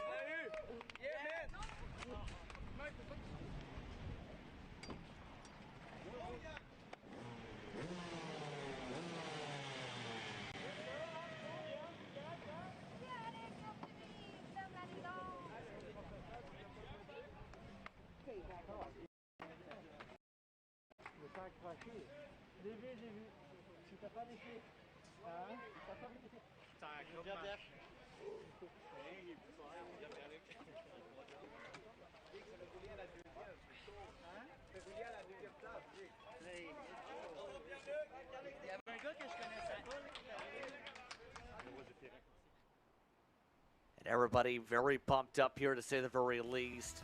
After that one, we'll take a break. As when we come back, we'll continue on our progress to the schedule. It's Junior up next for Briggs and Stratton.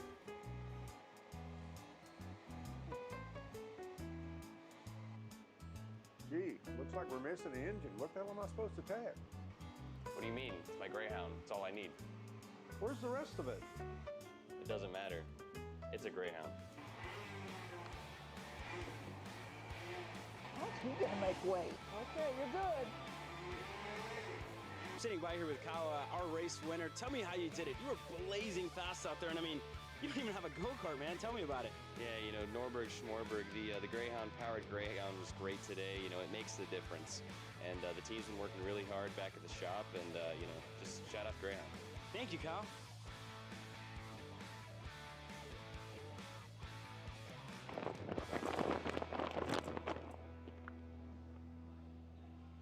How the f did you just win?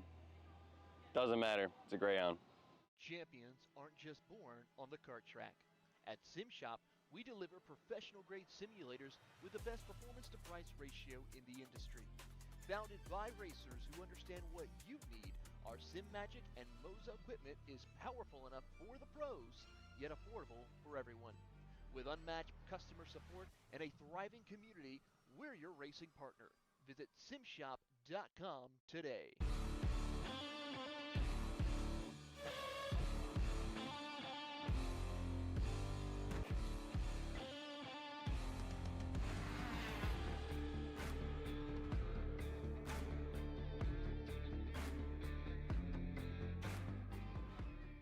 Are you stuck with your kart racing?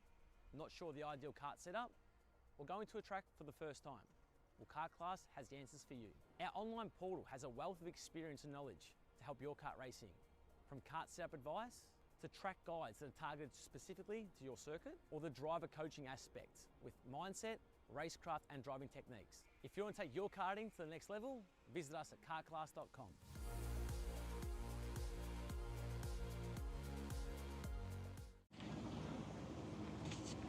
Kyle, what are you doing? It's got my new Greyhound seat. You don't even have a cart. Doesn't matter. I have a Greyhound. Who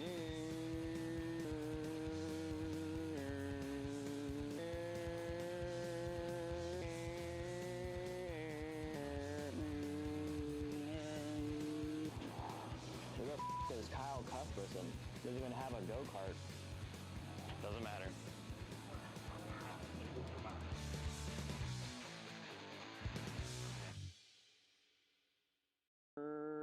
Cuthbertson through on Turney. Turney in the dirt. Are you ready to get behind the wheel?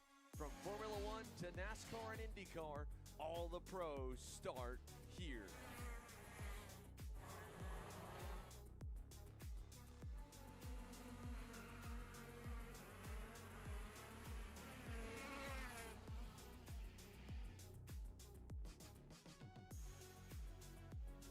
For more information, check us out online at mcckarting.com or call us and go racing today.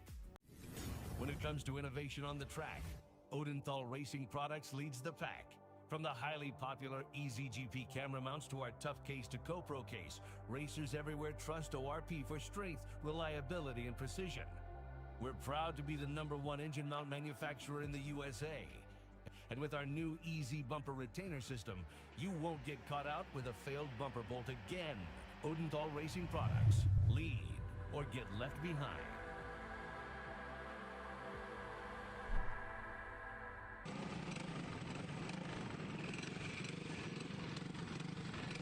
Looking at some of the drivers as we get set for our next category. Once again, up on the board next, Briggs and Stratton Jr. We've seen how eventful some of them drove earlier today, Brad. We look to see how eventful this time they'll do it. Yeah, this is going to be an exciting one to watch here. again, as every class has, and I know I've said that a lot today, that every class is exciting, but they are absolutely killing it here in Canada. Some of the best karting I think I've seen in a long time here going through. Few penalties to make note of here. Victoria Nikolaevia in 4th from the pre-final picked up a penalty. See where that drops Victoria down. Malek Ataya picking up a penalty, and Olivier Laporte dropping a penalty as well. The 6:07 was in 10th. We'll see how far that drops through the junior pre-final. 18 laps of action.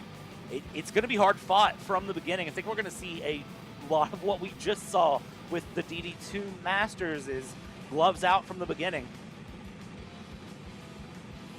Yeah, I think we're going to see just how quickly these drivers want to fight it out here as we move up to the 600 number plates once again in your order. Everybody off and away, and the fence line still populated with fans watching along as Mateo Pronto will start up at the front of the field. Cadet will start in 2nd with Justin Michaud down in 3rd. A part of some of your drivers here. And then you have Victoria Nicoleta, followed by Bernier Berdetto, should say. Gervais in the 6th position so far here today, Brad. Exciting to watch and see how these drivers play through. You've got a lot of Ben Cooper Racing here. You've got HM PSL Karting in as well. You've got Kalian Patton with Coyote Canada in that 618 that will be back in 17th place on the day as the karts roll through in their formation laps.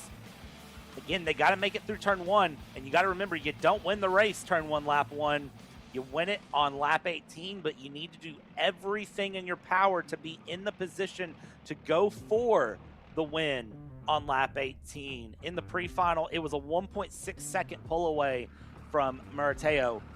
Hopefully, somebody keeps Marateo right in the mix. We'll find out how quickly they do so here today. Keep in mind, the Ben Cooper Racing machines have looked when they've been able to sync up together in full force. Your top drivers from CKA Spring Nets looking to get to work.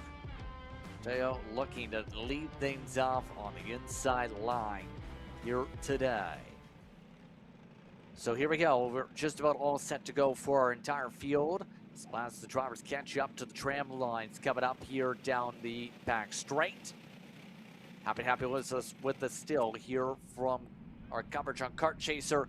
Coupe de Montréal continues on, and they'll hide the yellow flag and wave the green. We're underway, and now there goes the Ben Cooper race machine. Oh no, cars go flying, and a spin around for the 605 immediately. That is Yves Claro that is involved. Everyone else is going down the front stretch. 605 immediately spinning through off of the exit. And down into 1 we go side by side as Marateo defends from Cadney to hold on to the lead. Out of turn 1 we go, and these karts now heading towards the 90 into Carousel, and the field sticking very close together up through the top 6 or 7 as they come out of Talladega and the Kink, heading towards Les S and coming through Le Coupal. 637 just holding a lead right now, trying to sit in position as that lap 1 was, well, turn 1 was a little bit crazy. Absolutely, especially with the opening run, and I think only the 605 is the only driver off the racetrack. Everybody else made it to the start and finish line at least. Even Teo, who is up on top of the 605's tires and possibly near the shoulder. Everybody else, though, comes the question, when do you start swapping around with this drafting package? Well, we see some of the swapping for the top 5 already, breaking up the group. And having that knowledge to draft and bunny hop or leapfrog, as it's called, where you build up the draft and jump through and go ahead, and then the cart behind you does the same thing. That is very important in this Briggs and Stratton package. That draft can be all important here. As you see the top 7 together, that's from the 624 of Asselin all the way up to Marateo, your leader, heading out through the sweeper now towards No Name. And that's going to be important if any of these karts want to get a breakaway, is a cleanly executed leapfrog. Here's the problem. None of these drivers through here are near teammates right now, so they don't have anyone to really run a clean leapfrog with. If you can get two teammates together, they can do a bit more, but there's a lot of karts in a lot of positions that are not teammates that may not want to leapfrog and try to build an advantage to help someone else. And I think we're seeing that indeed right now with a couple of these competitors as the top 5-ish trying to work together a little bit. Mishad, trying to wait and see what happens here in this regard. Again, one of those coming over from the PSL karting camp that's looked pretty fast up throughout the weekend, but in this respective group is essentially, along with one other in a stealth instead, that being the 696 of Kalita once again on their own for the most part. The stealth trying to make some moves once again in the back of the group, but of course, with the different types of chassis too, there's different setup windows per se you can work around with, Brad, as we both know, because one specific chassis can have different characteristics to the other per se of what you'll have and how much you can adjust and whatnot for your respective team with that said chassis.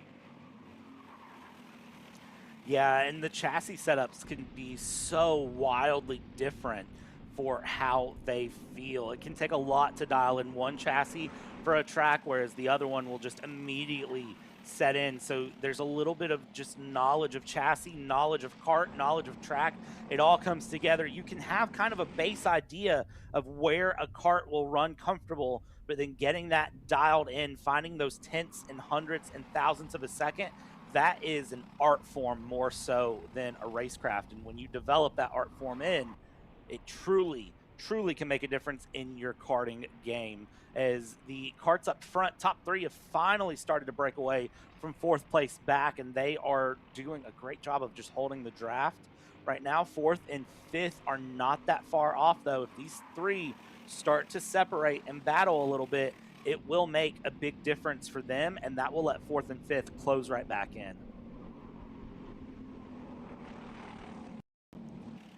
Indeed, we'll find out pretty soon how much they're willing to spar it on out here. Katney, haven't talked too much about Katney, and now one of the Burrell arts in the order right along. Has been a driver in the top 10 much of the time last year. Coupe de Montréal, when looking back at statistics. Also took part in the 2024 edition of the CKNA Grands that was back in its 8th edition, 2024, with a 20th place run back then. Nothing doing here today at the very least, though. But right now, do you prefer to just wait and plot and plan and think about the big picture, or do you want to try and dance around a little bit and change up a spot? Do you have that sense of urgency to go quite yet, knowing the gap situation, or do you expect 3rd place to just continue to remain patient? Or better yet, do you see this pack back here? You see in your lower corner of your screen, will they start to spar out a little bit more? It looks like the sparring out in the back half of the pack has really started. That's Kalen Patton in the 618 who was changing positions. Oh, there's a spin through going along. That is a spin around. The 681 of Henrik Hernandez is through, and that is the 661 joined for company of Madison Dufault. They come together going out of no name, causes a big spin, and I think both karts able to get going, but that in that mid-pack battle shows just how hard they were pushing and trying to make the pass through no name. It's a hard corner to really find enough space. If I'm 3rd place, I'm probably going to be a little patient right now, though, personally. We're seeing how well the patience being tested right now from some of our drivers here still. Been one of our calmest races so far for our finals today. You can argue outside the beginning of the race. Been relatively patient-filled so far, except for the fact that when we looked at the incident, Mishad did take the lead. Caddy did move to 2nd, and Redo falling down to 3rd. So just like that, we did have a swap to move the 640 back. Now will we dance again? Wins the next time we start to say, okay, touch red circle like it's Twister. Do you like the salsa? Do you like the tango? Do you like the waltz? That's your flavors of the day up front right now. Which one do you prefer? I'll tell you right now, it's the tango in the 640 of Michaud that is up in the front, holding on through. It's the salsa and the waltz behind. Murateo, very, very comfortable right now. That 637 holding third place, and I think will be just okay for the moment to sit back and let things go along, as we're only hitting half race distance. We still have half a race to go. We still have another 9 kilometers of, or 9,000 meters. Yeah, 9 kilometers. 1,000 meters is a kilometer. 9 kilometers of racing left to go here for this Briggs and Stratton Junior final. And nothing's set in stone. That's the thing. Nothing's over till the checkered flag. Big off in turn 1. It's a spin this time in the heart of the field. Jay getting some problems, Meat should say, in the terms of spin. Is 626 with a lot on the tires. How about right now for Red Circle? As there it goes for Cadet up to the lead and bring on through the Ben Cooper machine into second position. Rado now looks to ride on behind halfway through. Cross sticks coming up with the stripe. Michaud trying to fight to be able to keep up quickly, because the 623, one more swap may get there. They might actually reach lap traffic pretty soon too. They're not far off of lap traffic at all. Only the top 7, well, never mind. That is resetting now as it goes through looking over on timing and scoring. They're really not that far off from lap traffic at all. Henrik Hernandez, the 681 and 16th, is just up the road there. You can see blue flag is out, so Hernandez will need to figure out the best place to kind of let the leaders through. The leaders need to navigate as safely as possible. I've seen lap traffic make and break races in the lead when the leaders are battling, and that lap traffic is just trying to stay politely out of the way. The leaders miscalculate something, trying to use the lap traffic as a pick, and we've seen moments here at Kart Chaser where that has absolutely hurt and ruined leaders' races. Michaud here trying to actually slow down a little bit to the 623 and the 696, Justin. Yeah, we're seeing that indeed pop up here with that situation. I don't know if it's going to work. Blue flags are popping up in front for one of the Kart Republics. Right now, they're going to have to find a good spot to pass. They will find it indeed, as that is that moves on to the side and allows them on through. But do you think this helps out Michaud at all? Because we know how important some of the draft is, or is this going to be one of those spots where it's going to become more battling with the 640, and them arguing to say, you lost the lead draft, are we going to trust you for it? Or they're going to swap for the race lead, make a little charge that way, swap again for the point. Great leapfrog there, if anything, up in the front between the 637 and 622 for them to make that move. Minimal time lost. They swap things through. This almost seems like they're working together at the moment, and that would kind of be surprising, to be honest, here, if they are working together and not necessarily battling. I think in reality, unfortunately for that 640, maybe we've lost the best pace out of that 640 to keep up with the top 2, and it may be a case of being shuffled back, because 52.3 last lap. Meanwhile, Bernier Bernardo was running a 51.9 and a 52.1 from Victoria Nikolevia last lap as well. So off the pace a little bit compared to the top 2. You see the helmet signal there, wanting to go forward and chase, saying, hey, let's get up to the top here. Let's push and go. That is not received well down the inside, because, again, that 640 just doesn't have the momentum. It's a 2-for-1 special, and the 640 drops down into 5th. We're swapping about as a result indeed. So just like that, Michaud's gone from leading the race to now falling off at the long run at the worst possible time. The average pace right now for Michaud falling to the 52 flats previously. That's a 10th off some of the others, but he's also started to go off an extra couple tenths the past lap or 2 alone. But Rado trying to hold on in front. Cadet all over the rear end still. About 5 laps to work with, closing down this time. Let's find out how this is going to fare out. It's a 2-kart battle for the win as we go here what lap do you pull the pin and make the winning move here if you want to get this done? I almost feel like you have to wait till the final lap at this point to really do anything. But if you wait till the final lap and it goes wrong, you have no time to reset and try again. So really, if you feel like you have the momentum, you feel like you have the pace, I wouldn't wait. I would go ahead and go for it if I'm up in the top two here. If I'm the 622 of Cadet, I would go ahead and go for it as soon as I feel like I have the move, whether it's into turn one, whether it's into sweeper, whether it's through no name, wherever you feel like you have the best momentum to make the pass, go for it. At this point, you have nothing to lose now. It's less risk now, I should say. You have a lot to lose if you really mess it up, but it's less risk now if you go for it and it doesn't stick. You can set up and try again. Definitely so. As right now we continue to spare things out here as we look at some of the other drivers. Bernier, Renato running still in that podium for now. And that comp cart, the highest of any comp cart this weekend for one noticed. Last season, finished off 11th a couple straight times. Has been really looking good this weekend at the very least. The bottom corner of your screen, the bottom picture if you will. But with 2 to go coming up for the leaders, it's going to be a big difference here. Battle for first, battle for third. Has about the same difference, give or take, maybe half a kart length between them.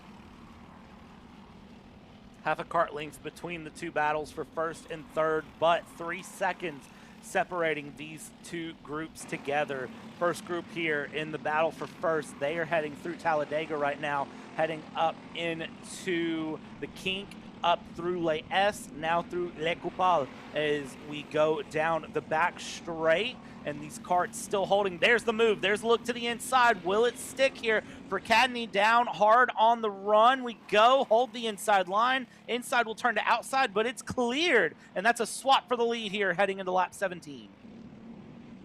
Air swap with that stand. I don't think that's the last one because Renato is going all over the rear end.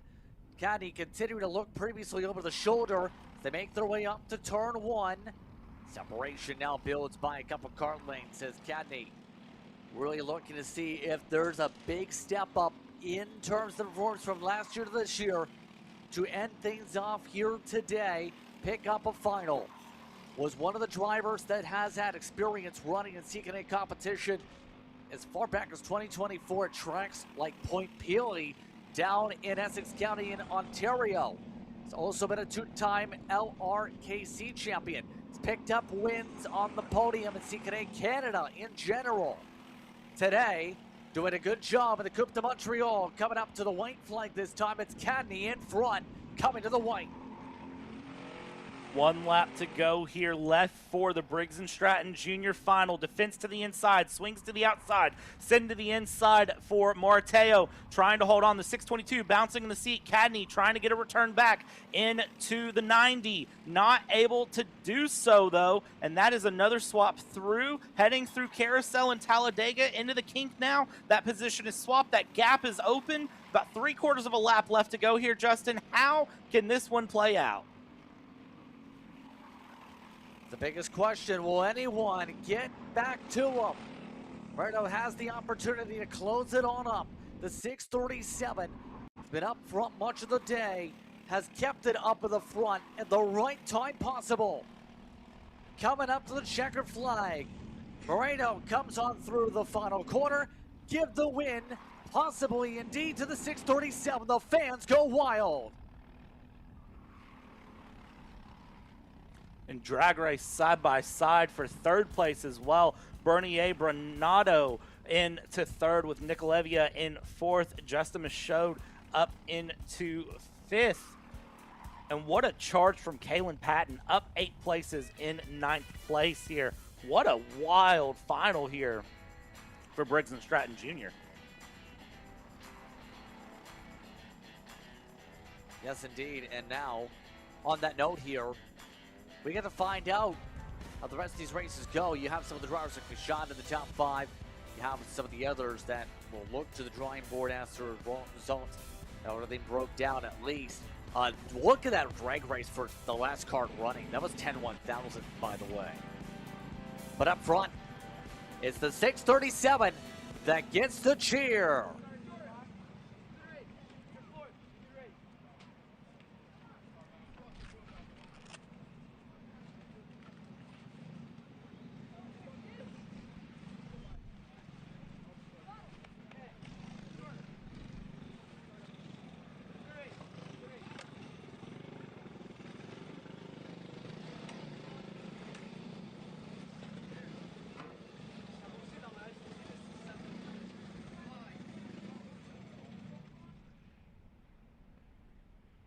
Well, that was anticlimactic. Just had a very, let's just get to the scales type of approach there, Brad. I have a feeling that Marteo just didn't want to talk to us, which is fine, allowed. But come on, you just won the final. Probably just too excited to speak, let's be honest. As we take a look at what's up next, Rotax Max Masters, we're back jumping from young class to old class here, and Max Masters, again, ages 32 and up. They produce some great racing, Justin. Keep in mind, just heard some of the whistles in the background already, so the Rotax Max Masters are just about ready to go. We are ahead of schedule here today, and they are doing a really good job, as we talked about earlier. These carts rolling smoothly. Take a look at some of your drivers giving thumbs up here as we get ready to fire off. And really, we've seen the Rotax Max Masters put together some good racing earlier today as well.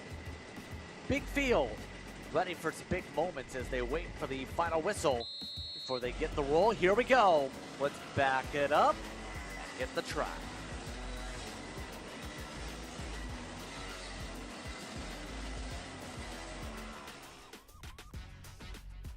So all these as they competitors roll for out Max here. Masters get the racetrack. Was going to say Michael McLean on the pole, Dominic Legrand in second, Christophe Vermont Run is in the third spot, Cloutier in the top four, Procto and LeMay, your top six.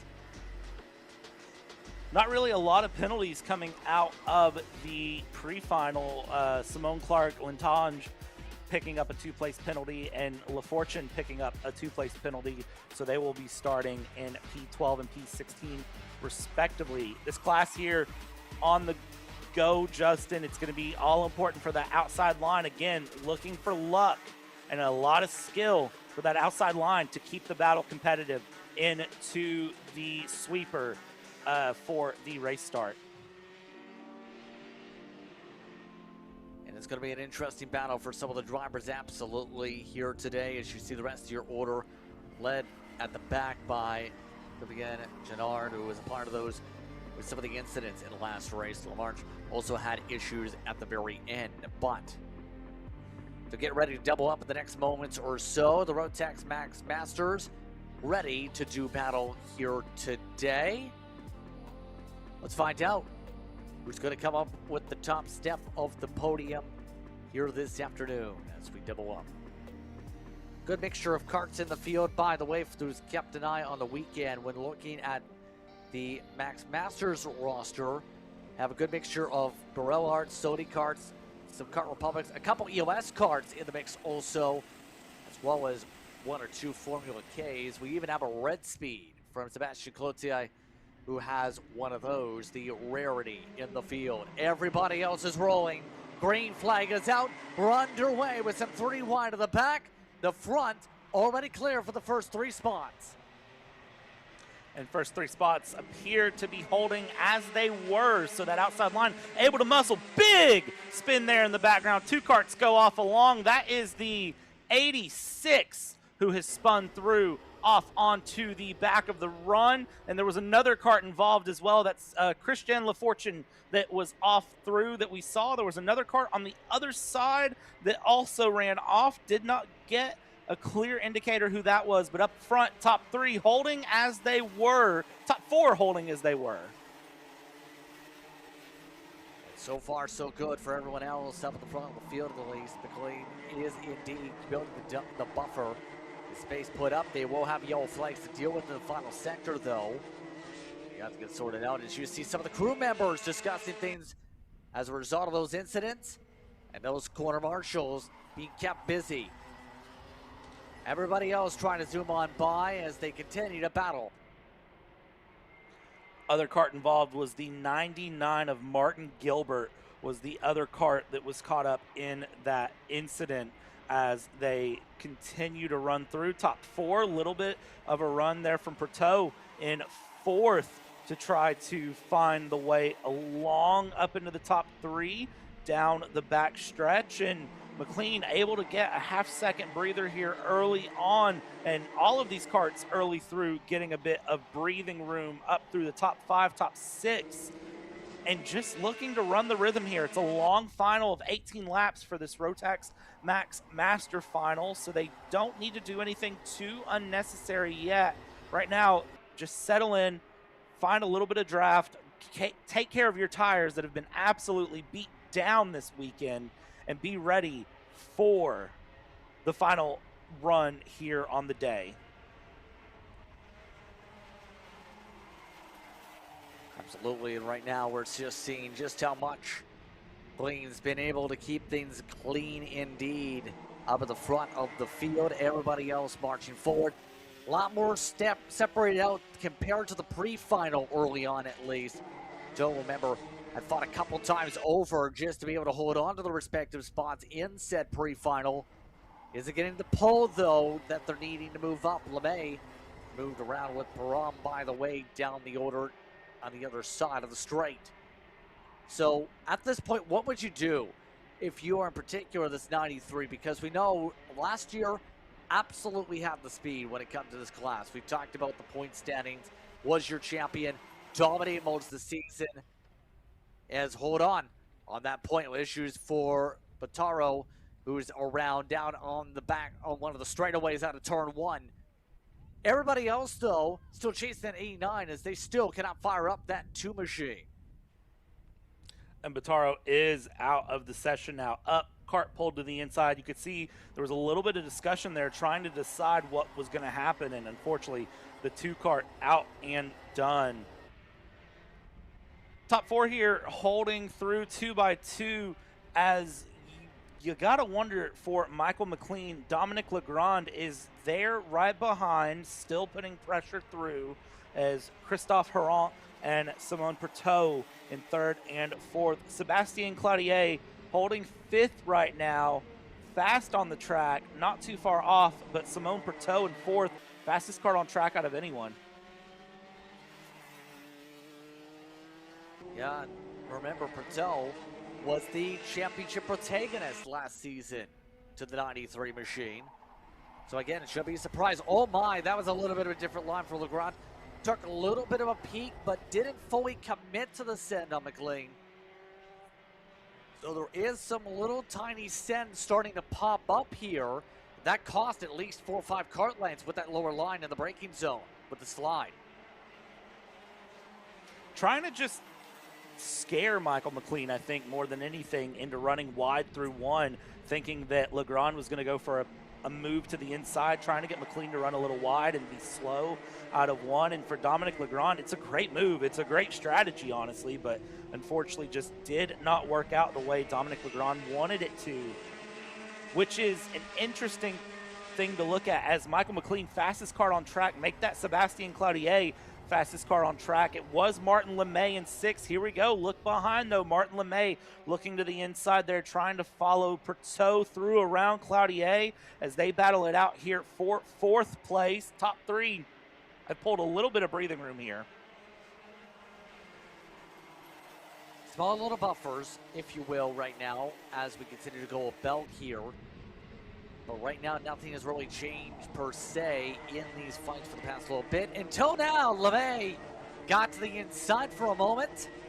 Nearly got to the rear bumper and nearly caused damage there, but they're able to sweep on by.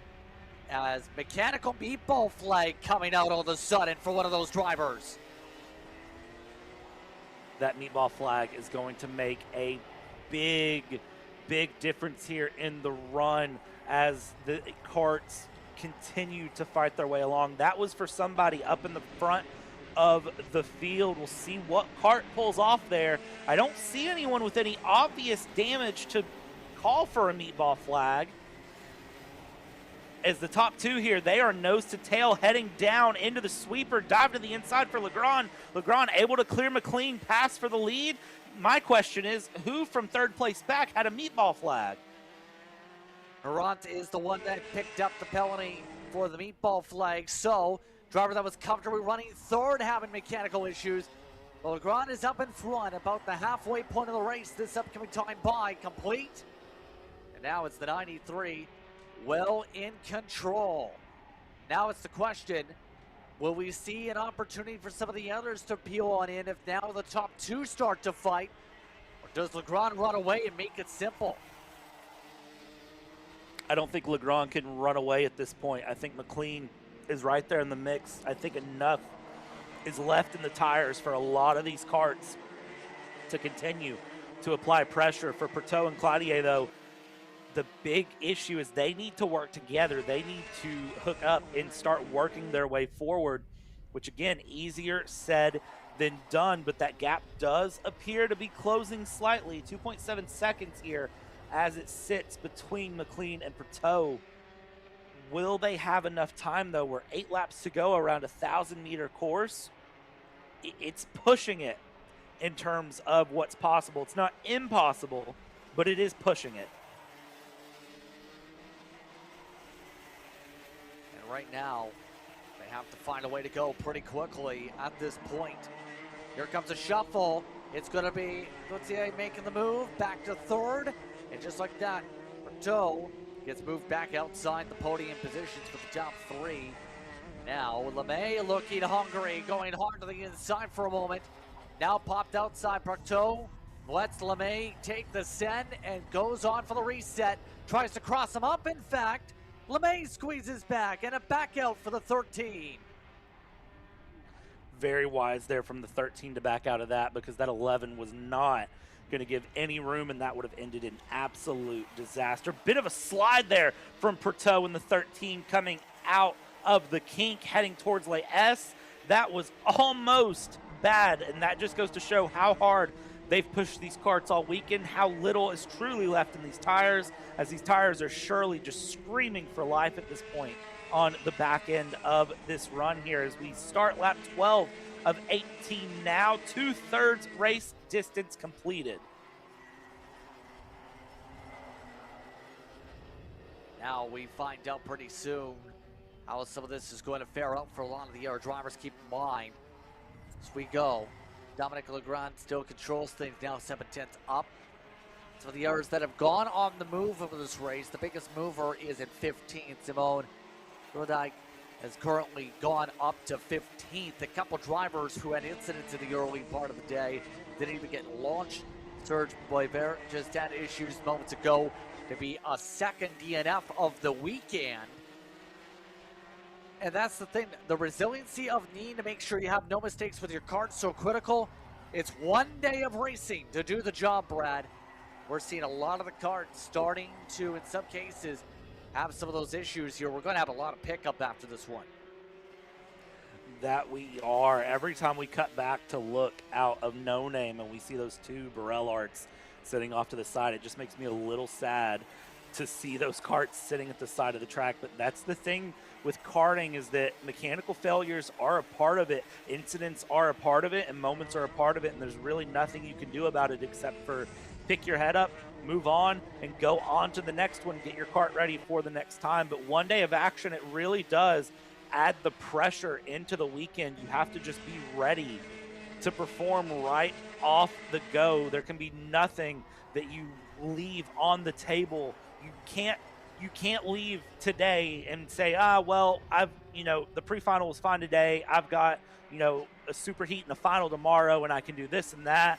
No, you had to show up this morning, no warm-up, and be ready to go off of the max and ready to perform. And these drivers have done exactly that. We've seen some amazing battles up and down this field time and time again. The gap, by the way, Legrand to McLean, 1.1 seconds as it sits. They pulled out 4 seconds to third place back. Top two, I would say, within the last couple of laps, looking at pace, it's gonna be hard for McLean to close up to Legrand, because it was a 2/10 pace difference last time across the line. Yeah, right now the pace is there for the defending champion, absolutely.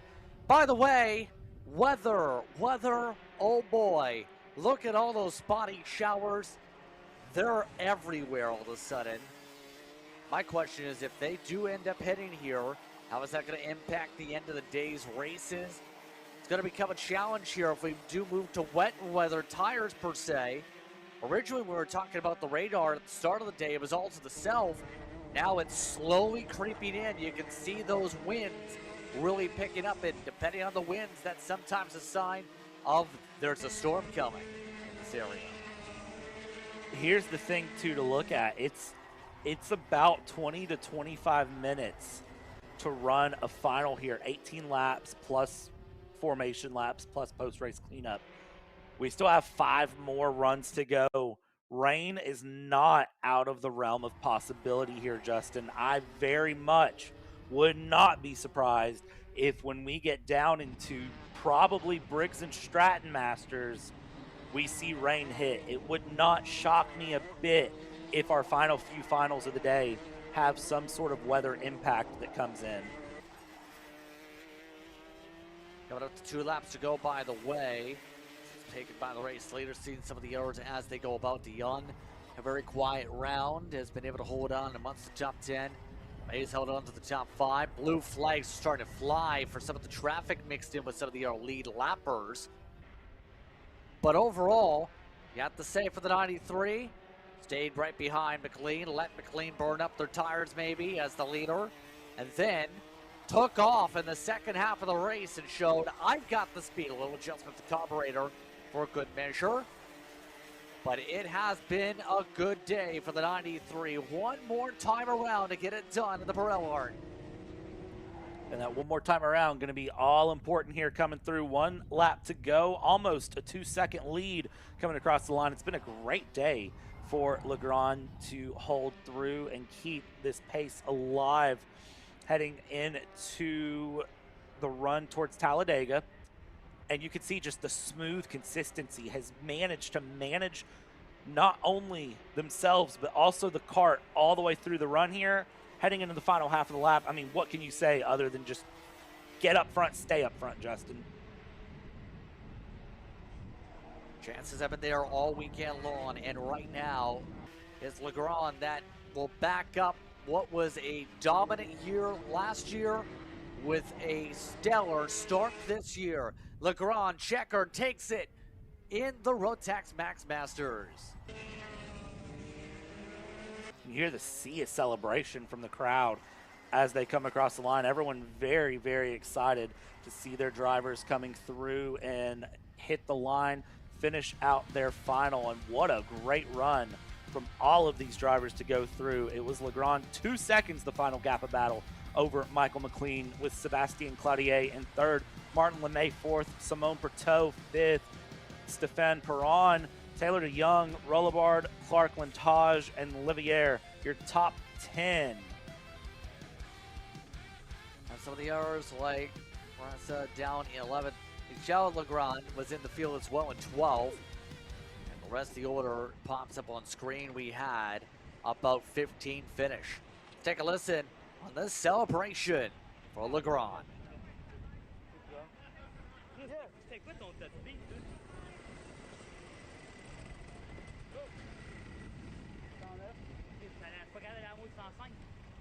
Ah, ben j'ai eu ça toute la fin de semaine.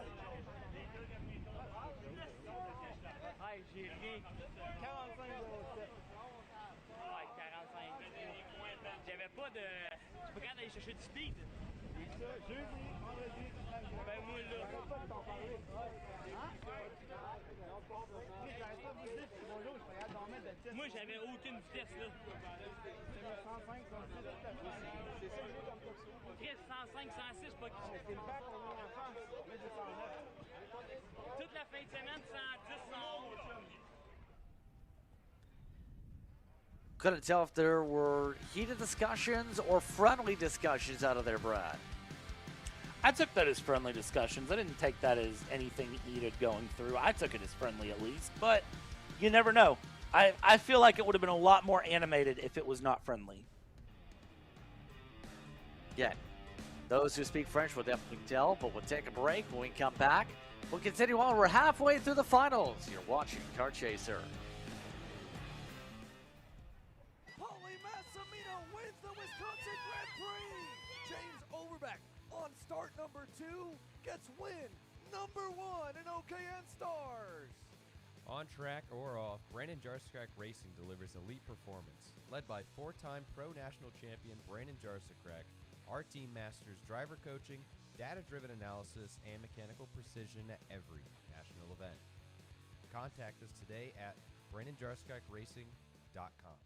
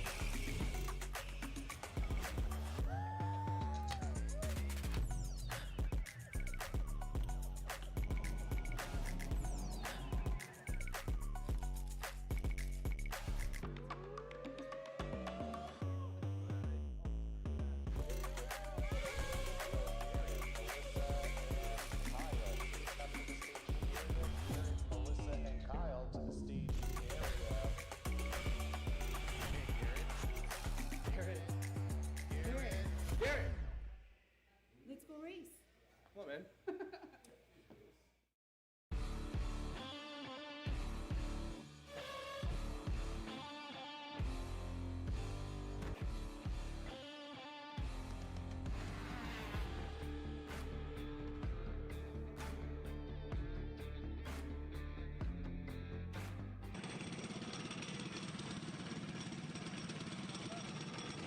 Take a look at our next group of carts as we get all fired up and ready to go here today. Get our set to go for the Briggs and Stratton Cadets up next to the order. The Cadets had some interesting racing earlier, and that we've seen a massive runaway that you normally would not see in this type of a package. But Zachary Lozier looking to do that again here, Brad. You'll see him on the right of your screen, ready to fire. Yeah, these drivers ready to run through here. Zachary Lozier had a great run in the pre-final, as you said, absolutely dominating, almost a second faster than second place on the final lap through. A 52.184 was the fastest time from Zachary Lozier. And as we pull up this run, Santino Salvatore, the only kart that picked up any penalties, will be starting in P14, was slated for 13th. Here, and as a result, we just see how things will go with Victor Irwin Gagnon amongst the top 4. Chivas Kamaki will be alongside Laporte. You also have the Carril with Caron in the top 8. Duke will be on Souls alongside Mainville in this top 10 here today. We continue to look through the order here. 14 karts ready to do battle. And do you think this field's been able to find an adjustment to battle with a 42? I don't know. That's a strong ask. It was such strong pace from the 42. I think the big thing is whoever starts second and third, they need to try to not let the 42 get out to a lead so early. They need to try to hold that 42 a bit more into a battle. And that's such a big ask, though. That is such a hard thing to do here, honestly. So I don't know. That Ben Cooper Racing kart has been so strong. If it comes out of turn 1 in the lead, I fear it might be a second burst, same as the first. We'll find out pretty soon how this is going to go for a lot of these competitors here. We're just about ready to fly around the racetrack. And it's been an interesting day for the Briggs and Stratton Cadets. We'll find out how they're willing to fight it on out for the win. Remember, these cadets have a lot of opportunities for some new champions that can build their speed up in this campaign. 2024, Liam Fontaine picked up the championship. For reference, this year, past year, Jackson Culligan had been that champion. A lot of separation, and that's going to see yellow flag pop up in the air. Did not like the gaps forming up on the outside line there. They're going to try this again. Seems like our junior or our mini, micro, and our cadet categories, our youngest categories, have really been the ones that have been sort of under the gun when it comes to the race starts here. They've been the only ones that have really had to take a second time around. And again, I know we talked about it earlier, Justin, we got to bring it up again. It's a busy month here for Kart Chaser. Yes, indeed. You have Apex Kart Championships returning to action with their next regular series. That's going to be in May on the 16th and 17th. Same weekend as CKA Canada with their Canada Nats. Going to be on the 16th, 17th at Tech Karting Academy. Same weekend as Pro Am Karting Championship Racing on the 17th from MCC Cincinnati. Triple header weekend next weekend. And then King of the Castle for what's going to be a fun time for those drivers. They'll be back at Newcastle May 29th all the way through to the 31st, a part of a busy slate of races here on Kart Chaser. Just about all set to launch things off here as Briggs and Stratton cadets ready to go. Green flag is out. We're underway. And it looks like the 42 Lozier gets the advantage as the top three immediately take place from the bottom. Top three all coming through from Ben Cooper Racing to pull into 1, 2, 3 here. And then you've got the two Sodi carts, 4th and 5th with SH Karting. And then a lot more Ben Cooper Racing mixed in behind as these carts coming out of turn 1 look over the shoulder, quick glimpses, and then head down. Logier not getting nearly as far of a run as we've seen before. And Irwin trying to hold to the back. Is doing a good job so far, I have to say. Not a clear runaway, but it's 18 laps of action. See how quickly Irwin can get past Logier. It's one thing to catch, it's another to pass. Absolutely, and we've seen earlier, Irwin was actually very passive, if you would describe it that way, because gave up the race lead easily, led him on by actually, led by Gagnon for second at one point also. Irwin, do you see taking a cautious approach again, or do you see him stepping up the pace, if you will, and trying to provide some pressure while also making sure not to toast the tires? I feel like Irwin definitely seems to be much more engaged and in a much better position right now in the final than it was in the pre-final. I feel like in the pre-final, Irwin just didn't have the cart up to speed, maybe wasn't feeling up to speed themselves. There was something that was disconnected for that Ben Cooper cart number 44 of Irwin. I don't want to say that letting people through was a decision made on purpose, but I feel like it was one of those that there wasn't much other choice. As of right now, though, looking at that 44, in a much better position to currently be battling and challenging and racing up in the front here, as it was a quarter second last time across the line. Coming up to the line this time, we'll see for the top two where the gap will sit. And it looks like it's going to be about 7/10, so it's still opening. Logier still finding a bit of a gap here, but as we look further back, Dimoscavi in 5th now has the group behind following along. All of them remaining ever patient, it seems, at the very least here with them early on in this one. But in turn, it's going to be one of those interesting battles, I think, over the course of today to see where things drive along. Now that we see this Sodi kart get a big time streak ahead in the second pack, it's already 3 seconds. The thing is, I've noticed this trend with the majority of the races over the past year plus at least when it comes to this class. If you see a breakaway by more than a second plus, it's so hard to close up unless you have battles like this up front. You need some sparring to have a chance. Here's the thing, Logier's not sparring, it's second on back that is, and that's broken up the draft again for the leader. Yeah, it's not, this is the thing in this younger category too, is the fact that as they battle, it causes issues. 7 off into the wall. That is Laporte off into the wall here in turn 1. Marshall's very quickly running over to attend to Laporte, who is off track there, and dive down the inside. We go here for second. Great move there to shuffle second place. But again, they need to get up to the leader.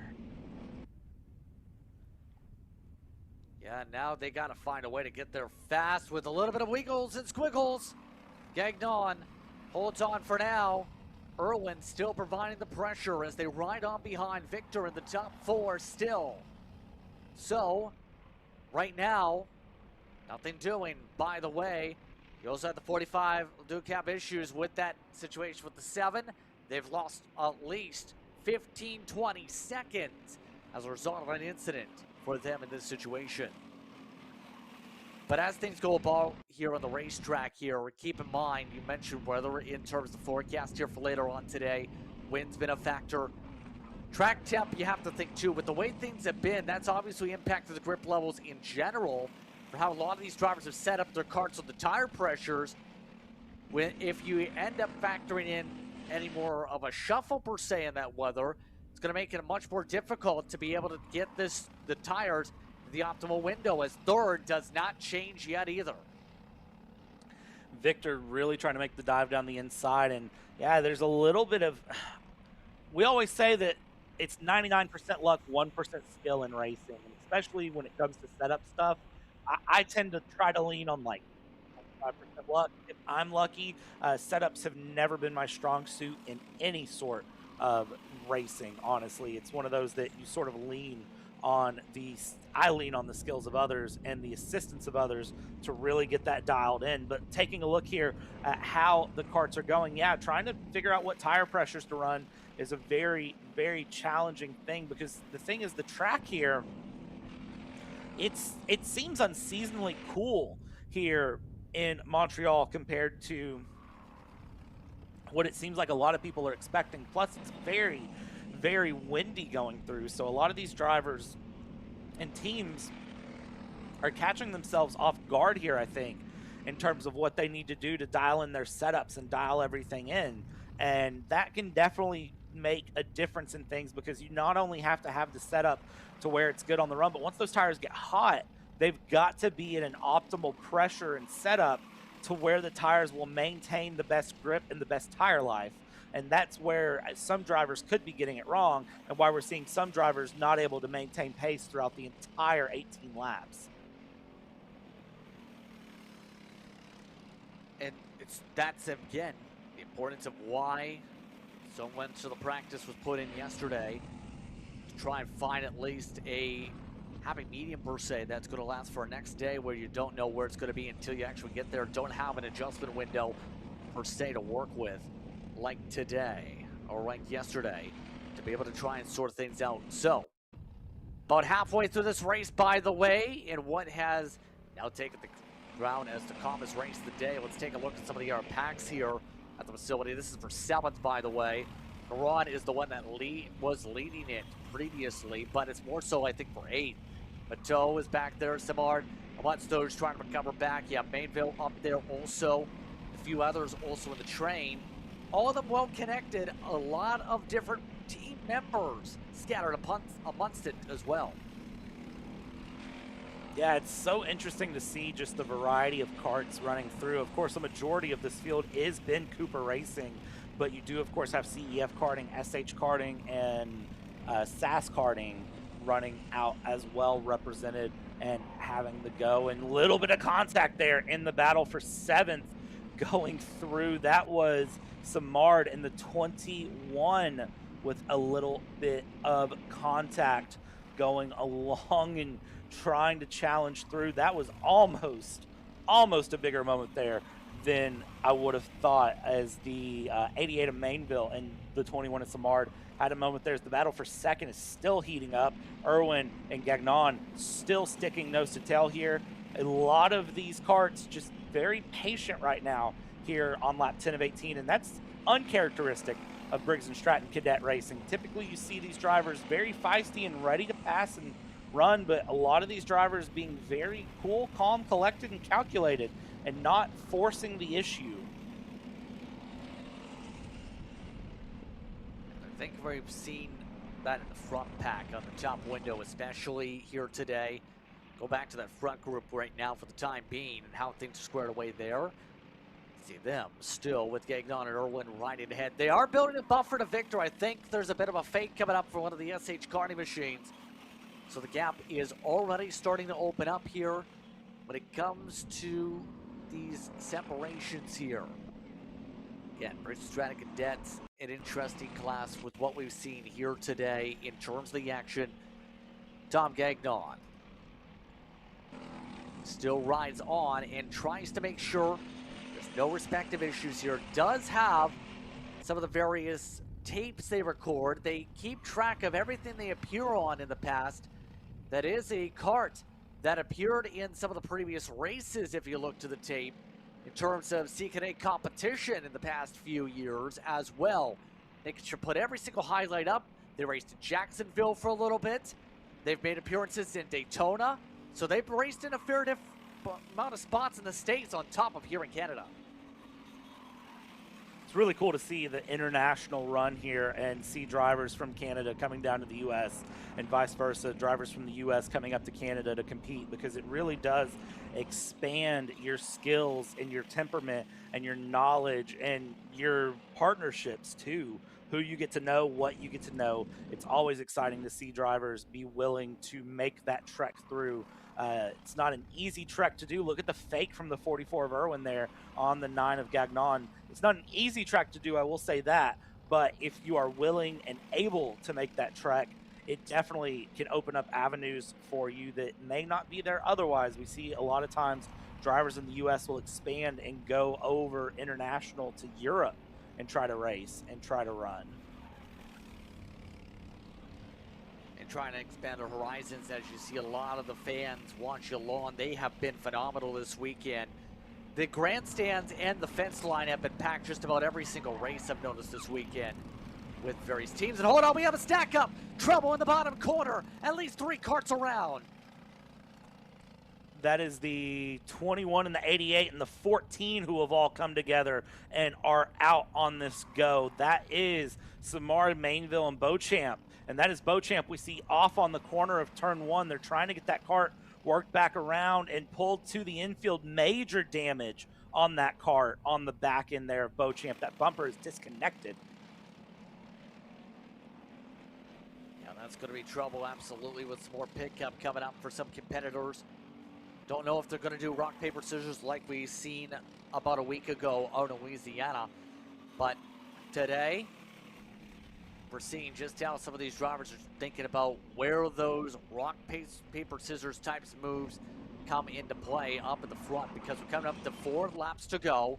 Battle is on, 4 seconds still. Gagnon starting to play a little bit lower lines here, trying to prevent Irwin from taking away a step on the podium, taking away a few extra points from their start of the season tally.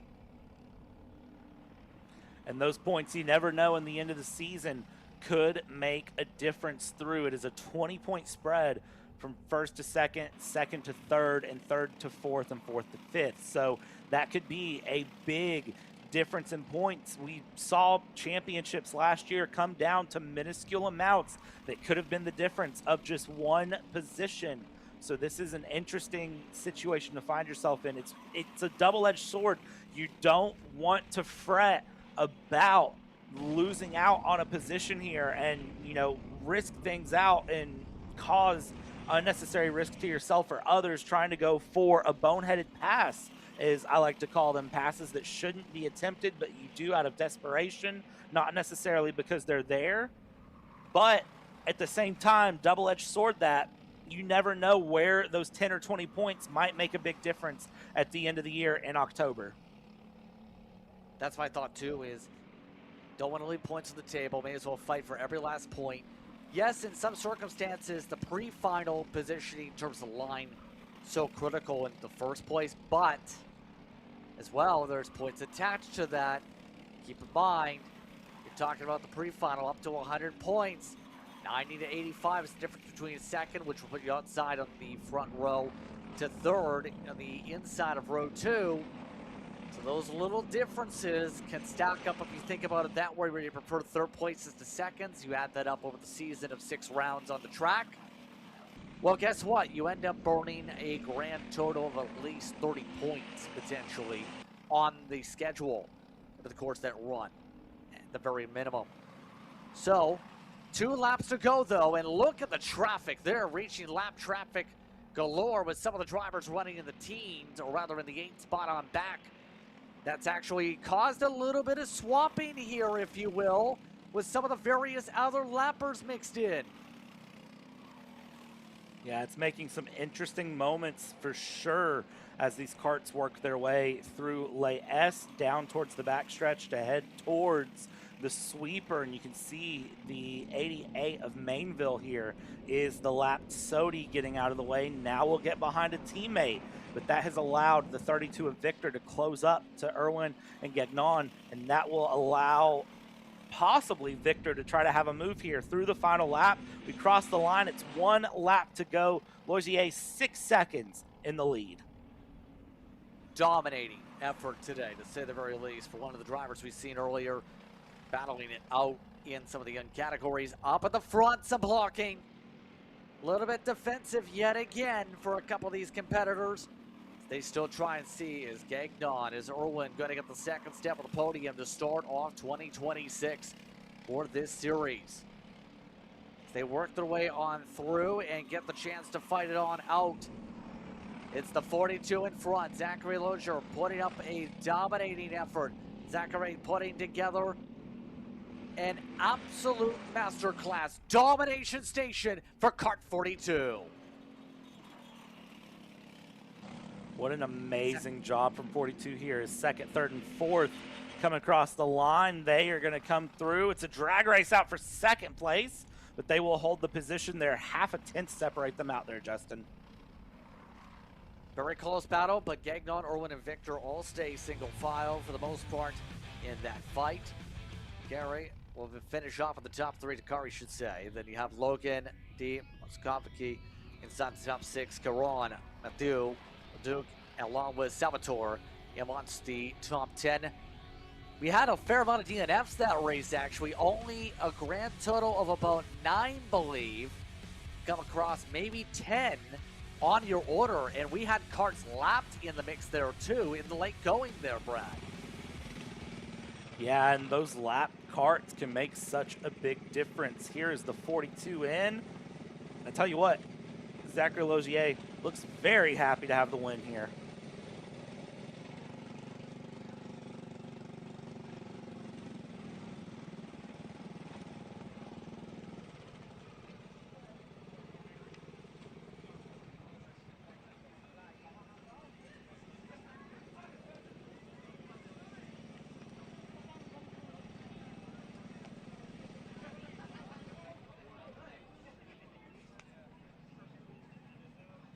So very handshake-filled is the celebration this time.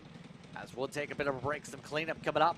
You're watching Kart Chaser as we're more than halfway through your finals. Karting isn't just speed. It's control, precision, freedom. At Atlanta Motorsport Park, Kart Freedom isn't just a team. It's where drivers are made. Welcome to the future of kart race preparation, Kart Sim Pro North America. Featuring laser-scanned North American kart circuits and precision-tuned kart physics developed using real telemetry, dyno and tyre data, Kart Sim Pro North America delivers the most advanced and realistic kart simulation experience available today. Whether you're training for race day, refining your lines, or shaving tenths off your personal best, Kart Sim Pro gives you pro-level insight without leaving your home. Trusted by world champions, coaches, and karting enthusiasts alike, this is where virtual practice translates into real-world performance. Experience the thrill, the challenge, and the edge. Kart Sim Pro North America, use code CHASER20 to get 20% off today.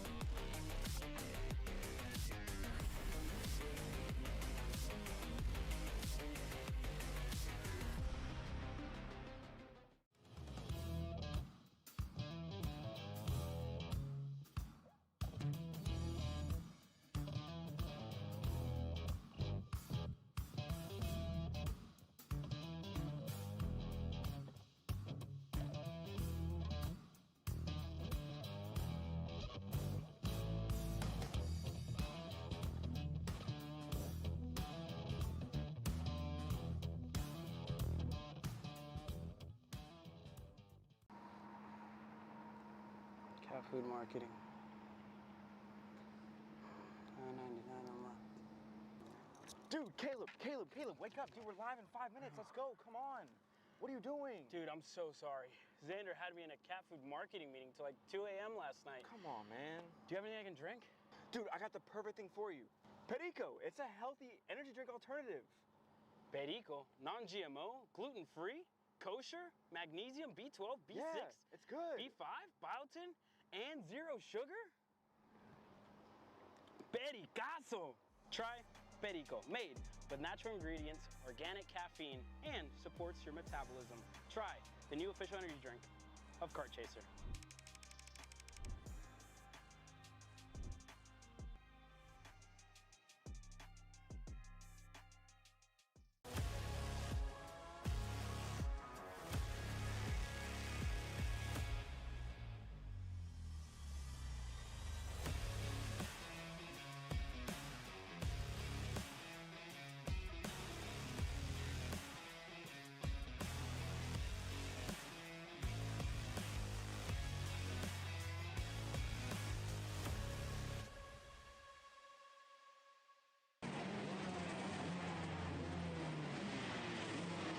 Look at that, some courts are fired up. It's the Rotax DD2 that's up next.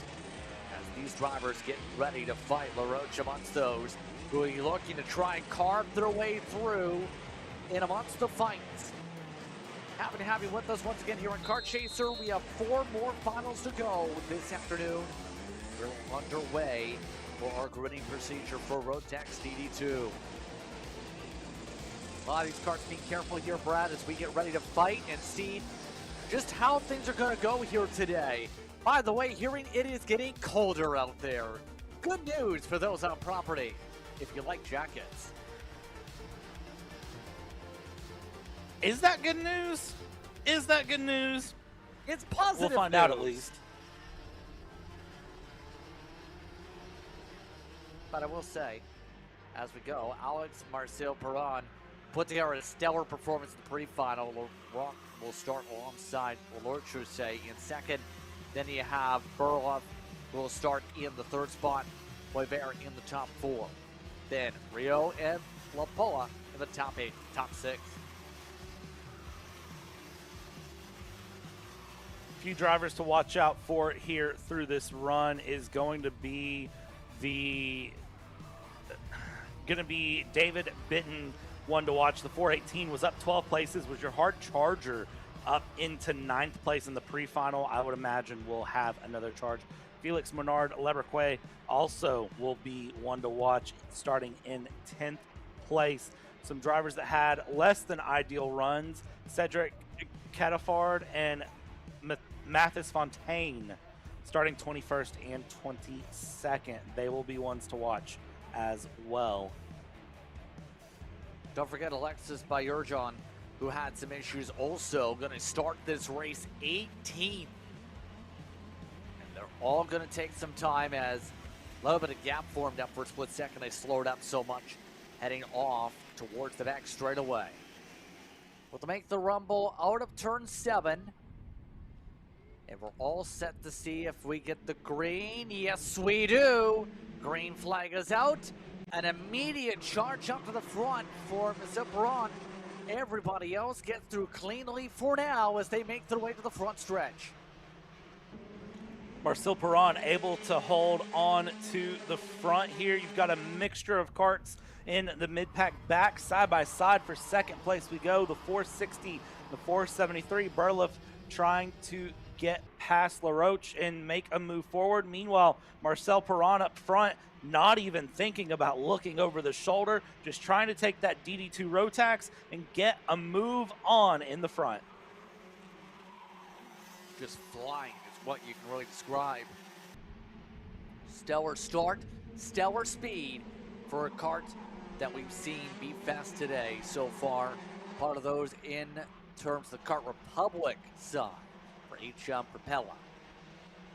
But right now, everybody else making their way through. Here comes the question, though. How aggressive are you willing to be here? Because you see LaRoche getting a little bit of pressure that time for 3rd. A little bit of sending nearly going on for about 7th. I think the big question isn't necessarily how aggressive are you willing to be.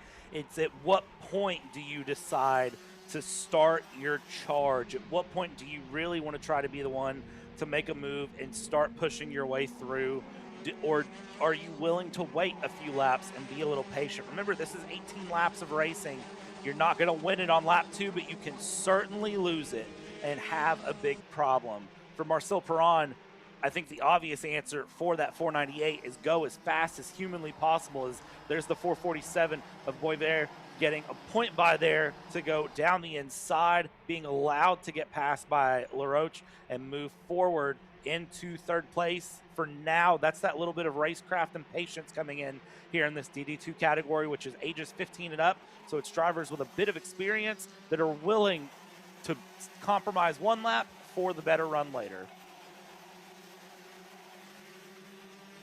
Indeed so. And right now, as they go about, some of the big movers early on, by the way. One of the drivers with issues, the 427 you mentioned, Hard is up 4 positions so far, up 17th on the recovery for the day. Also had Del Cio, who had some issues. LaPointe, though, falling down the order, lost a lot of ground with some potential off tracks for a moment. Everybody, though, seems to be into a good rhythm here. Never mind. There's the barrier for the 444. That is, baby, that's in the wall, and look how much they pushed it in. That is massive front end damage on that cart from that wall contact, and that is unfortunate to see there on that Kart Republic 444. That cart, I tell you what, it's probably a good thing this is the final run of the weekend because that cart would be done otherwise. Yeah, at the very least, going to be more pickup afterwards, but the rest of the field itself just continue to zip along with no issues. You have so far, though, an impressive drive if you're Burleff. Hold on to the second position. Burleff been able to hold back some of the pressure, per se, so far in that 473 kart. One of the others in the PSL karting camp. Made appearances in Cup Kart Canada division. Usually around mid to backpack in some of the previous experiences there for reference per the car DB metrics, but today has had the speed up there. Compare that to some of the others by Urjon. Right now that 496 is up to 11th on the recovery from earlier. And moving up into 11th, a very, very good drive so far from Bayerjan going in that Premier Karting. Tony Kart continuing to push that cart ahead as much as possible. Where is the ceiling, though, for that 496 would be my question. Where is the limit of where that 496 can get to? Because right now, it seems like there's almost not one. It's just going to be a matter of how quickly do we run out of laps, dive down the inside. That's another position gain to get up into the top 10. Nicely done once again, as you see Roach play a little defense, if you will. Lock some of those up. Bayerjan again up to 9th as they go. Everybody else, you see how separations are going. Oh no, the 427 has apparently had issues. You see the time discrepancy in between 19 and 20th. So a few more of the drivers have had issues in the late going for the first half of the race, per se. So just like that, we're down to 20 karts, it looks like, possibly running on circuit as a result here in this one.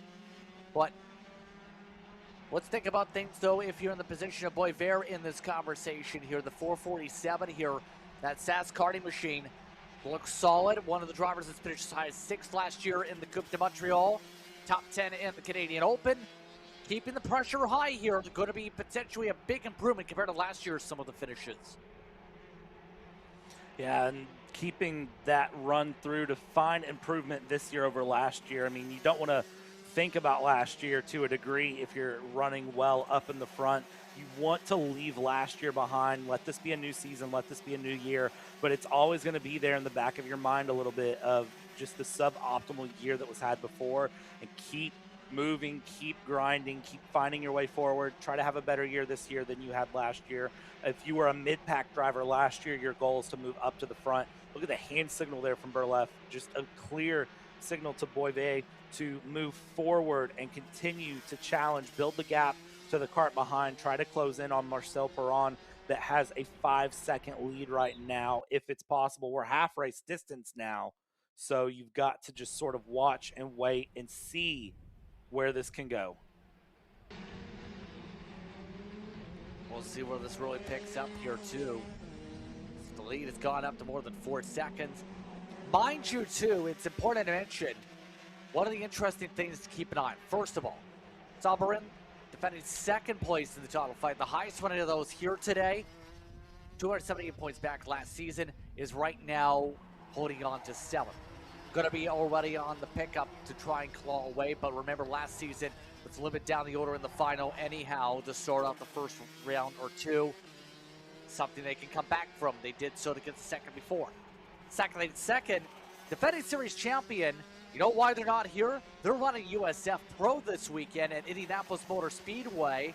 Lucas Nanji got an opportunity with Pabst Racing this year to move up to USF Pro competition. Has been running that campaign in terms of the competitions over there with experience in Formula cars now after winning the Coupe de Montréal last year. And that is what winning Coupe de Montréal can do for you. Is if you have a great run, it gets your name out there and you can find more opportunities. Again, you talked about it earlier, Justin, some of the big names that have raced at this circuit and stepped their way up into the big leagues, for lack of better phrase, the big guns of different motorsport. Some of them still racing now, some of them champions in their own right in multiple series and divisions. And, well, if you can perform well in karting, you never know where it can take you. Yeah, there's so many different possibilities when it comes to racing careers. It's always the discussion. Do you want to go stock cars? Do you want to go open wheel? Do you want to go sprint car? Do you want to go dirt? What direction you want to go as competitors? And in turn, we've seen that with some of the drivers we talked about that have made history at this facility in their careers, where plenty of them, if you look back, have that open wheel pedigree, like Villeneuve, like Stroll, amongst some of those competitors. Sometimes those connections can help guide your way forward for your racing career. Absolutely. Yeah, it's a lot of racing is you need to have skill, you need to have talent, but you also need to be known. You can be the most talented individual in existence, but if nobody knows who you are and you haven't done enough to put your name out there, it really doesn't make a difference at all. So you see a lot of these drivers, that's a lot of what driving is now too. It's not just about being able to drive well. You see a lot of drivers networking, working with teams, doing all of that training, the PR training that we see where they learn how to do interviews with us here at Kart Chaser. They learn how to do interviews for sponsorships. They learn more than just that name of the game that is being good on track. There is more to being that whole package.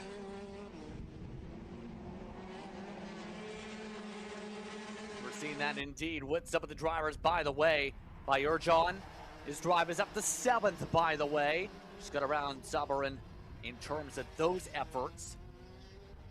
Drive Forward is doing really well, to say the very least, here in this one. Keep in mind, Renault had been one of the top drivers in last year's campaign, but of course has seen the shuffle to various other divisions for the focus this weekend. But right now, second's not done any justice yet for battles, but Verdner goes for second, 447 up to P2. Great move there from the 447. Now the problem is defending it. We talked about it. It's one thing to catch, it's another to pass, and it's a third to defend. And here we go already. The challenge is coming through. That's big contact off into the wall in turn 1 for the 496 of Bergeron, off into the wall there. The Canada driver, Bergeron, off. That was a big contact there into that wall. Barrier moving a fairway back, and you see the crews already getting to work. All the marshals trying to assist to get that cart away. Well out of the racing groove. They'll put it on the other side of the barrier. Driver moving away already. And there goes the drive to recover some solid points there. One of those competitors trying to make national starts in 2 different countries. Couple laps to go though. Coming on through. We have 3 in total on the zip through as Marcel Perron still holds on by near 8 seconds. Boisvert over top. What is a good run for Berlef. But in the end, right now, all you can say is, you can tell that the 447's flying, and right now Berlef is not getting the speed he needs at the very tail end of this run. Yeah, Berlef needs to find a little bit more pace here. You see Delasio looking over the left shoulder. Down the inside is going to go the Ben Cooper racing car of LaRoche, moving through the inside, trying to get that pass to stick. Does get that pass to stick, and will move up here into P4. And that 460 now looking to chase down P3. 2 laps to go here as they continue their way along, heading up into the middle sector of the track, coming through the carousel, through Talladega. Now they exit out of the kink. This battle, 2nd place to 5th, has 2nd through 7th now, actually has really started to compress here. Marcel Perron up in the front by 8.3 seconds. I don't really have a better thing to say about the 498 other than just running away, domination, a beautiful move for the 498 to be that far ahead here on the final lap. Final time around for Marcel Perron, who has put together a stellar drive, near 9 seconds up. The 498 has put together a dominating effort. And right now for HM Propeller, going to be a big opportunity to start off their season strong. An organization that has its own karts program, as a distributor, of course, when it comes to the Kart Republics. Today, this Kart Republic has flown around and then some. Dominating effort, Marcel Perron gets it done in Rotax DD2. Coming through 2nd place, Boivier in 2nd. That 447 car able to pull off through, and Berlef celebrating a strongly fought P3 through. Delasio able to move up into 4th place again on the final lap over LaRoche in 5th. What a drive for a team that ended up being at one point being an exclusive coach to Lance Stroll. Alex Marcel Perron, the one who takes the victory over Boisvert. Berlef followed by Delasio. Diavolo LaRoche up in the top 5. Sabarin down at 6. Rio Pateau wants the top 8 here as the rest of the grid continues these drivers to go. So everybody is going to be in the interesting conversation here of where to go next as the celebration's on for the 498.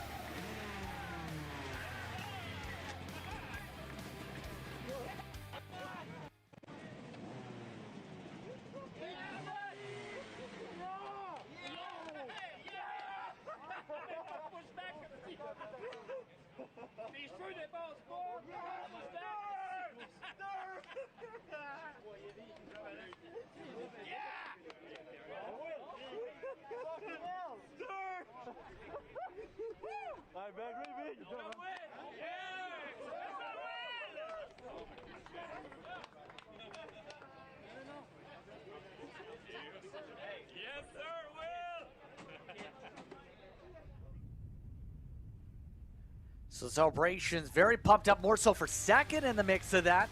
We'll take a break. You're watching Kart Chaser. Macron Motorsports builds champions every day. Drivers who won on the world stage. The Tillotson T4 Series is pure spec racing. Same engine, same chassis. When you win, it's because you were the best that day.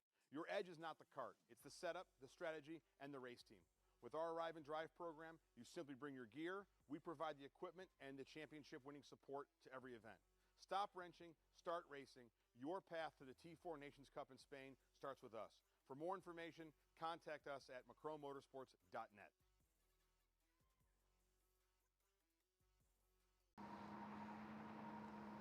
Cat food marketing. $9.99 on that. Dude, Caleb, wake up. Dude, we're live in 5 minutes. Let's go. Come on. What are you doing? Dude, I'm so sorry. Xander had me in a cat food marketing meeting till like 2 a.m. last night. Come on, man. Do you have anything I can drink? Dude, I got the perfect thing for you. Perico, it's a healthy energy drink alternative. Perico, non-GMO, gluten-free, kosher, magnesium, B12, B6, Yeah, it's good. B5, biotin, and zero sugar? Pericazo! Try Perico, made with natural ingredients, organic caffeine, and supports your metabolism. Try the new official energy drink of Kart Chaser.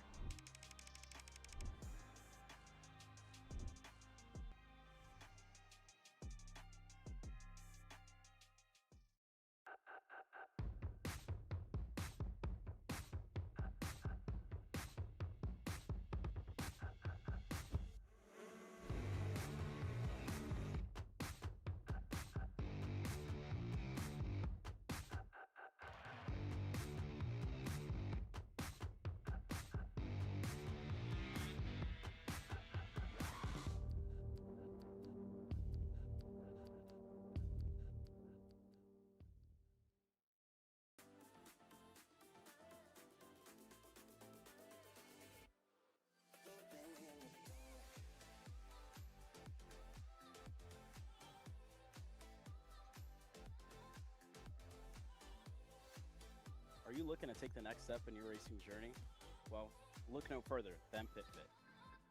With 2 locations in Charlotte, North Carolina, and Indianapolis, Indiana, PitFit trains drivers all the way from grassroots level karting to IndyCar and NASCAR, with top-of-the-line personalized coaching to improve physical and cognitive fitness.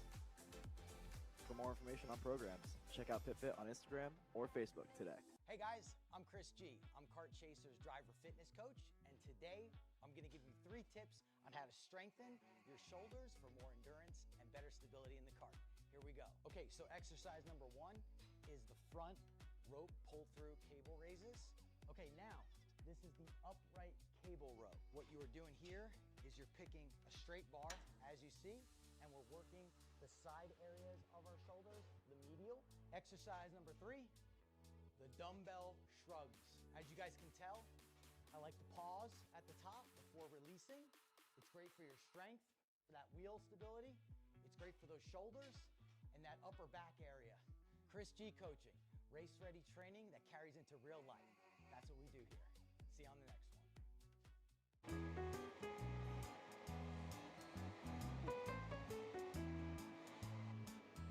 Gee, looks like we're missing the engine. What the hell am I supposed to tap? What do you mean? It's my Greyhound. It's all I need. Where's the rest of it? It doesn't matter. It's a Greyhound.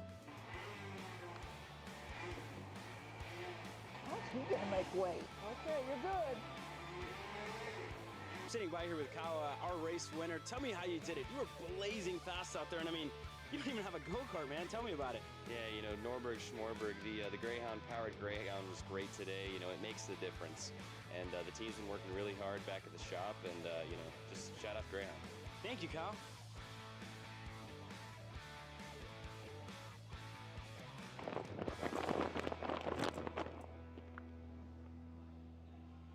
How the f did you just win? Doesn't matter. It's a Greyhound. Champions aren't just born on the kart track. At SimShop, we deliver professional-grade simulators with the best performance-to-price ratio in the industry. Founded by racers who understand what you need, our SimMagic and Moza equipment is powerful enough for the pros, yet affordable for everyone. With unmatched customer support and a thriving community, we're your racing partner. Visit simshop.com today.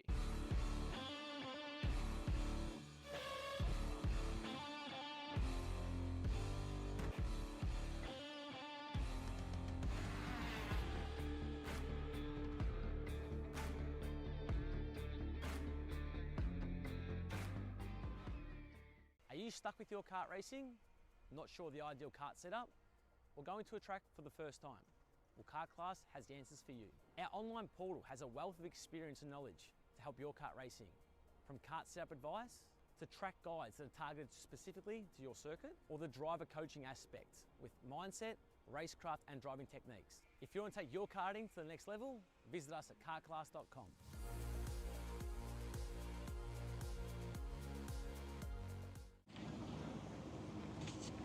Kyle, what are you doing? It's got my new Greyhound seat. You don't even have a cart. Doesn't matter. I have a Greyhound. Who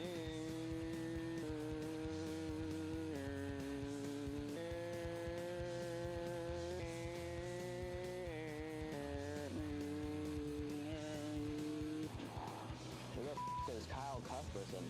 Doesn't even have a go-kart. Doesn't matter.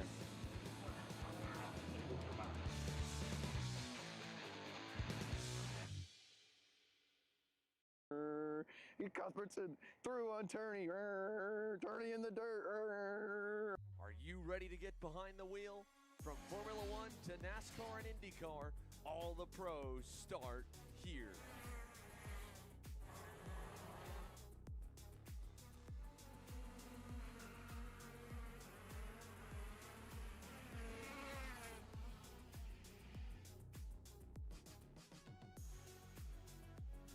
For more information, check us out online at mcckarting.com or call us and go racing today. When it comes to innovation on the track, Odenthal Racing Products leads the pack. From the highly popular EasyGP camera mounts to our tough case to GoPro case, racers everywhere trust ORP for strength, reliability, and precision. We're proud to be the #1 engine mount manufacturer in the USA. And with our new Easy Bumper Retainer System, you won't get caught out with a failed bumper bolt again. Odenthal Racing Products. Lead or get left behind.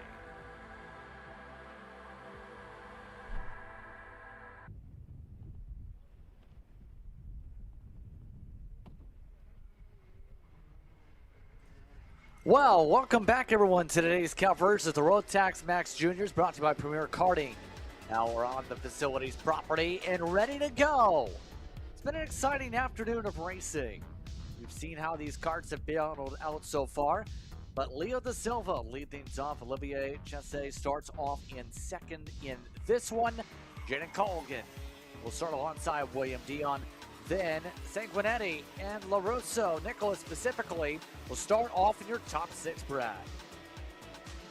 Yeah, looking through at the drivers beyond that, it's Gadori in 7th, it's Kirchhoff in 8th, LaRusso in 9th, and Gauthier in 10th.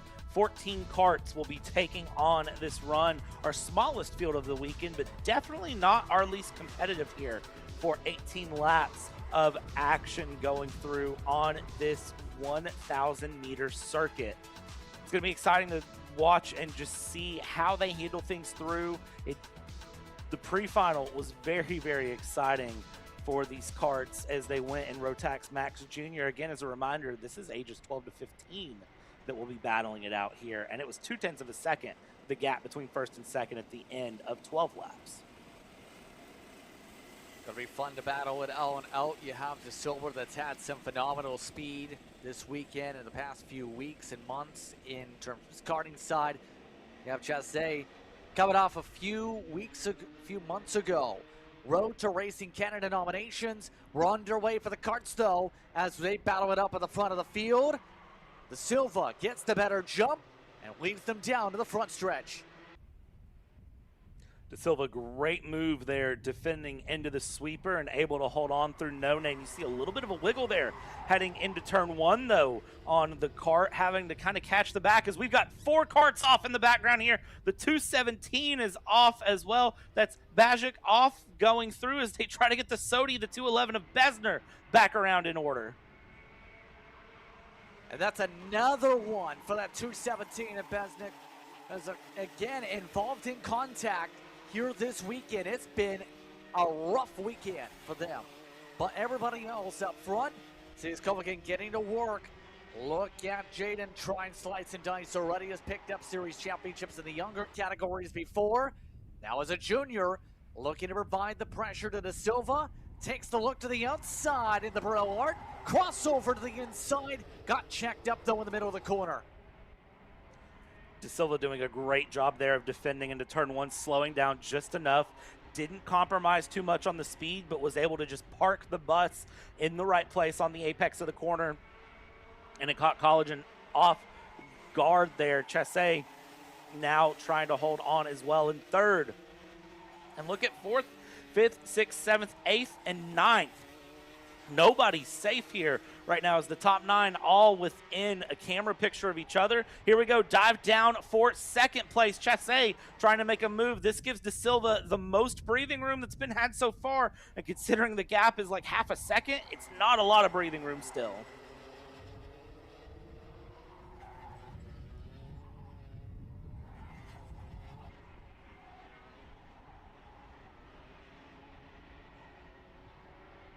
De Silva here up in the front, trying to hold on against Chasse. Collagen holding third, Sanguinetti in fourth, and Dion in fifth as they go. The LaRussos, by the way, it's Massimo LaRusso over Nicholas LaRusso back in seventh and eighth. But again, this whole top 9 separated by 1.6 seconds last time across the line. Justin, when you've got a group that's that close together, one move from anyone up in the front can bring even the person in 9th place up into the lead. And right now, this group is all trying to fiercely battle it on out indeed. So, gonna be very interesting. Sanguinetti also is in this mix here, and some of the names you mentioned right in that conversation. One of the Tony cards, if you will, looking pretty steady so far. Sanguinetti has been a representative in the past in the World Finals. He's also been a Minimax champion a couple times over the past. Won some Briggs championships in various different series. Oh, and by the way, got some appearances in the RMC Grand Finals with the representation of Canada over in Bahrain this past year. Sanguinetti getting himself under attack though by Dion. Will have to fight to get a chance to move on up here and add on to that repertoire here. And that international run can be so important and make such a difference in your racecraft, in your knowledge of the sport, and in your skill. So it's great to see that battling continuing through. Sanguinetti showing a lot of patience here, not necessarily going for anything too crazy and just settling into the run here. Lap 5 of 18. There's plenty of time for these drivers to push through, but not a lot of time at the same time when you consider that a lap is 45 seconds, 44 seconds of action here across the track. Down to turn 1, De Silva, Chasse, Collagen, your top 3 as they are. Dion, Sanguinetti in 4th and 5th. Again, that top 9 holding through in position, but the top 2 starting to breathe a little bit more. Top 3 breathing a little bit more off to the rest. They're still not far enough away that they can comfortably battle and not end up under even more pressure, but they are in a position where every time they look over the shoulder, it's got to feel a little bit better.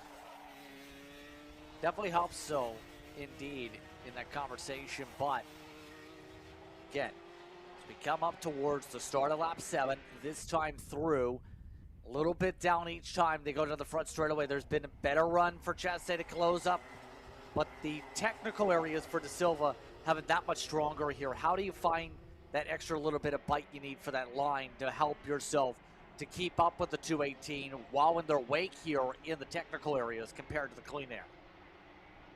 It is very difficult, but at the same time, you're leaning a bit on the grip of the cart and on just being comfortable through. And you can see that even through the runs, we're losing a little bit of time too to Silva, but then that's closing back through the straights. And it's not a lot of draft that's making a difference, but it's just enough that it's adding a little something where it needs to be here. A lot of it is making sure you hit your marks and don't hyper focus on the cart ahead and lose out on where you're at. As you can see, Collagen there, the 227 sticking right behind there in third, is not losing a lot of time, was very close actually through the middle sector to the back of Chasse, who's trying to gain on De Silva, but then lost a little bit through the third sector here. You can see that time closing up yet again as they come through Laes. And they look to move through Le Coupal down into Sweeper. Second and third place, they're a lot closer than they are to first. They need to be careful here because if they start battling, De Silva can just check out and run away as we're hitting half race distance. About half distance coming on through next time by completion. Still nothing doing at the front of the field here today. Dion is pulled away from Sanguinetti, who started to slip back here for the mid-run here in this race. But as they go about here, keep in mind as De Silva marches their way through here and all of this, you have various levels of those who are keep busy. You have some of those you mentioned with the national experience here, Brad. We've had some of the drivers we talked about in regards to trying to get international experience. How about those trying to crisscross the country? Like Sanguinetti was backing up some of the information on that side of things. They just came away with the top 3 a week ago by racing over in Alberta, part of the BC Regionals Karting Championship. Now we're over to Quebec.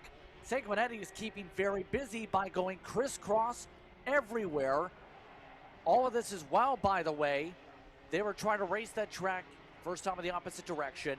Got disqualified because they borrowed fuel that was bad from another driver because they were waiting for, he was waiting for his father because they raced together as a team, father-son, and still came away with a solid race day as a result. That's the driver in 5th spot that had a busy time last time out. And that was a week ago. That's the thing. That was a week ago making such a big run, and it goes to show you have to not let week by week affect you either. We talked about how round 1 can be a bounce pad for a strong championship run in the season, but even then, week to week, if you're running other things to stay up and moving and have that experience, you have to be careful to not let a bad previous weekend affect you on the next weekend. It is really one of those you have to just wipe it off, let it go, and then continue to move forward. It is very much easier said than done from the booth, but these drivers are professionals at it, especially in this max junior category here in the Rotaxes. These are drivers that a lot of them are chasing that long-term goal of getting a career drive and moving up into the high-end professional motorsports. And really, I mean, you can to a degree call karting professional motorsport now. Is it has expanded immensely over the last few years. So, you know, trying to make that next step up, you've got to do what you have to do to get that racing experience and run. And for some drivers, they decide to just race everywhere they can, and that means West Coast, East Coast, North, South, multiple countries, whatever it takes. And keep in mind, for those who don't know, the schooling system here on the Canadian side of the border usually runs in majority of areas up until June. The end of June specifically, a couple areas will go up to May like in the States, or have the couple months break before they go to school in July or August. So we're coming up towards the school break in a couple months, and by the way, are about a couple weeks away from Victoria Day holiday weekend. Oh, by the way, we haven't said this all weekend, it's Mother's Day today. So by the way, for those at the facility, happy Mother's Day to all the mothers of all the drivers and all the fans and the team members here this weekend as we make our way through our 8th race of the finals this afternoon. So, you know what would help out for a good Mother's Day gift? Give them a trophy to be able to celebrate with, as well as flowers, lots of flowers. I mean, or you just go grab leaves that are flying across the facility if you can't find flowers. That's always an option, right? The wind picking up even more, I believe, than it has here as this race has continued. The sun is out, though. The sun is shining. So great weather here for a Mother's Day race at the facility as they go along. Up here in the front, De Silva, half a second to the good here as we take a look at the 253. Kirchhoff trying to move up positions. Massimo LaRusso ahead in the 269 has gained 3 positions so far and is in a great place in P6. Here we go. Here's a battle going through. This is going to be LaRusso down the inside of Kirchhoff trying to get the pass along. That is the move done, and that is a position gained. Nicely done in terms of some of the swap arounds as we come up to 3 laps to go. Seeing some of the separations still pop up as they make their way to the back straightaway.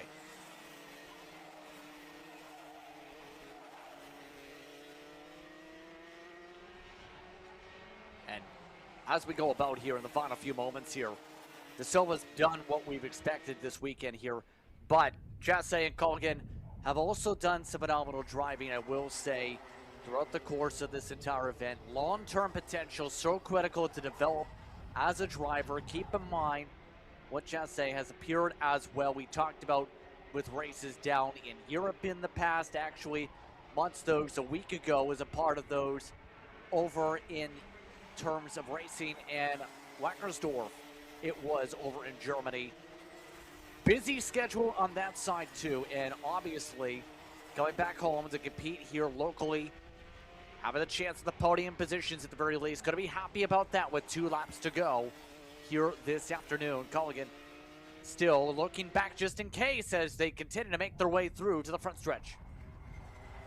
When you start getting drivers that are flying internationally overseas to compete in championships, those are drivers that you need to bookmark their name and be aware of them, because they have the potential to explode on the scene, and they have the potential to really, really make something happen through as they go. Right now, De Silva, 0.6 of a second up, holding on in front. That gap is closed here going into the final lap. It's not completely eliminated, but it has closed here to 0.6 of a second. Coming across for the white flag. Final lap here and into turn 1. That gap, 0.3 of a second. Jaden Colligan, fastest kart by 1/4 of a second over Leo De Silva. Leo De Silva, yet again, continues to showcase why he's one of the top talents when it comes to REM. Has been competitive whenever he's been stateside. He's been very competitive after having not the greatest of qualifying efforts. We said it during the qualifying itself. Expect De Silva to go up towards the front by the time we get to the finals. Guess what?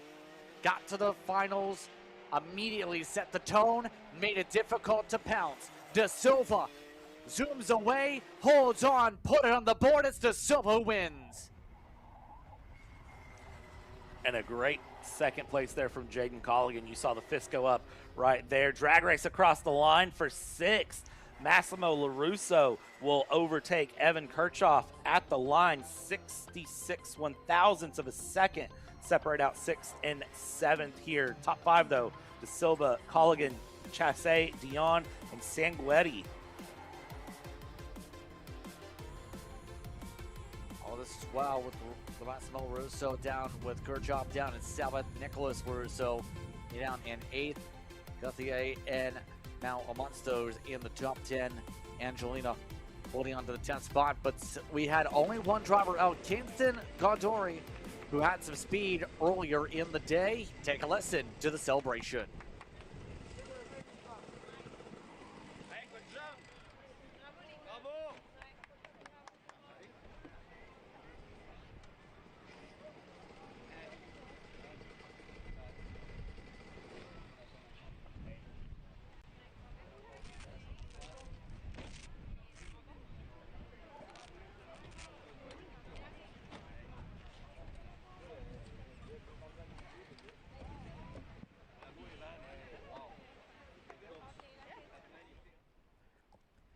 Very calm reaction, to say the very least. A few different drivers from rival teams saying congratulations, recognizing how quick he was there, Brad.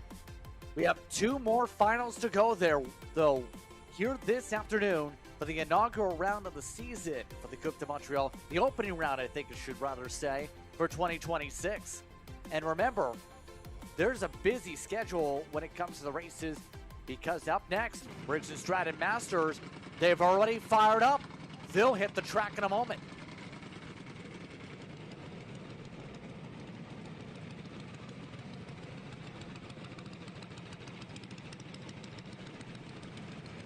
Just taking a look here at the carts. Just taking a look here at the carts, you can see everyone locked in here. They're ready to go. Nobody really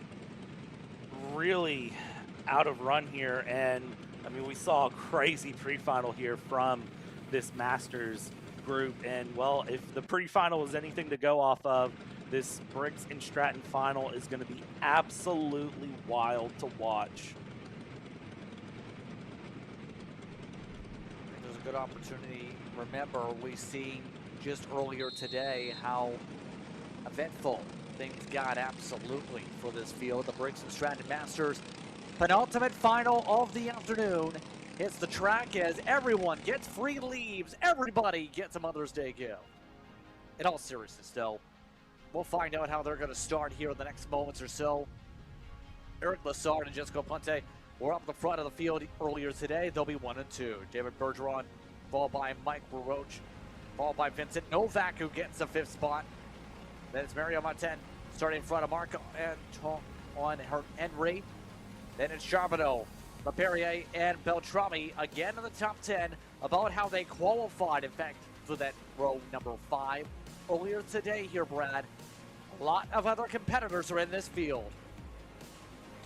Absolutely, this is a great run of karts. 23 karts took place in our pre-final. I believe we will have 22 on the track. We'll verify if the 23rd is running through, of course, the incident in the pre-final involving Simone Jobin, and we'll see if Simone Jobin is out to race here in the final or not, as they are doing the slow roll pace around here, not really looking to get anything going. Of course, we've seen some of our categories absolutely fly through these pace laps, but here at Masters, they're going to take a little bit of time going down the track here, as yes, we do have the 882 Simone Jobin back out after that big incident there in pre-final. Good to see Simone back out and racing. Absolutely, especially after the tumble earlier. Some of the various drivers in the field saying, good luck. I'm friends with you. Let's try and work together. Others want to build upon their rivalries. Once again, the Briggs and Stratton Masters ready to fire. Remember, previous time out for the championship running, it was Mike Roach who picked up last year's title. Some of the drivers, like the Novaks, were 3rd and 4th. You had Matthew Martin up in 2nd last year in the final fight. Jobin, who had the flip earlier, looking to recover already, trying to pick up some points after being in the top 5 in 2025. But 2026 is a different season already. The green flag waves, the sun continues to shine. It's Lessard that leads them down, who gets the advantage. The first 2 on the bottom, in fact, move forward. Everyone makes it through the sweeper, heads through No Name. Great start this time around here as we hold side by side for multiple karts running down the main stretch. Let's head into turn 1, and these karts all holding into the single file go. 1 kart around, 2 karts together. That is going to be the 808 and the 859. That is Bergeron, I believe, that has come together there with the 859 just causing impact. Unfortunately, Delarier causing an impact there through, not able to avoid. Yes, indeed. And now, as they fight it on out here, top group starting to pull away a little bit. LaRoche is at the tail end of the choo-choo train, if you will. And Lessard going to be difficult to be able to hold back here. But Bergeron, like the pre-final, seems to be at the very least willing to work with him. That's going to be helpful. Look at the amount of dust that's now on the racetrack, though, up in the final corner. That is going to be a lot of dirt on these tires. That is a lot of dirt being kicked up and not going to help anyone out. Hopefully the tires will be able to mitigate it pretty quick, and they'll be able to just clean those tires off. But it's such a quick run around this track. Again, this track, 1,000 meters, not a lot of distance here on the track, so that gives time for these, the drivers will get through, they'll get the dirt off, and then immediately end up with dirt right back on the tires. As we look at the run in to the sweeper, top 2 hold nose to tail here. Lessard and Bergeron not really looking at anything too crazy here. Top 5 holding on nose to tail right now. Keep in mind, that was all with the leader, Lessard, getting the worst brunt of all that. As you know, as the lead driver, they'll be the first to get on that wave and go forward. Right now, Lessard looking pretty steady despite that, though. Right now, Bergeron still stays on the rear for the time being. But as they try and plant things around here, the interesting thing is going to be some of the others that are going to charge ahead. How about Matthew Martin? Up 11 in the second pack. 807 is flying. That is great, great pace showing from the 807, running very similar times to the leaders right now and able to just carve through traffic. So for Matteo Martin, it is going to be a case for that 807 of continuing to do the same thing here. Work your way through traffic slowly but surely, and through 18 laps, sky's the limit for that 807. Can easily work up into P6 if not further, and maybe trying to do so right now. Out of turn one, not able to clear a pass, but you can see bouncing in the seat, trying to get as much time as possible found out of that 807 cart and trying to push forward very, very quickly. Interesting to say the very least here, as we are already about coming up to start lap 5. And we'll say for the Muntens, been a difference of 2 races. Mario with a bad run so far. You have a good run for Matthew. They've gone about, when it comes to Matthew, he won the season finale actually for last season in the Coupe de Montréal. Right now it's looking like there's a good opportunity, at least in the second pack, if there's enough time to get through, get as high as 6th. See the lead group, by the way, still in the top box right now as they go about on screen. Still, Lassard hasn't blinked a bit in terms of what they've been able to do around here. Nothing in terms of passes, nothing in terms of pressure yet. And eventually the shoe's going to drop. No, right now Lassard, very content, and Bergeron's been very helpful as his wingman. And having a very strong wingman when you're in the lead that can just help you hold position makes a big difference. It kind of gives you a little bit more breathing room. And for Lassard here, that is an interesting position to be in, because Bergeron and that 808 is not a teammate, but it goes to show how the Masters race. They race with a lot of knowledge and a lot of racecraft and a lot of smart thinking on their part of when to go for passes, what to do. So that's why you see the top 5 right now fairly steady in their run where they're at. Nobody looking to force any unopportune moves. Again, they are sitting. They will go for moves when there is a greater than 50% chance of it working. And as of right now, lap 6 of 18, they're just looking to count laps down before anyone goes for anything too crazy too quickly. Keep in mind, Bergeron is with CEF, by the way, just doesn't have the same livery on the kart.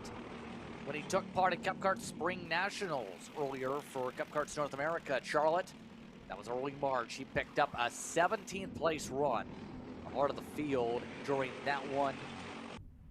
Finished off as high as 6th in some of the races during last year's races also, but also missed a couple rounds that put him down in the championship. By the way, do you like energy drinks? Do you like Perico? Do you like the word Perico? Do you want to learn what it is? Well, you can use the code KARTCHASER for 20% off today. That's perico.energy to go to find out more information and get yourself some energy into your steps. Here today, Perico, what can it be? Pericasso, if you will. Have some phenomenal drinks. But right now, we're coming up to lap 8. More importantly for the race drivers on the racetrack. Look at the stand up for second. No, Jessica couldn't get the move. In fact, that checked things up for Novak. That in turn seen Vincent nearly losing 4th as well.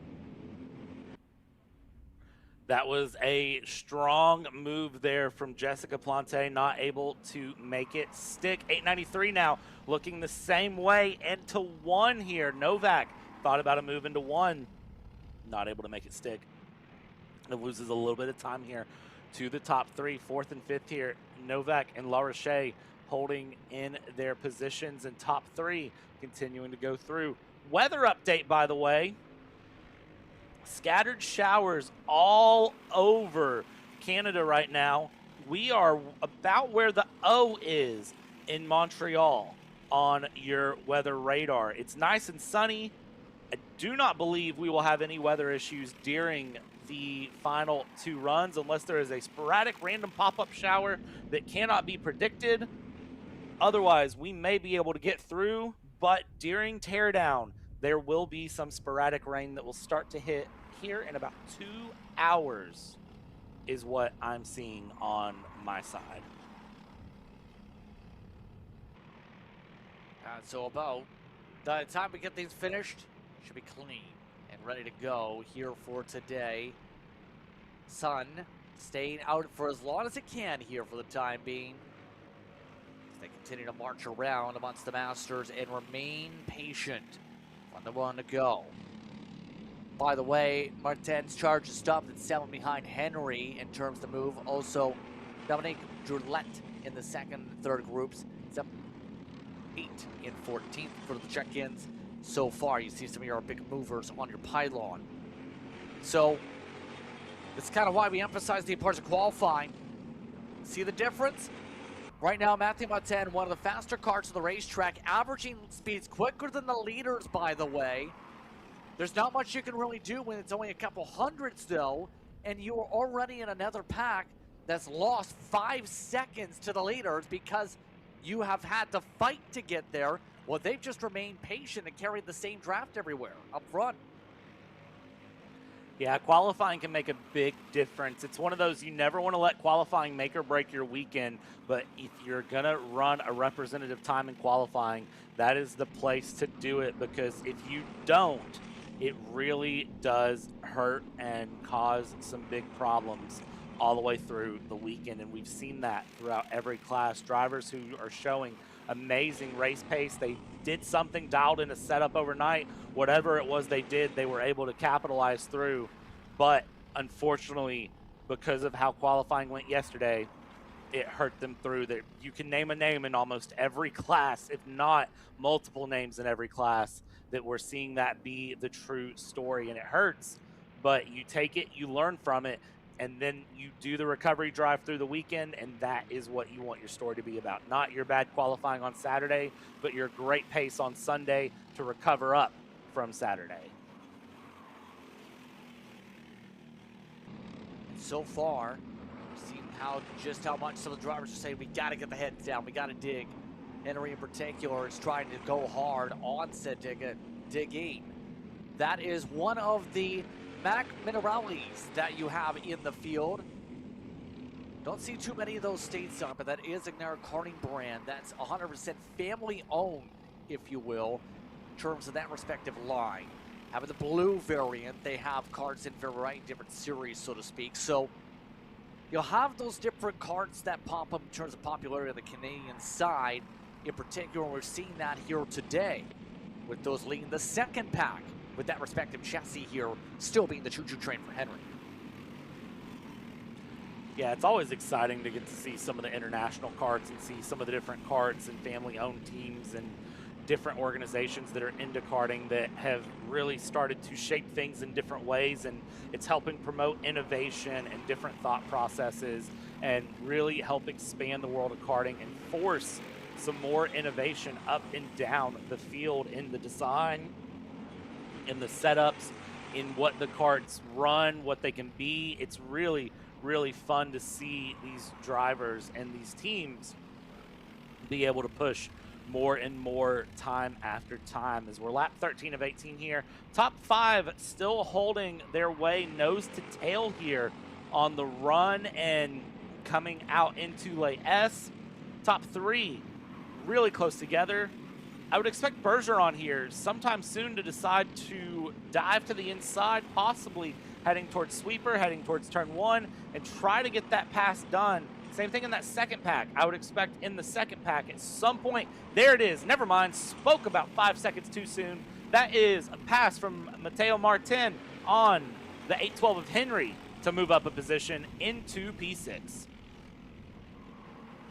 Yeah, Henry still holding on for now, still not giving it up easily whatsoever in this fine part of the SAS Karting organization. Victor second place runs, for example, in some of the Masters races, part of Cup Kart's Canada division last year. 2024 had some decent runs also back then. He's doing a good job at the very least to try and get a top 10 here today. Less than 5 laps to work with here on the circuit. Right now, what do you do if you're Martin to go here? Because there's been now 2 attempts including this time to go. Does this time work? Charbonneau trying to give assistance. Yes, it does. Moisin also follows through, and just like that, they finally get around Henry. And Henry dropping all the way to the back of the order there, running wide through the sweeper, and now almost losing the draft completely out. Helmet Tuck trying to find some time, and unfortunately will drop out, I believe, out of the touch with 6, 7, 8, and will drop P9 and kind of be in no man's land here. 10 seconds back to LaPierre, and then we'll lose a bit more time to Moisen ahead. Fortunate for the 812 to end up in that no man's land territory. As well, sometimes we see a helmet tuck, sometimes we see a knee raise, and for Lessard, it's the knee raise that we see being the choice here to try to get some slipstream and run as they come up for lap 16 of 18.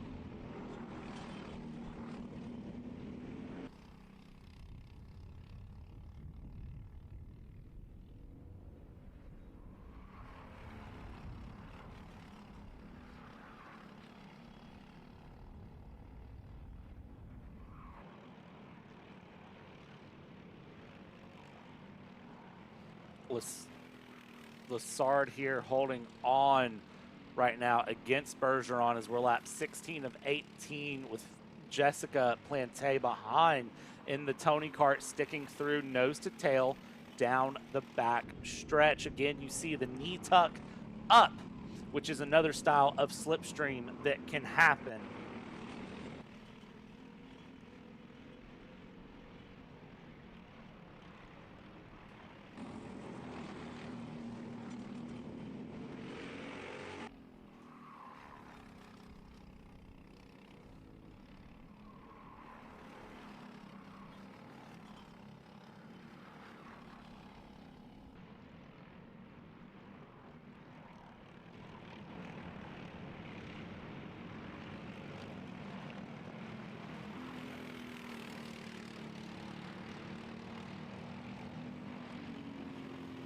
Everybody else making their way on through a start, making their way on through. Coming up to the back straightaway here, Brad. Where do they go? When is this going to work? Bergeron pushing out as far as possible to get Plante out of the equation. Traffic coming up here, and I don't know what the best decision is for Bergeron and Lessard. Plante doing just what's needed here. 1 to go signal. Blue flag is out. Dive look to the outside, defend the inside. Try to switch through for that 808 of Bergeron. Pin Lessard to the outside with the lap traffic. Down to the inside they go. They hold side by side. Outside turns to inside as we head through the carousel down towards Talladega in the kink. Somehow Lessard holds on to the lead. Bergeron second, Jessica Plante in third. Half a lap to go here, 500 meters. How does this one end? Here we go, back straight away, coming up to the sweeper. Already signals are going to wave Palou. Bergeron waving at Lessard, it felt like there. Lessard making their way to the final corners. Lessard trying to make sure no moves are made and no name. Indeed it is. Eric Lessard coming up to the final stretch. A drag race for the first time today. 3 wide, it's Lessard who wins by the 43 1,000 second mark. Your closest finish of the day. Top 3 separated by 64 1,000ths as they cross the line. How do you like that?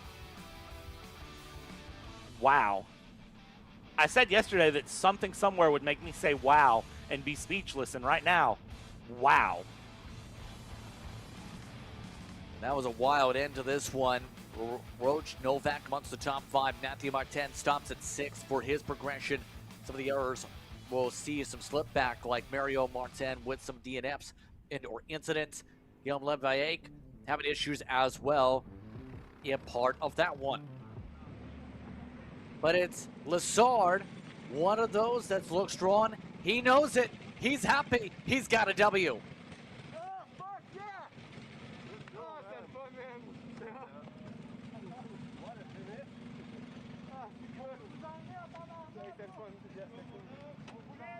Nice race, holy fuck. Hey, un bout de temps là, en arrière avec Jess, il l'attaquait. C'est pour ça que je t'ai attaqué, parce que je voyais qu'il l'attaquait, puis je voulais pas qu'il me faire pogner, fait que j'étais comme toi, tu vas être capable de l'aider. Oh my goodness. So as they have some very colorful language. We apologize for some of that said language, but Lassard is happy. We'll take a break. One more race to go. You're watching Kart Chaser.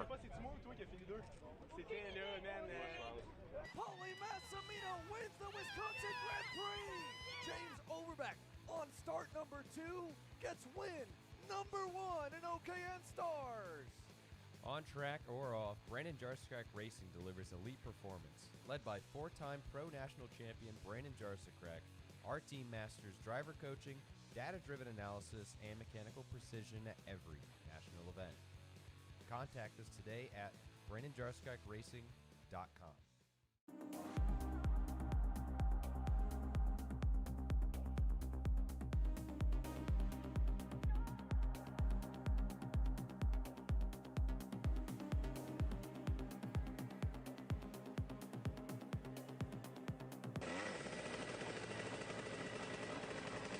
Oh, looky here, it's our final group. It's the PSO Karting Rotax Max Senior. REMs galore, setting up towards the front of it.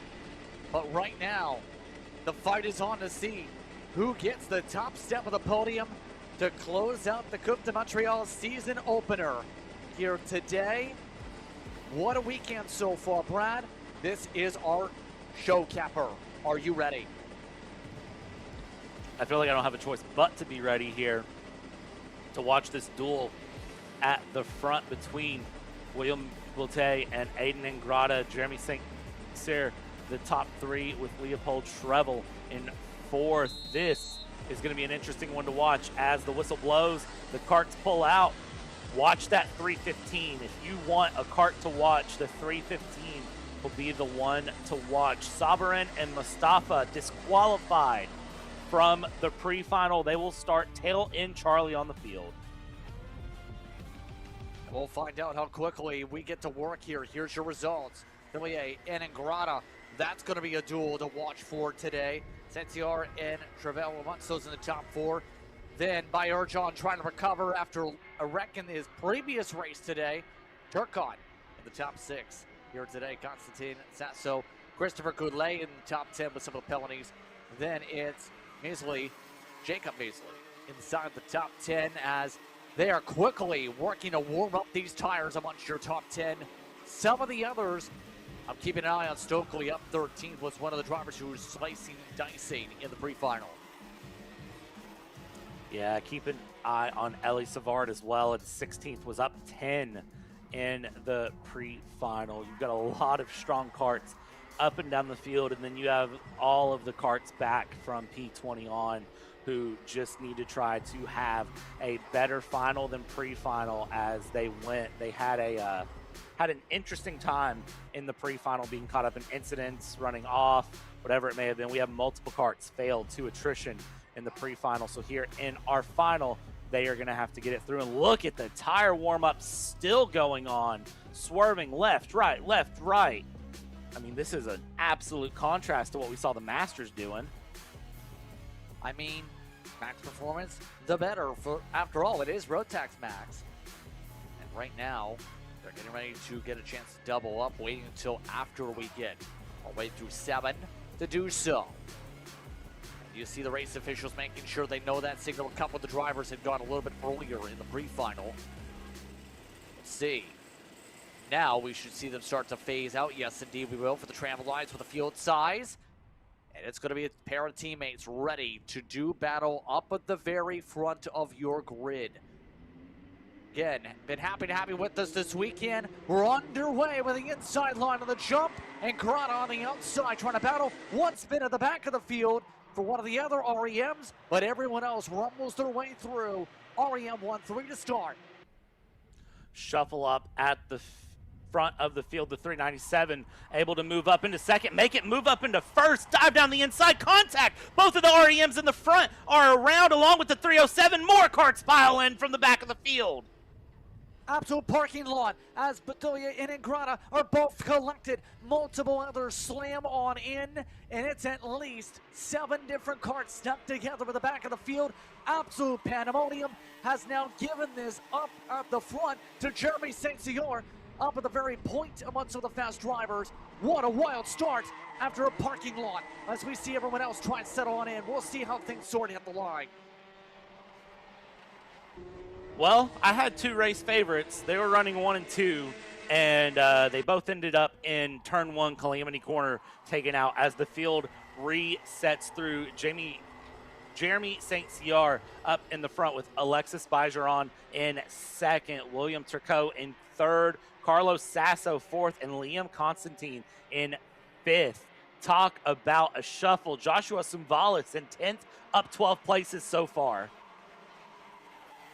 One of the drivers who had an opportunity to punch their ticket to race over in the Middle East last year for Rotax competition is the one in front, but look who's capitalized. Bayurjan is up to second with it. Turcot's up to third. Great chance for the 399 to pounce here, as right now everybody tries to close the gap. That gap is closing quickly. Half of the gap is gone already. That gap closing in significantly as we see a little bit of side-by-side there. Mesley battling it out with Goulet in the battle for P6, trying to squeeze each other through in the run towards the kink and heading out of Talladega and now through Lay S. Up at the front, St. Cyr trying to just maintain pace here, but here's the thing. This is going to accordion very hard. Here we go. Swap one way, swap the other. That's the 385 of Sumvali, who is moving up another position. That'll be 13 gained on the day.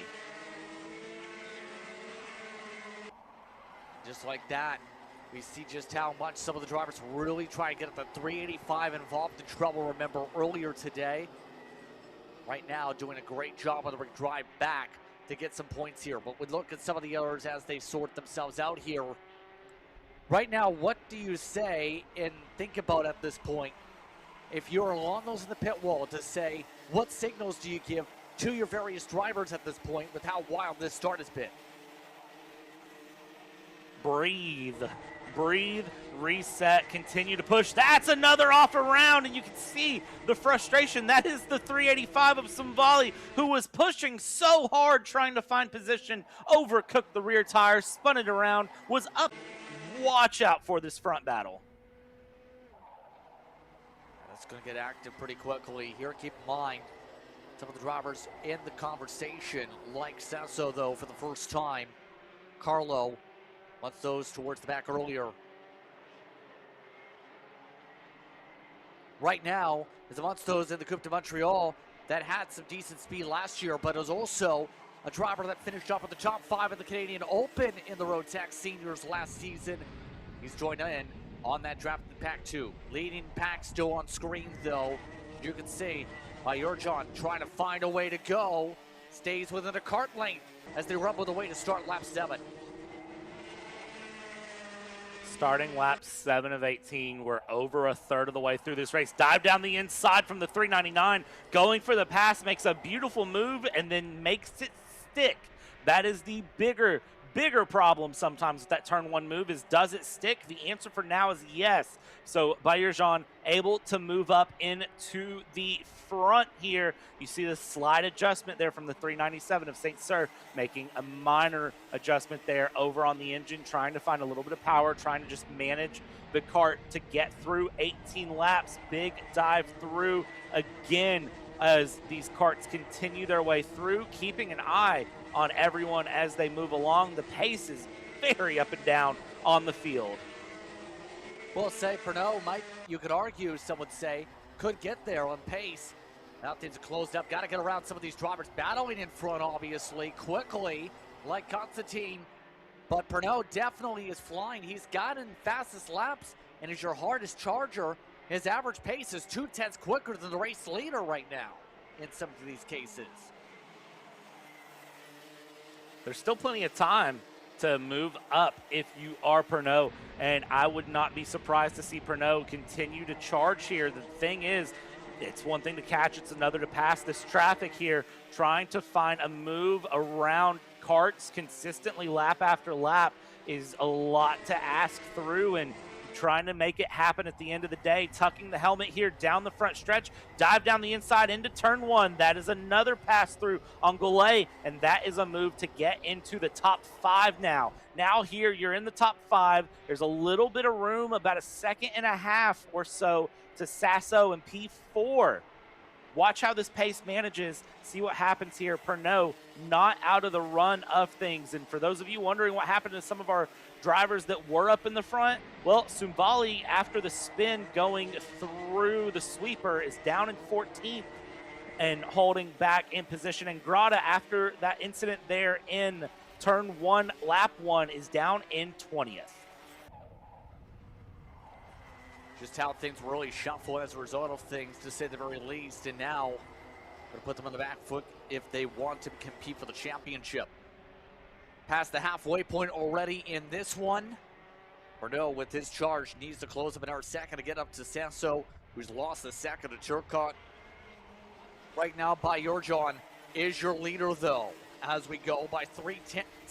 We're as a result, how things have shuffled off Cam.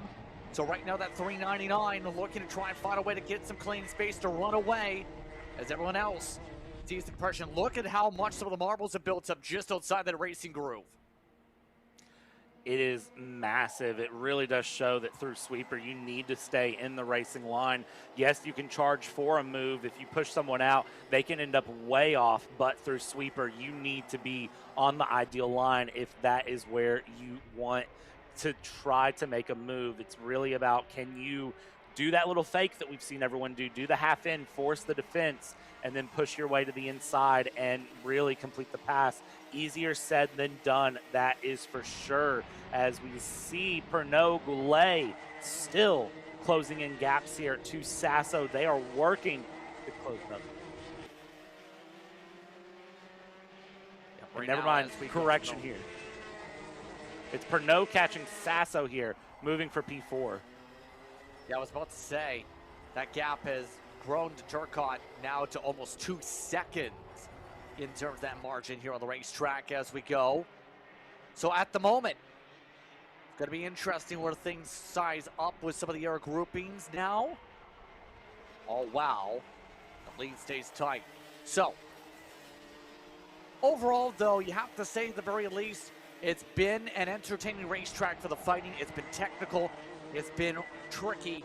And we were seeing just how much some of the drivers at the very tail end here are still getting a chance. Keep in mind, Pernod has still maintained the average pace better than the leader in all this, by the way, even with the tough margin to close. So now that he's got 4th here, you could argue if Pernod had the track position, per se, didn't have to fight so many karts initially in by the midpoint, we might be talking about a 3-kart battle for the race lead, you can argue. I mean, 6 laps to go. Anything is still possible here, maintaining the run through. Pernod last time across had a 43.9, and it's a 44.1 for second place Jeremy St. Cyr. So there's still plenty of time for that 351 to move up and forward here. The 399 right now in recovery drive, moving through and continuing to lead along and just trying to build more gap up into the front. Unfortunately, still, Timothy Pernod is faster than the 399. And I don't think there's going to be enough time unless there's a big-time scrap or traffic comes into play here. Pernod might get to Turcotte. If he does, there's a great chance to be able to fly and take away a podium. It's going to require a huge amount of digging and quick to get there, especially when we're coming up to 4 laps to go. The leaders make their way to no name. Bayorjan continuing to hold steady up in front, though. In terms of that separation of the boxes, Premier Karting looking steady up in front with the Tony kart. And maintaining that consistency for Bayorjan is going to be very important for that 399 just to get through to the end. It was a 44.216 last time across the line. Pernod was a 43.8, so that time still closing in. 2.5 seconds was the gap. Now look here, you can now see all 4 in one camera shot. So Pernod really, really muscling that 351 around. Time is not on the side, though, of Pernod. How close can it be? Will it be a steal of a podium? Because that's going to be, as you said, that's the main problem, is getting past Turcot is going to be really where the difference is. 43.79 to a 44 flat last time. Yeah, just continuing to measure up, and so the markers, mind you, when it comes to that, those are two teammates, by the way, that are ready to do battle for that third spot. The lead still stays pretty close here at this one. But right now, at this point, right now, these competitors looking to think. Bjorkjan trying to block. Here we go. 2 laps to go. He's starting to make those lower moves to the line. He's feeling the pressure. Is he going to back him up here? It's looking like there might be that chance. Look at the interval. It's gone down another second. There's absolutely the chance that Bjorkjan is trying to force this to become a bigger fight, so they're fighting for second rather than the lead. That's smart driving, too. That is very heads-up, smart driving from Bjorkjan, and it goes to show why that 399 is so successful, because moves like that are moves of drivers that can run internationally and compete internationally. See how this plays out. The pace has definitely dialed back. 44.4 last time across the line to a 43.8 from Timothy Pernod going through. Last lap here, white flag, 1 lap to go down into turn 1. The 399 hanging out. Third and fourth are in the conversation now, much more than they have been. But 3/4 of a lap to go, Justin. How close can that conversation really get? Don't know if it can get much closer than this right now, with the interval still within about 1.3 to the next kart behind the leader. But Bjorkjan knows the distance is there. No charge from the 397. One more chance coming for Sensior, but it's Bjorkjan for the crash in one race to lead in the other. He holds on to the final corner. It's Bjorkjan who takes the checker flag in Rotax Max Senior. What pace from Timothy Pernod to charge 20 places up the field to get a 4th place. Absolutely amazing from that 351. 2 more laps would have easily been in P3, maybe even further. You never know what could have been, but that charge up to 4th, absolutely amazing. And in turn, we see Bjorkjan come away with the win. Aiden Grata recovered to 12th, by the way, but Tillier up to 15th. Tillier, should say, getting a charge back up. Let's take a quick listen. 399 celebrates a victory. Good job. Oh, by the way, I'm not shaving my head. Yes, you are, bro. Apparently someone's supposed to shave their head, I guess? Yeah, that was a bet that was just lost, is exactly what just happened. There was a bet on if that 399 of Alexis would win, and I bet that's a sibling rivalry of if I win, you shave your head. But in the end, Bjorkjan gets the chance to celebrate in this one. Final thoughts here, Brad, before we say goodbye to the on-track activities. What an amazing round 1 going through. I mean, I really have nothing else to say other than wow. Awesome action, great battles, absolutely clean, amazing run from everyone. A big shout out to every track official that was here as well. 40 marshals on the weekend kept this running smooth the entire time. So on that note, that will wrap up the on-track activity for the day and the weekend. Remember the upcoming events for the series include the Apex Karting Championships in May on the 16th and 17th. The Newcastle, same weekend as Canada Canada, competes on the 16th and 17th for the Tag Karting Academy, and the same time as the Pro-Am Karting Championship at MCC Cincinnati. That'll be on the 17th only. Then remember, King of the Castle will have its big national race. That will set things up for stars for Newcastle as well. Well, on that note, For Brad Cooper and Justin Prince, it's just about time to say goodbye. Brad Dalton should say. In terms of those discussions, we're just about all set to close things out today. Podiums will be coming up next for those here on Kart Chaser. We hope you've enjoyed today's coverage and this weekend's coverage of the Coupe de Montréal here this weekend. We'll see you in a bit. And with that, we'll see you steps to the podium here on Kart Chaser.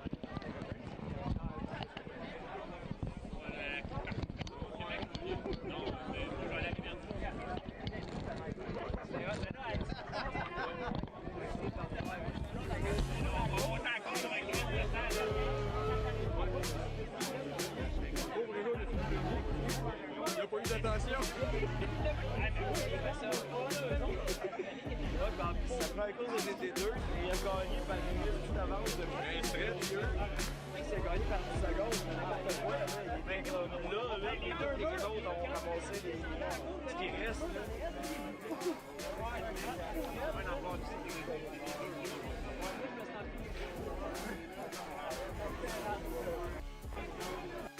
Il y en a qui avaient pris un jour.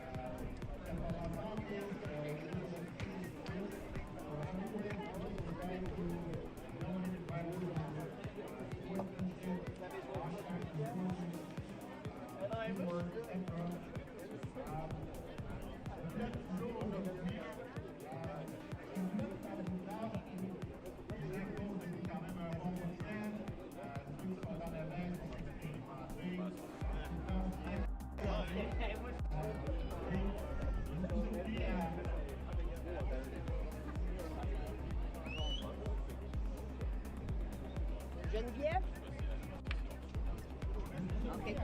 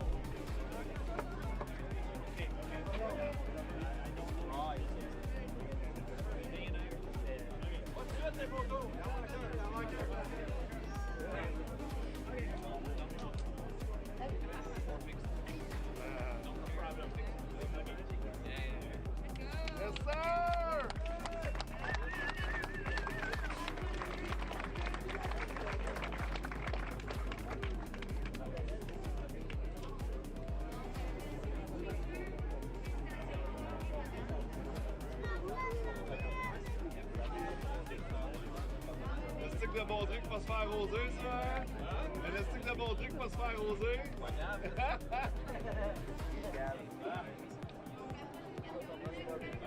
Ouais, c'est ça. Moi, je l'aurais fait pareil. Là, j'espère les lunettes de Saint-Étienne. Non, lui, on l'a encore fait avec quoi?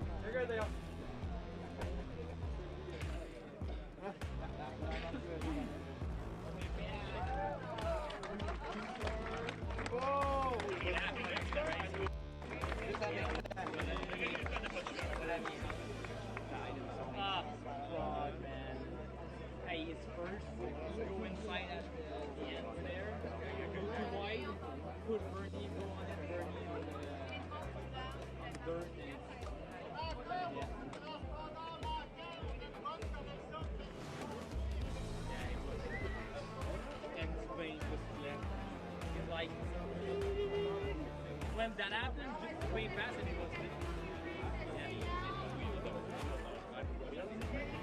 Oh yeah, man.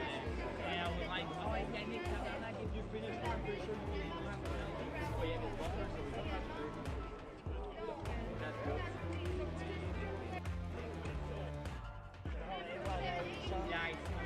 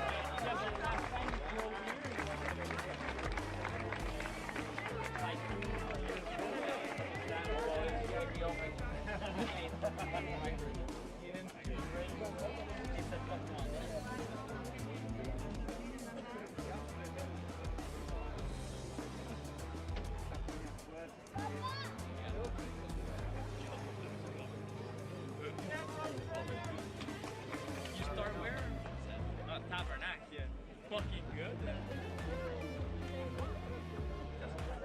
First last year, last race, and now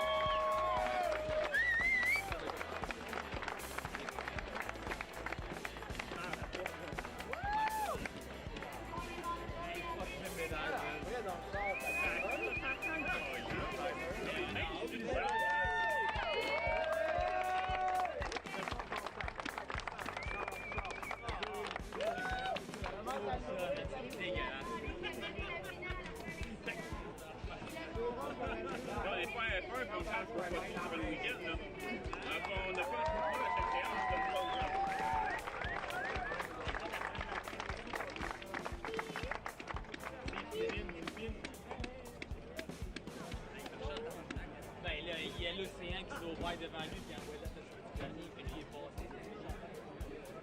Non, mais je sais, c'est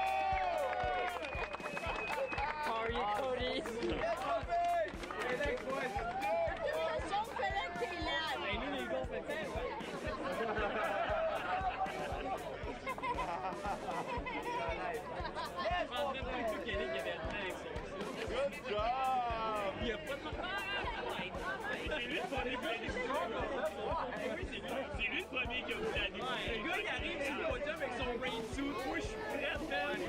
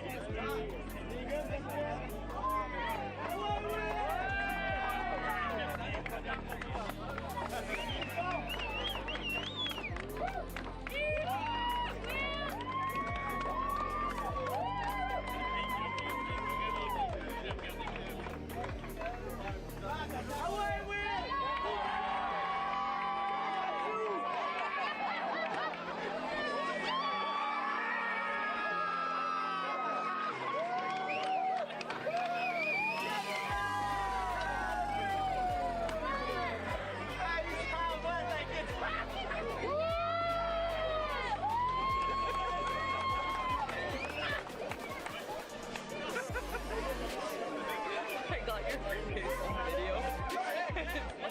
I'm so enchanted.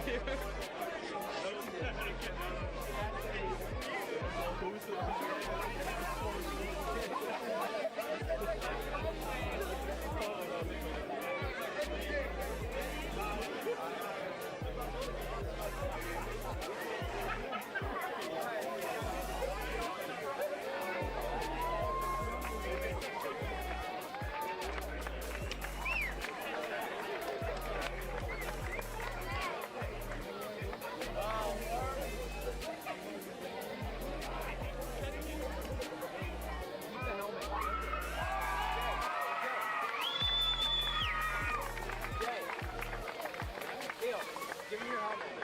Discuss this. Go take your helmet. I think he's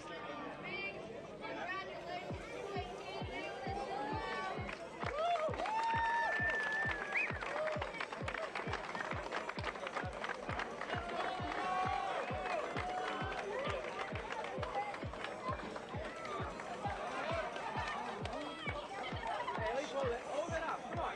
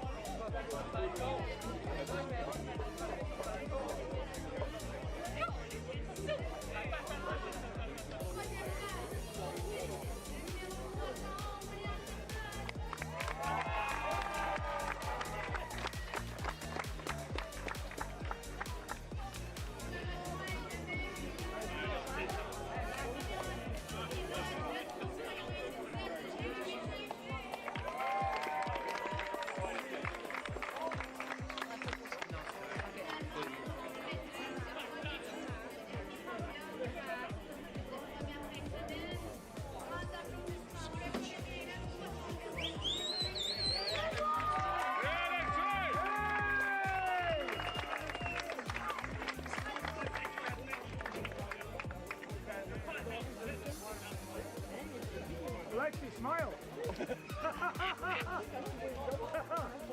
Your dad got through engineering.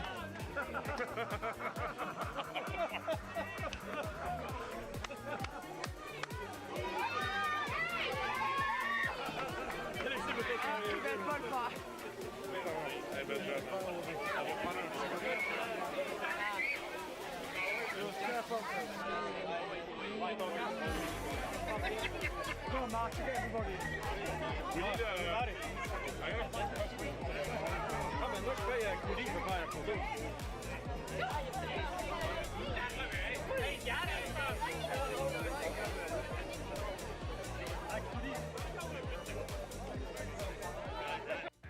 This broadcast is the sole property of Kart Chaser Group, LLC. Any rebroadcast, reproduction, or other use of the images, audio, or accounts of this event, in whole or in part, without the expressed written consent of Kart Chaser Group, LLC is strictly prohibited. Thanks for watching.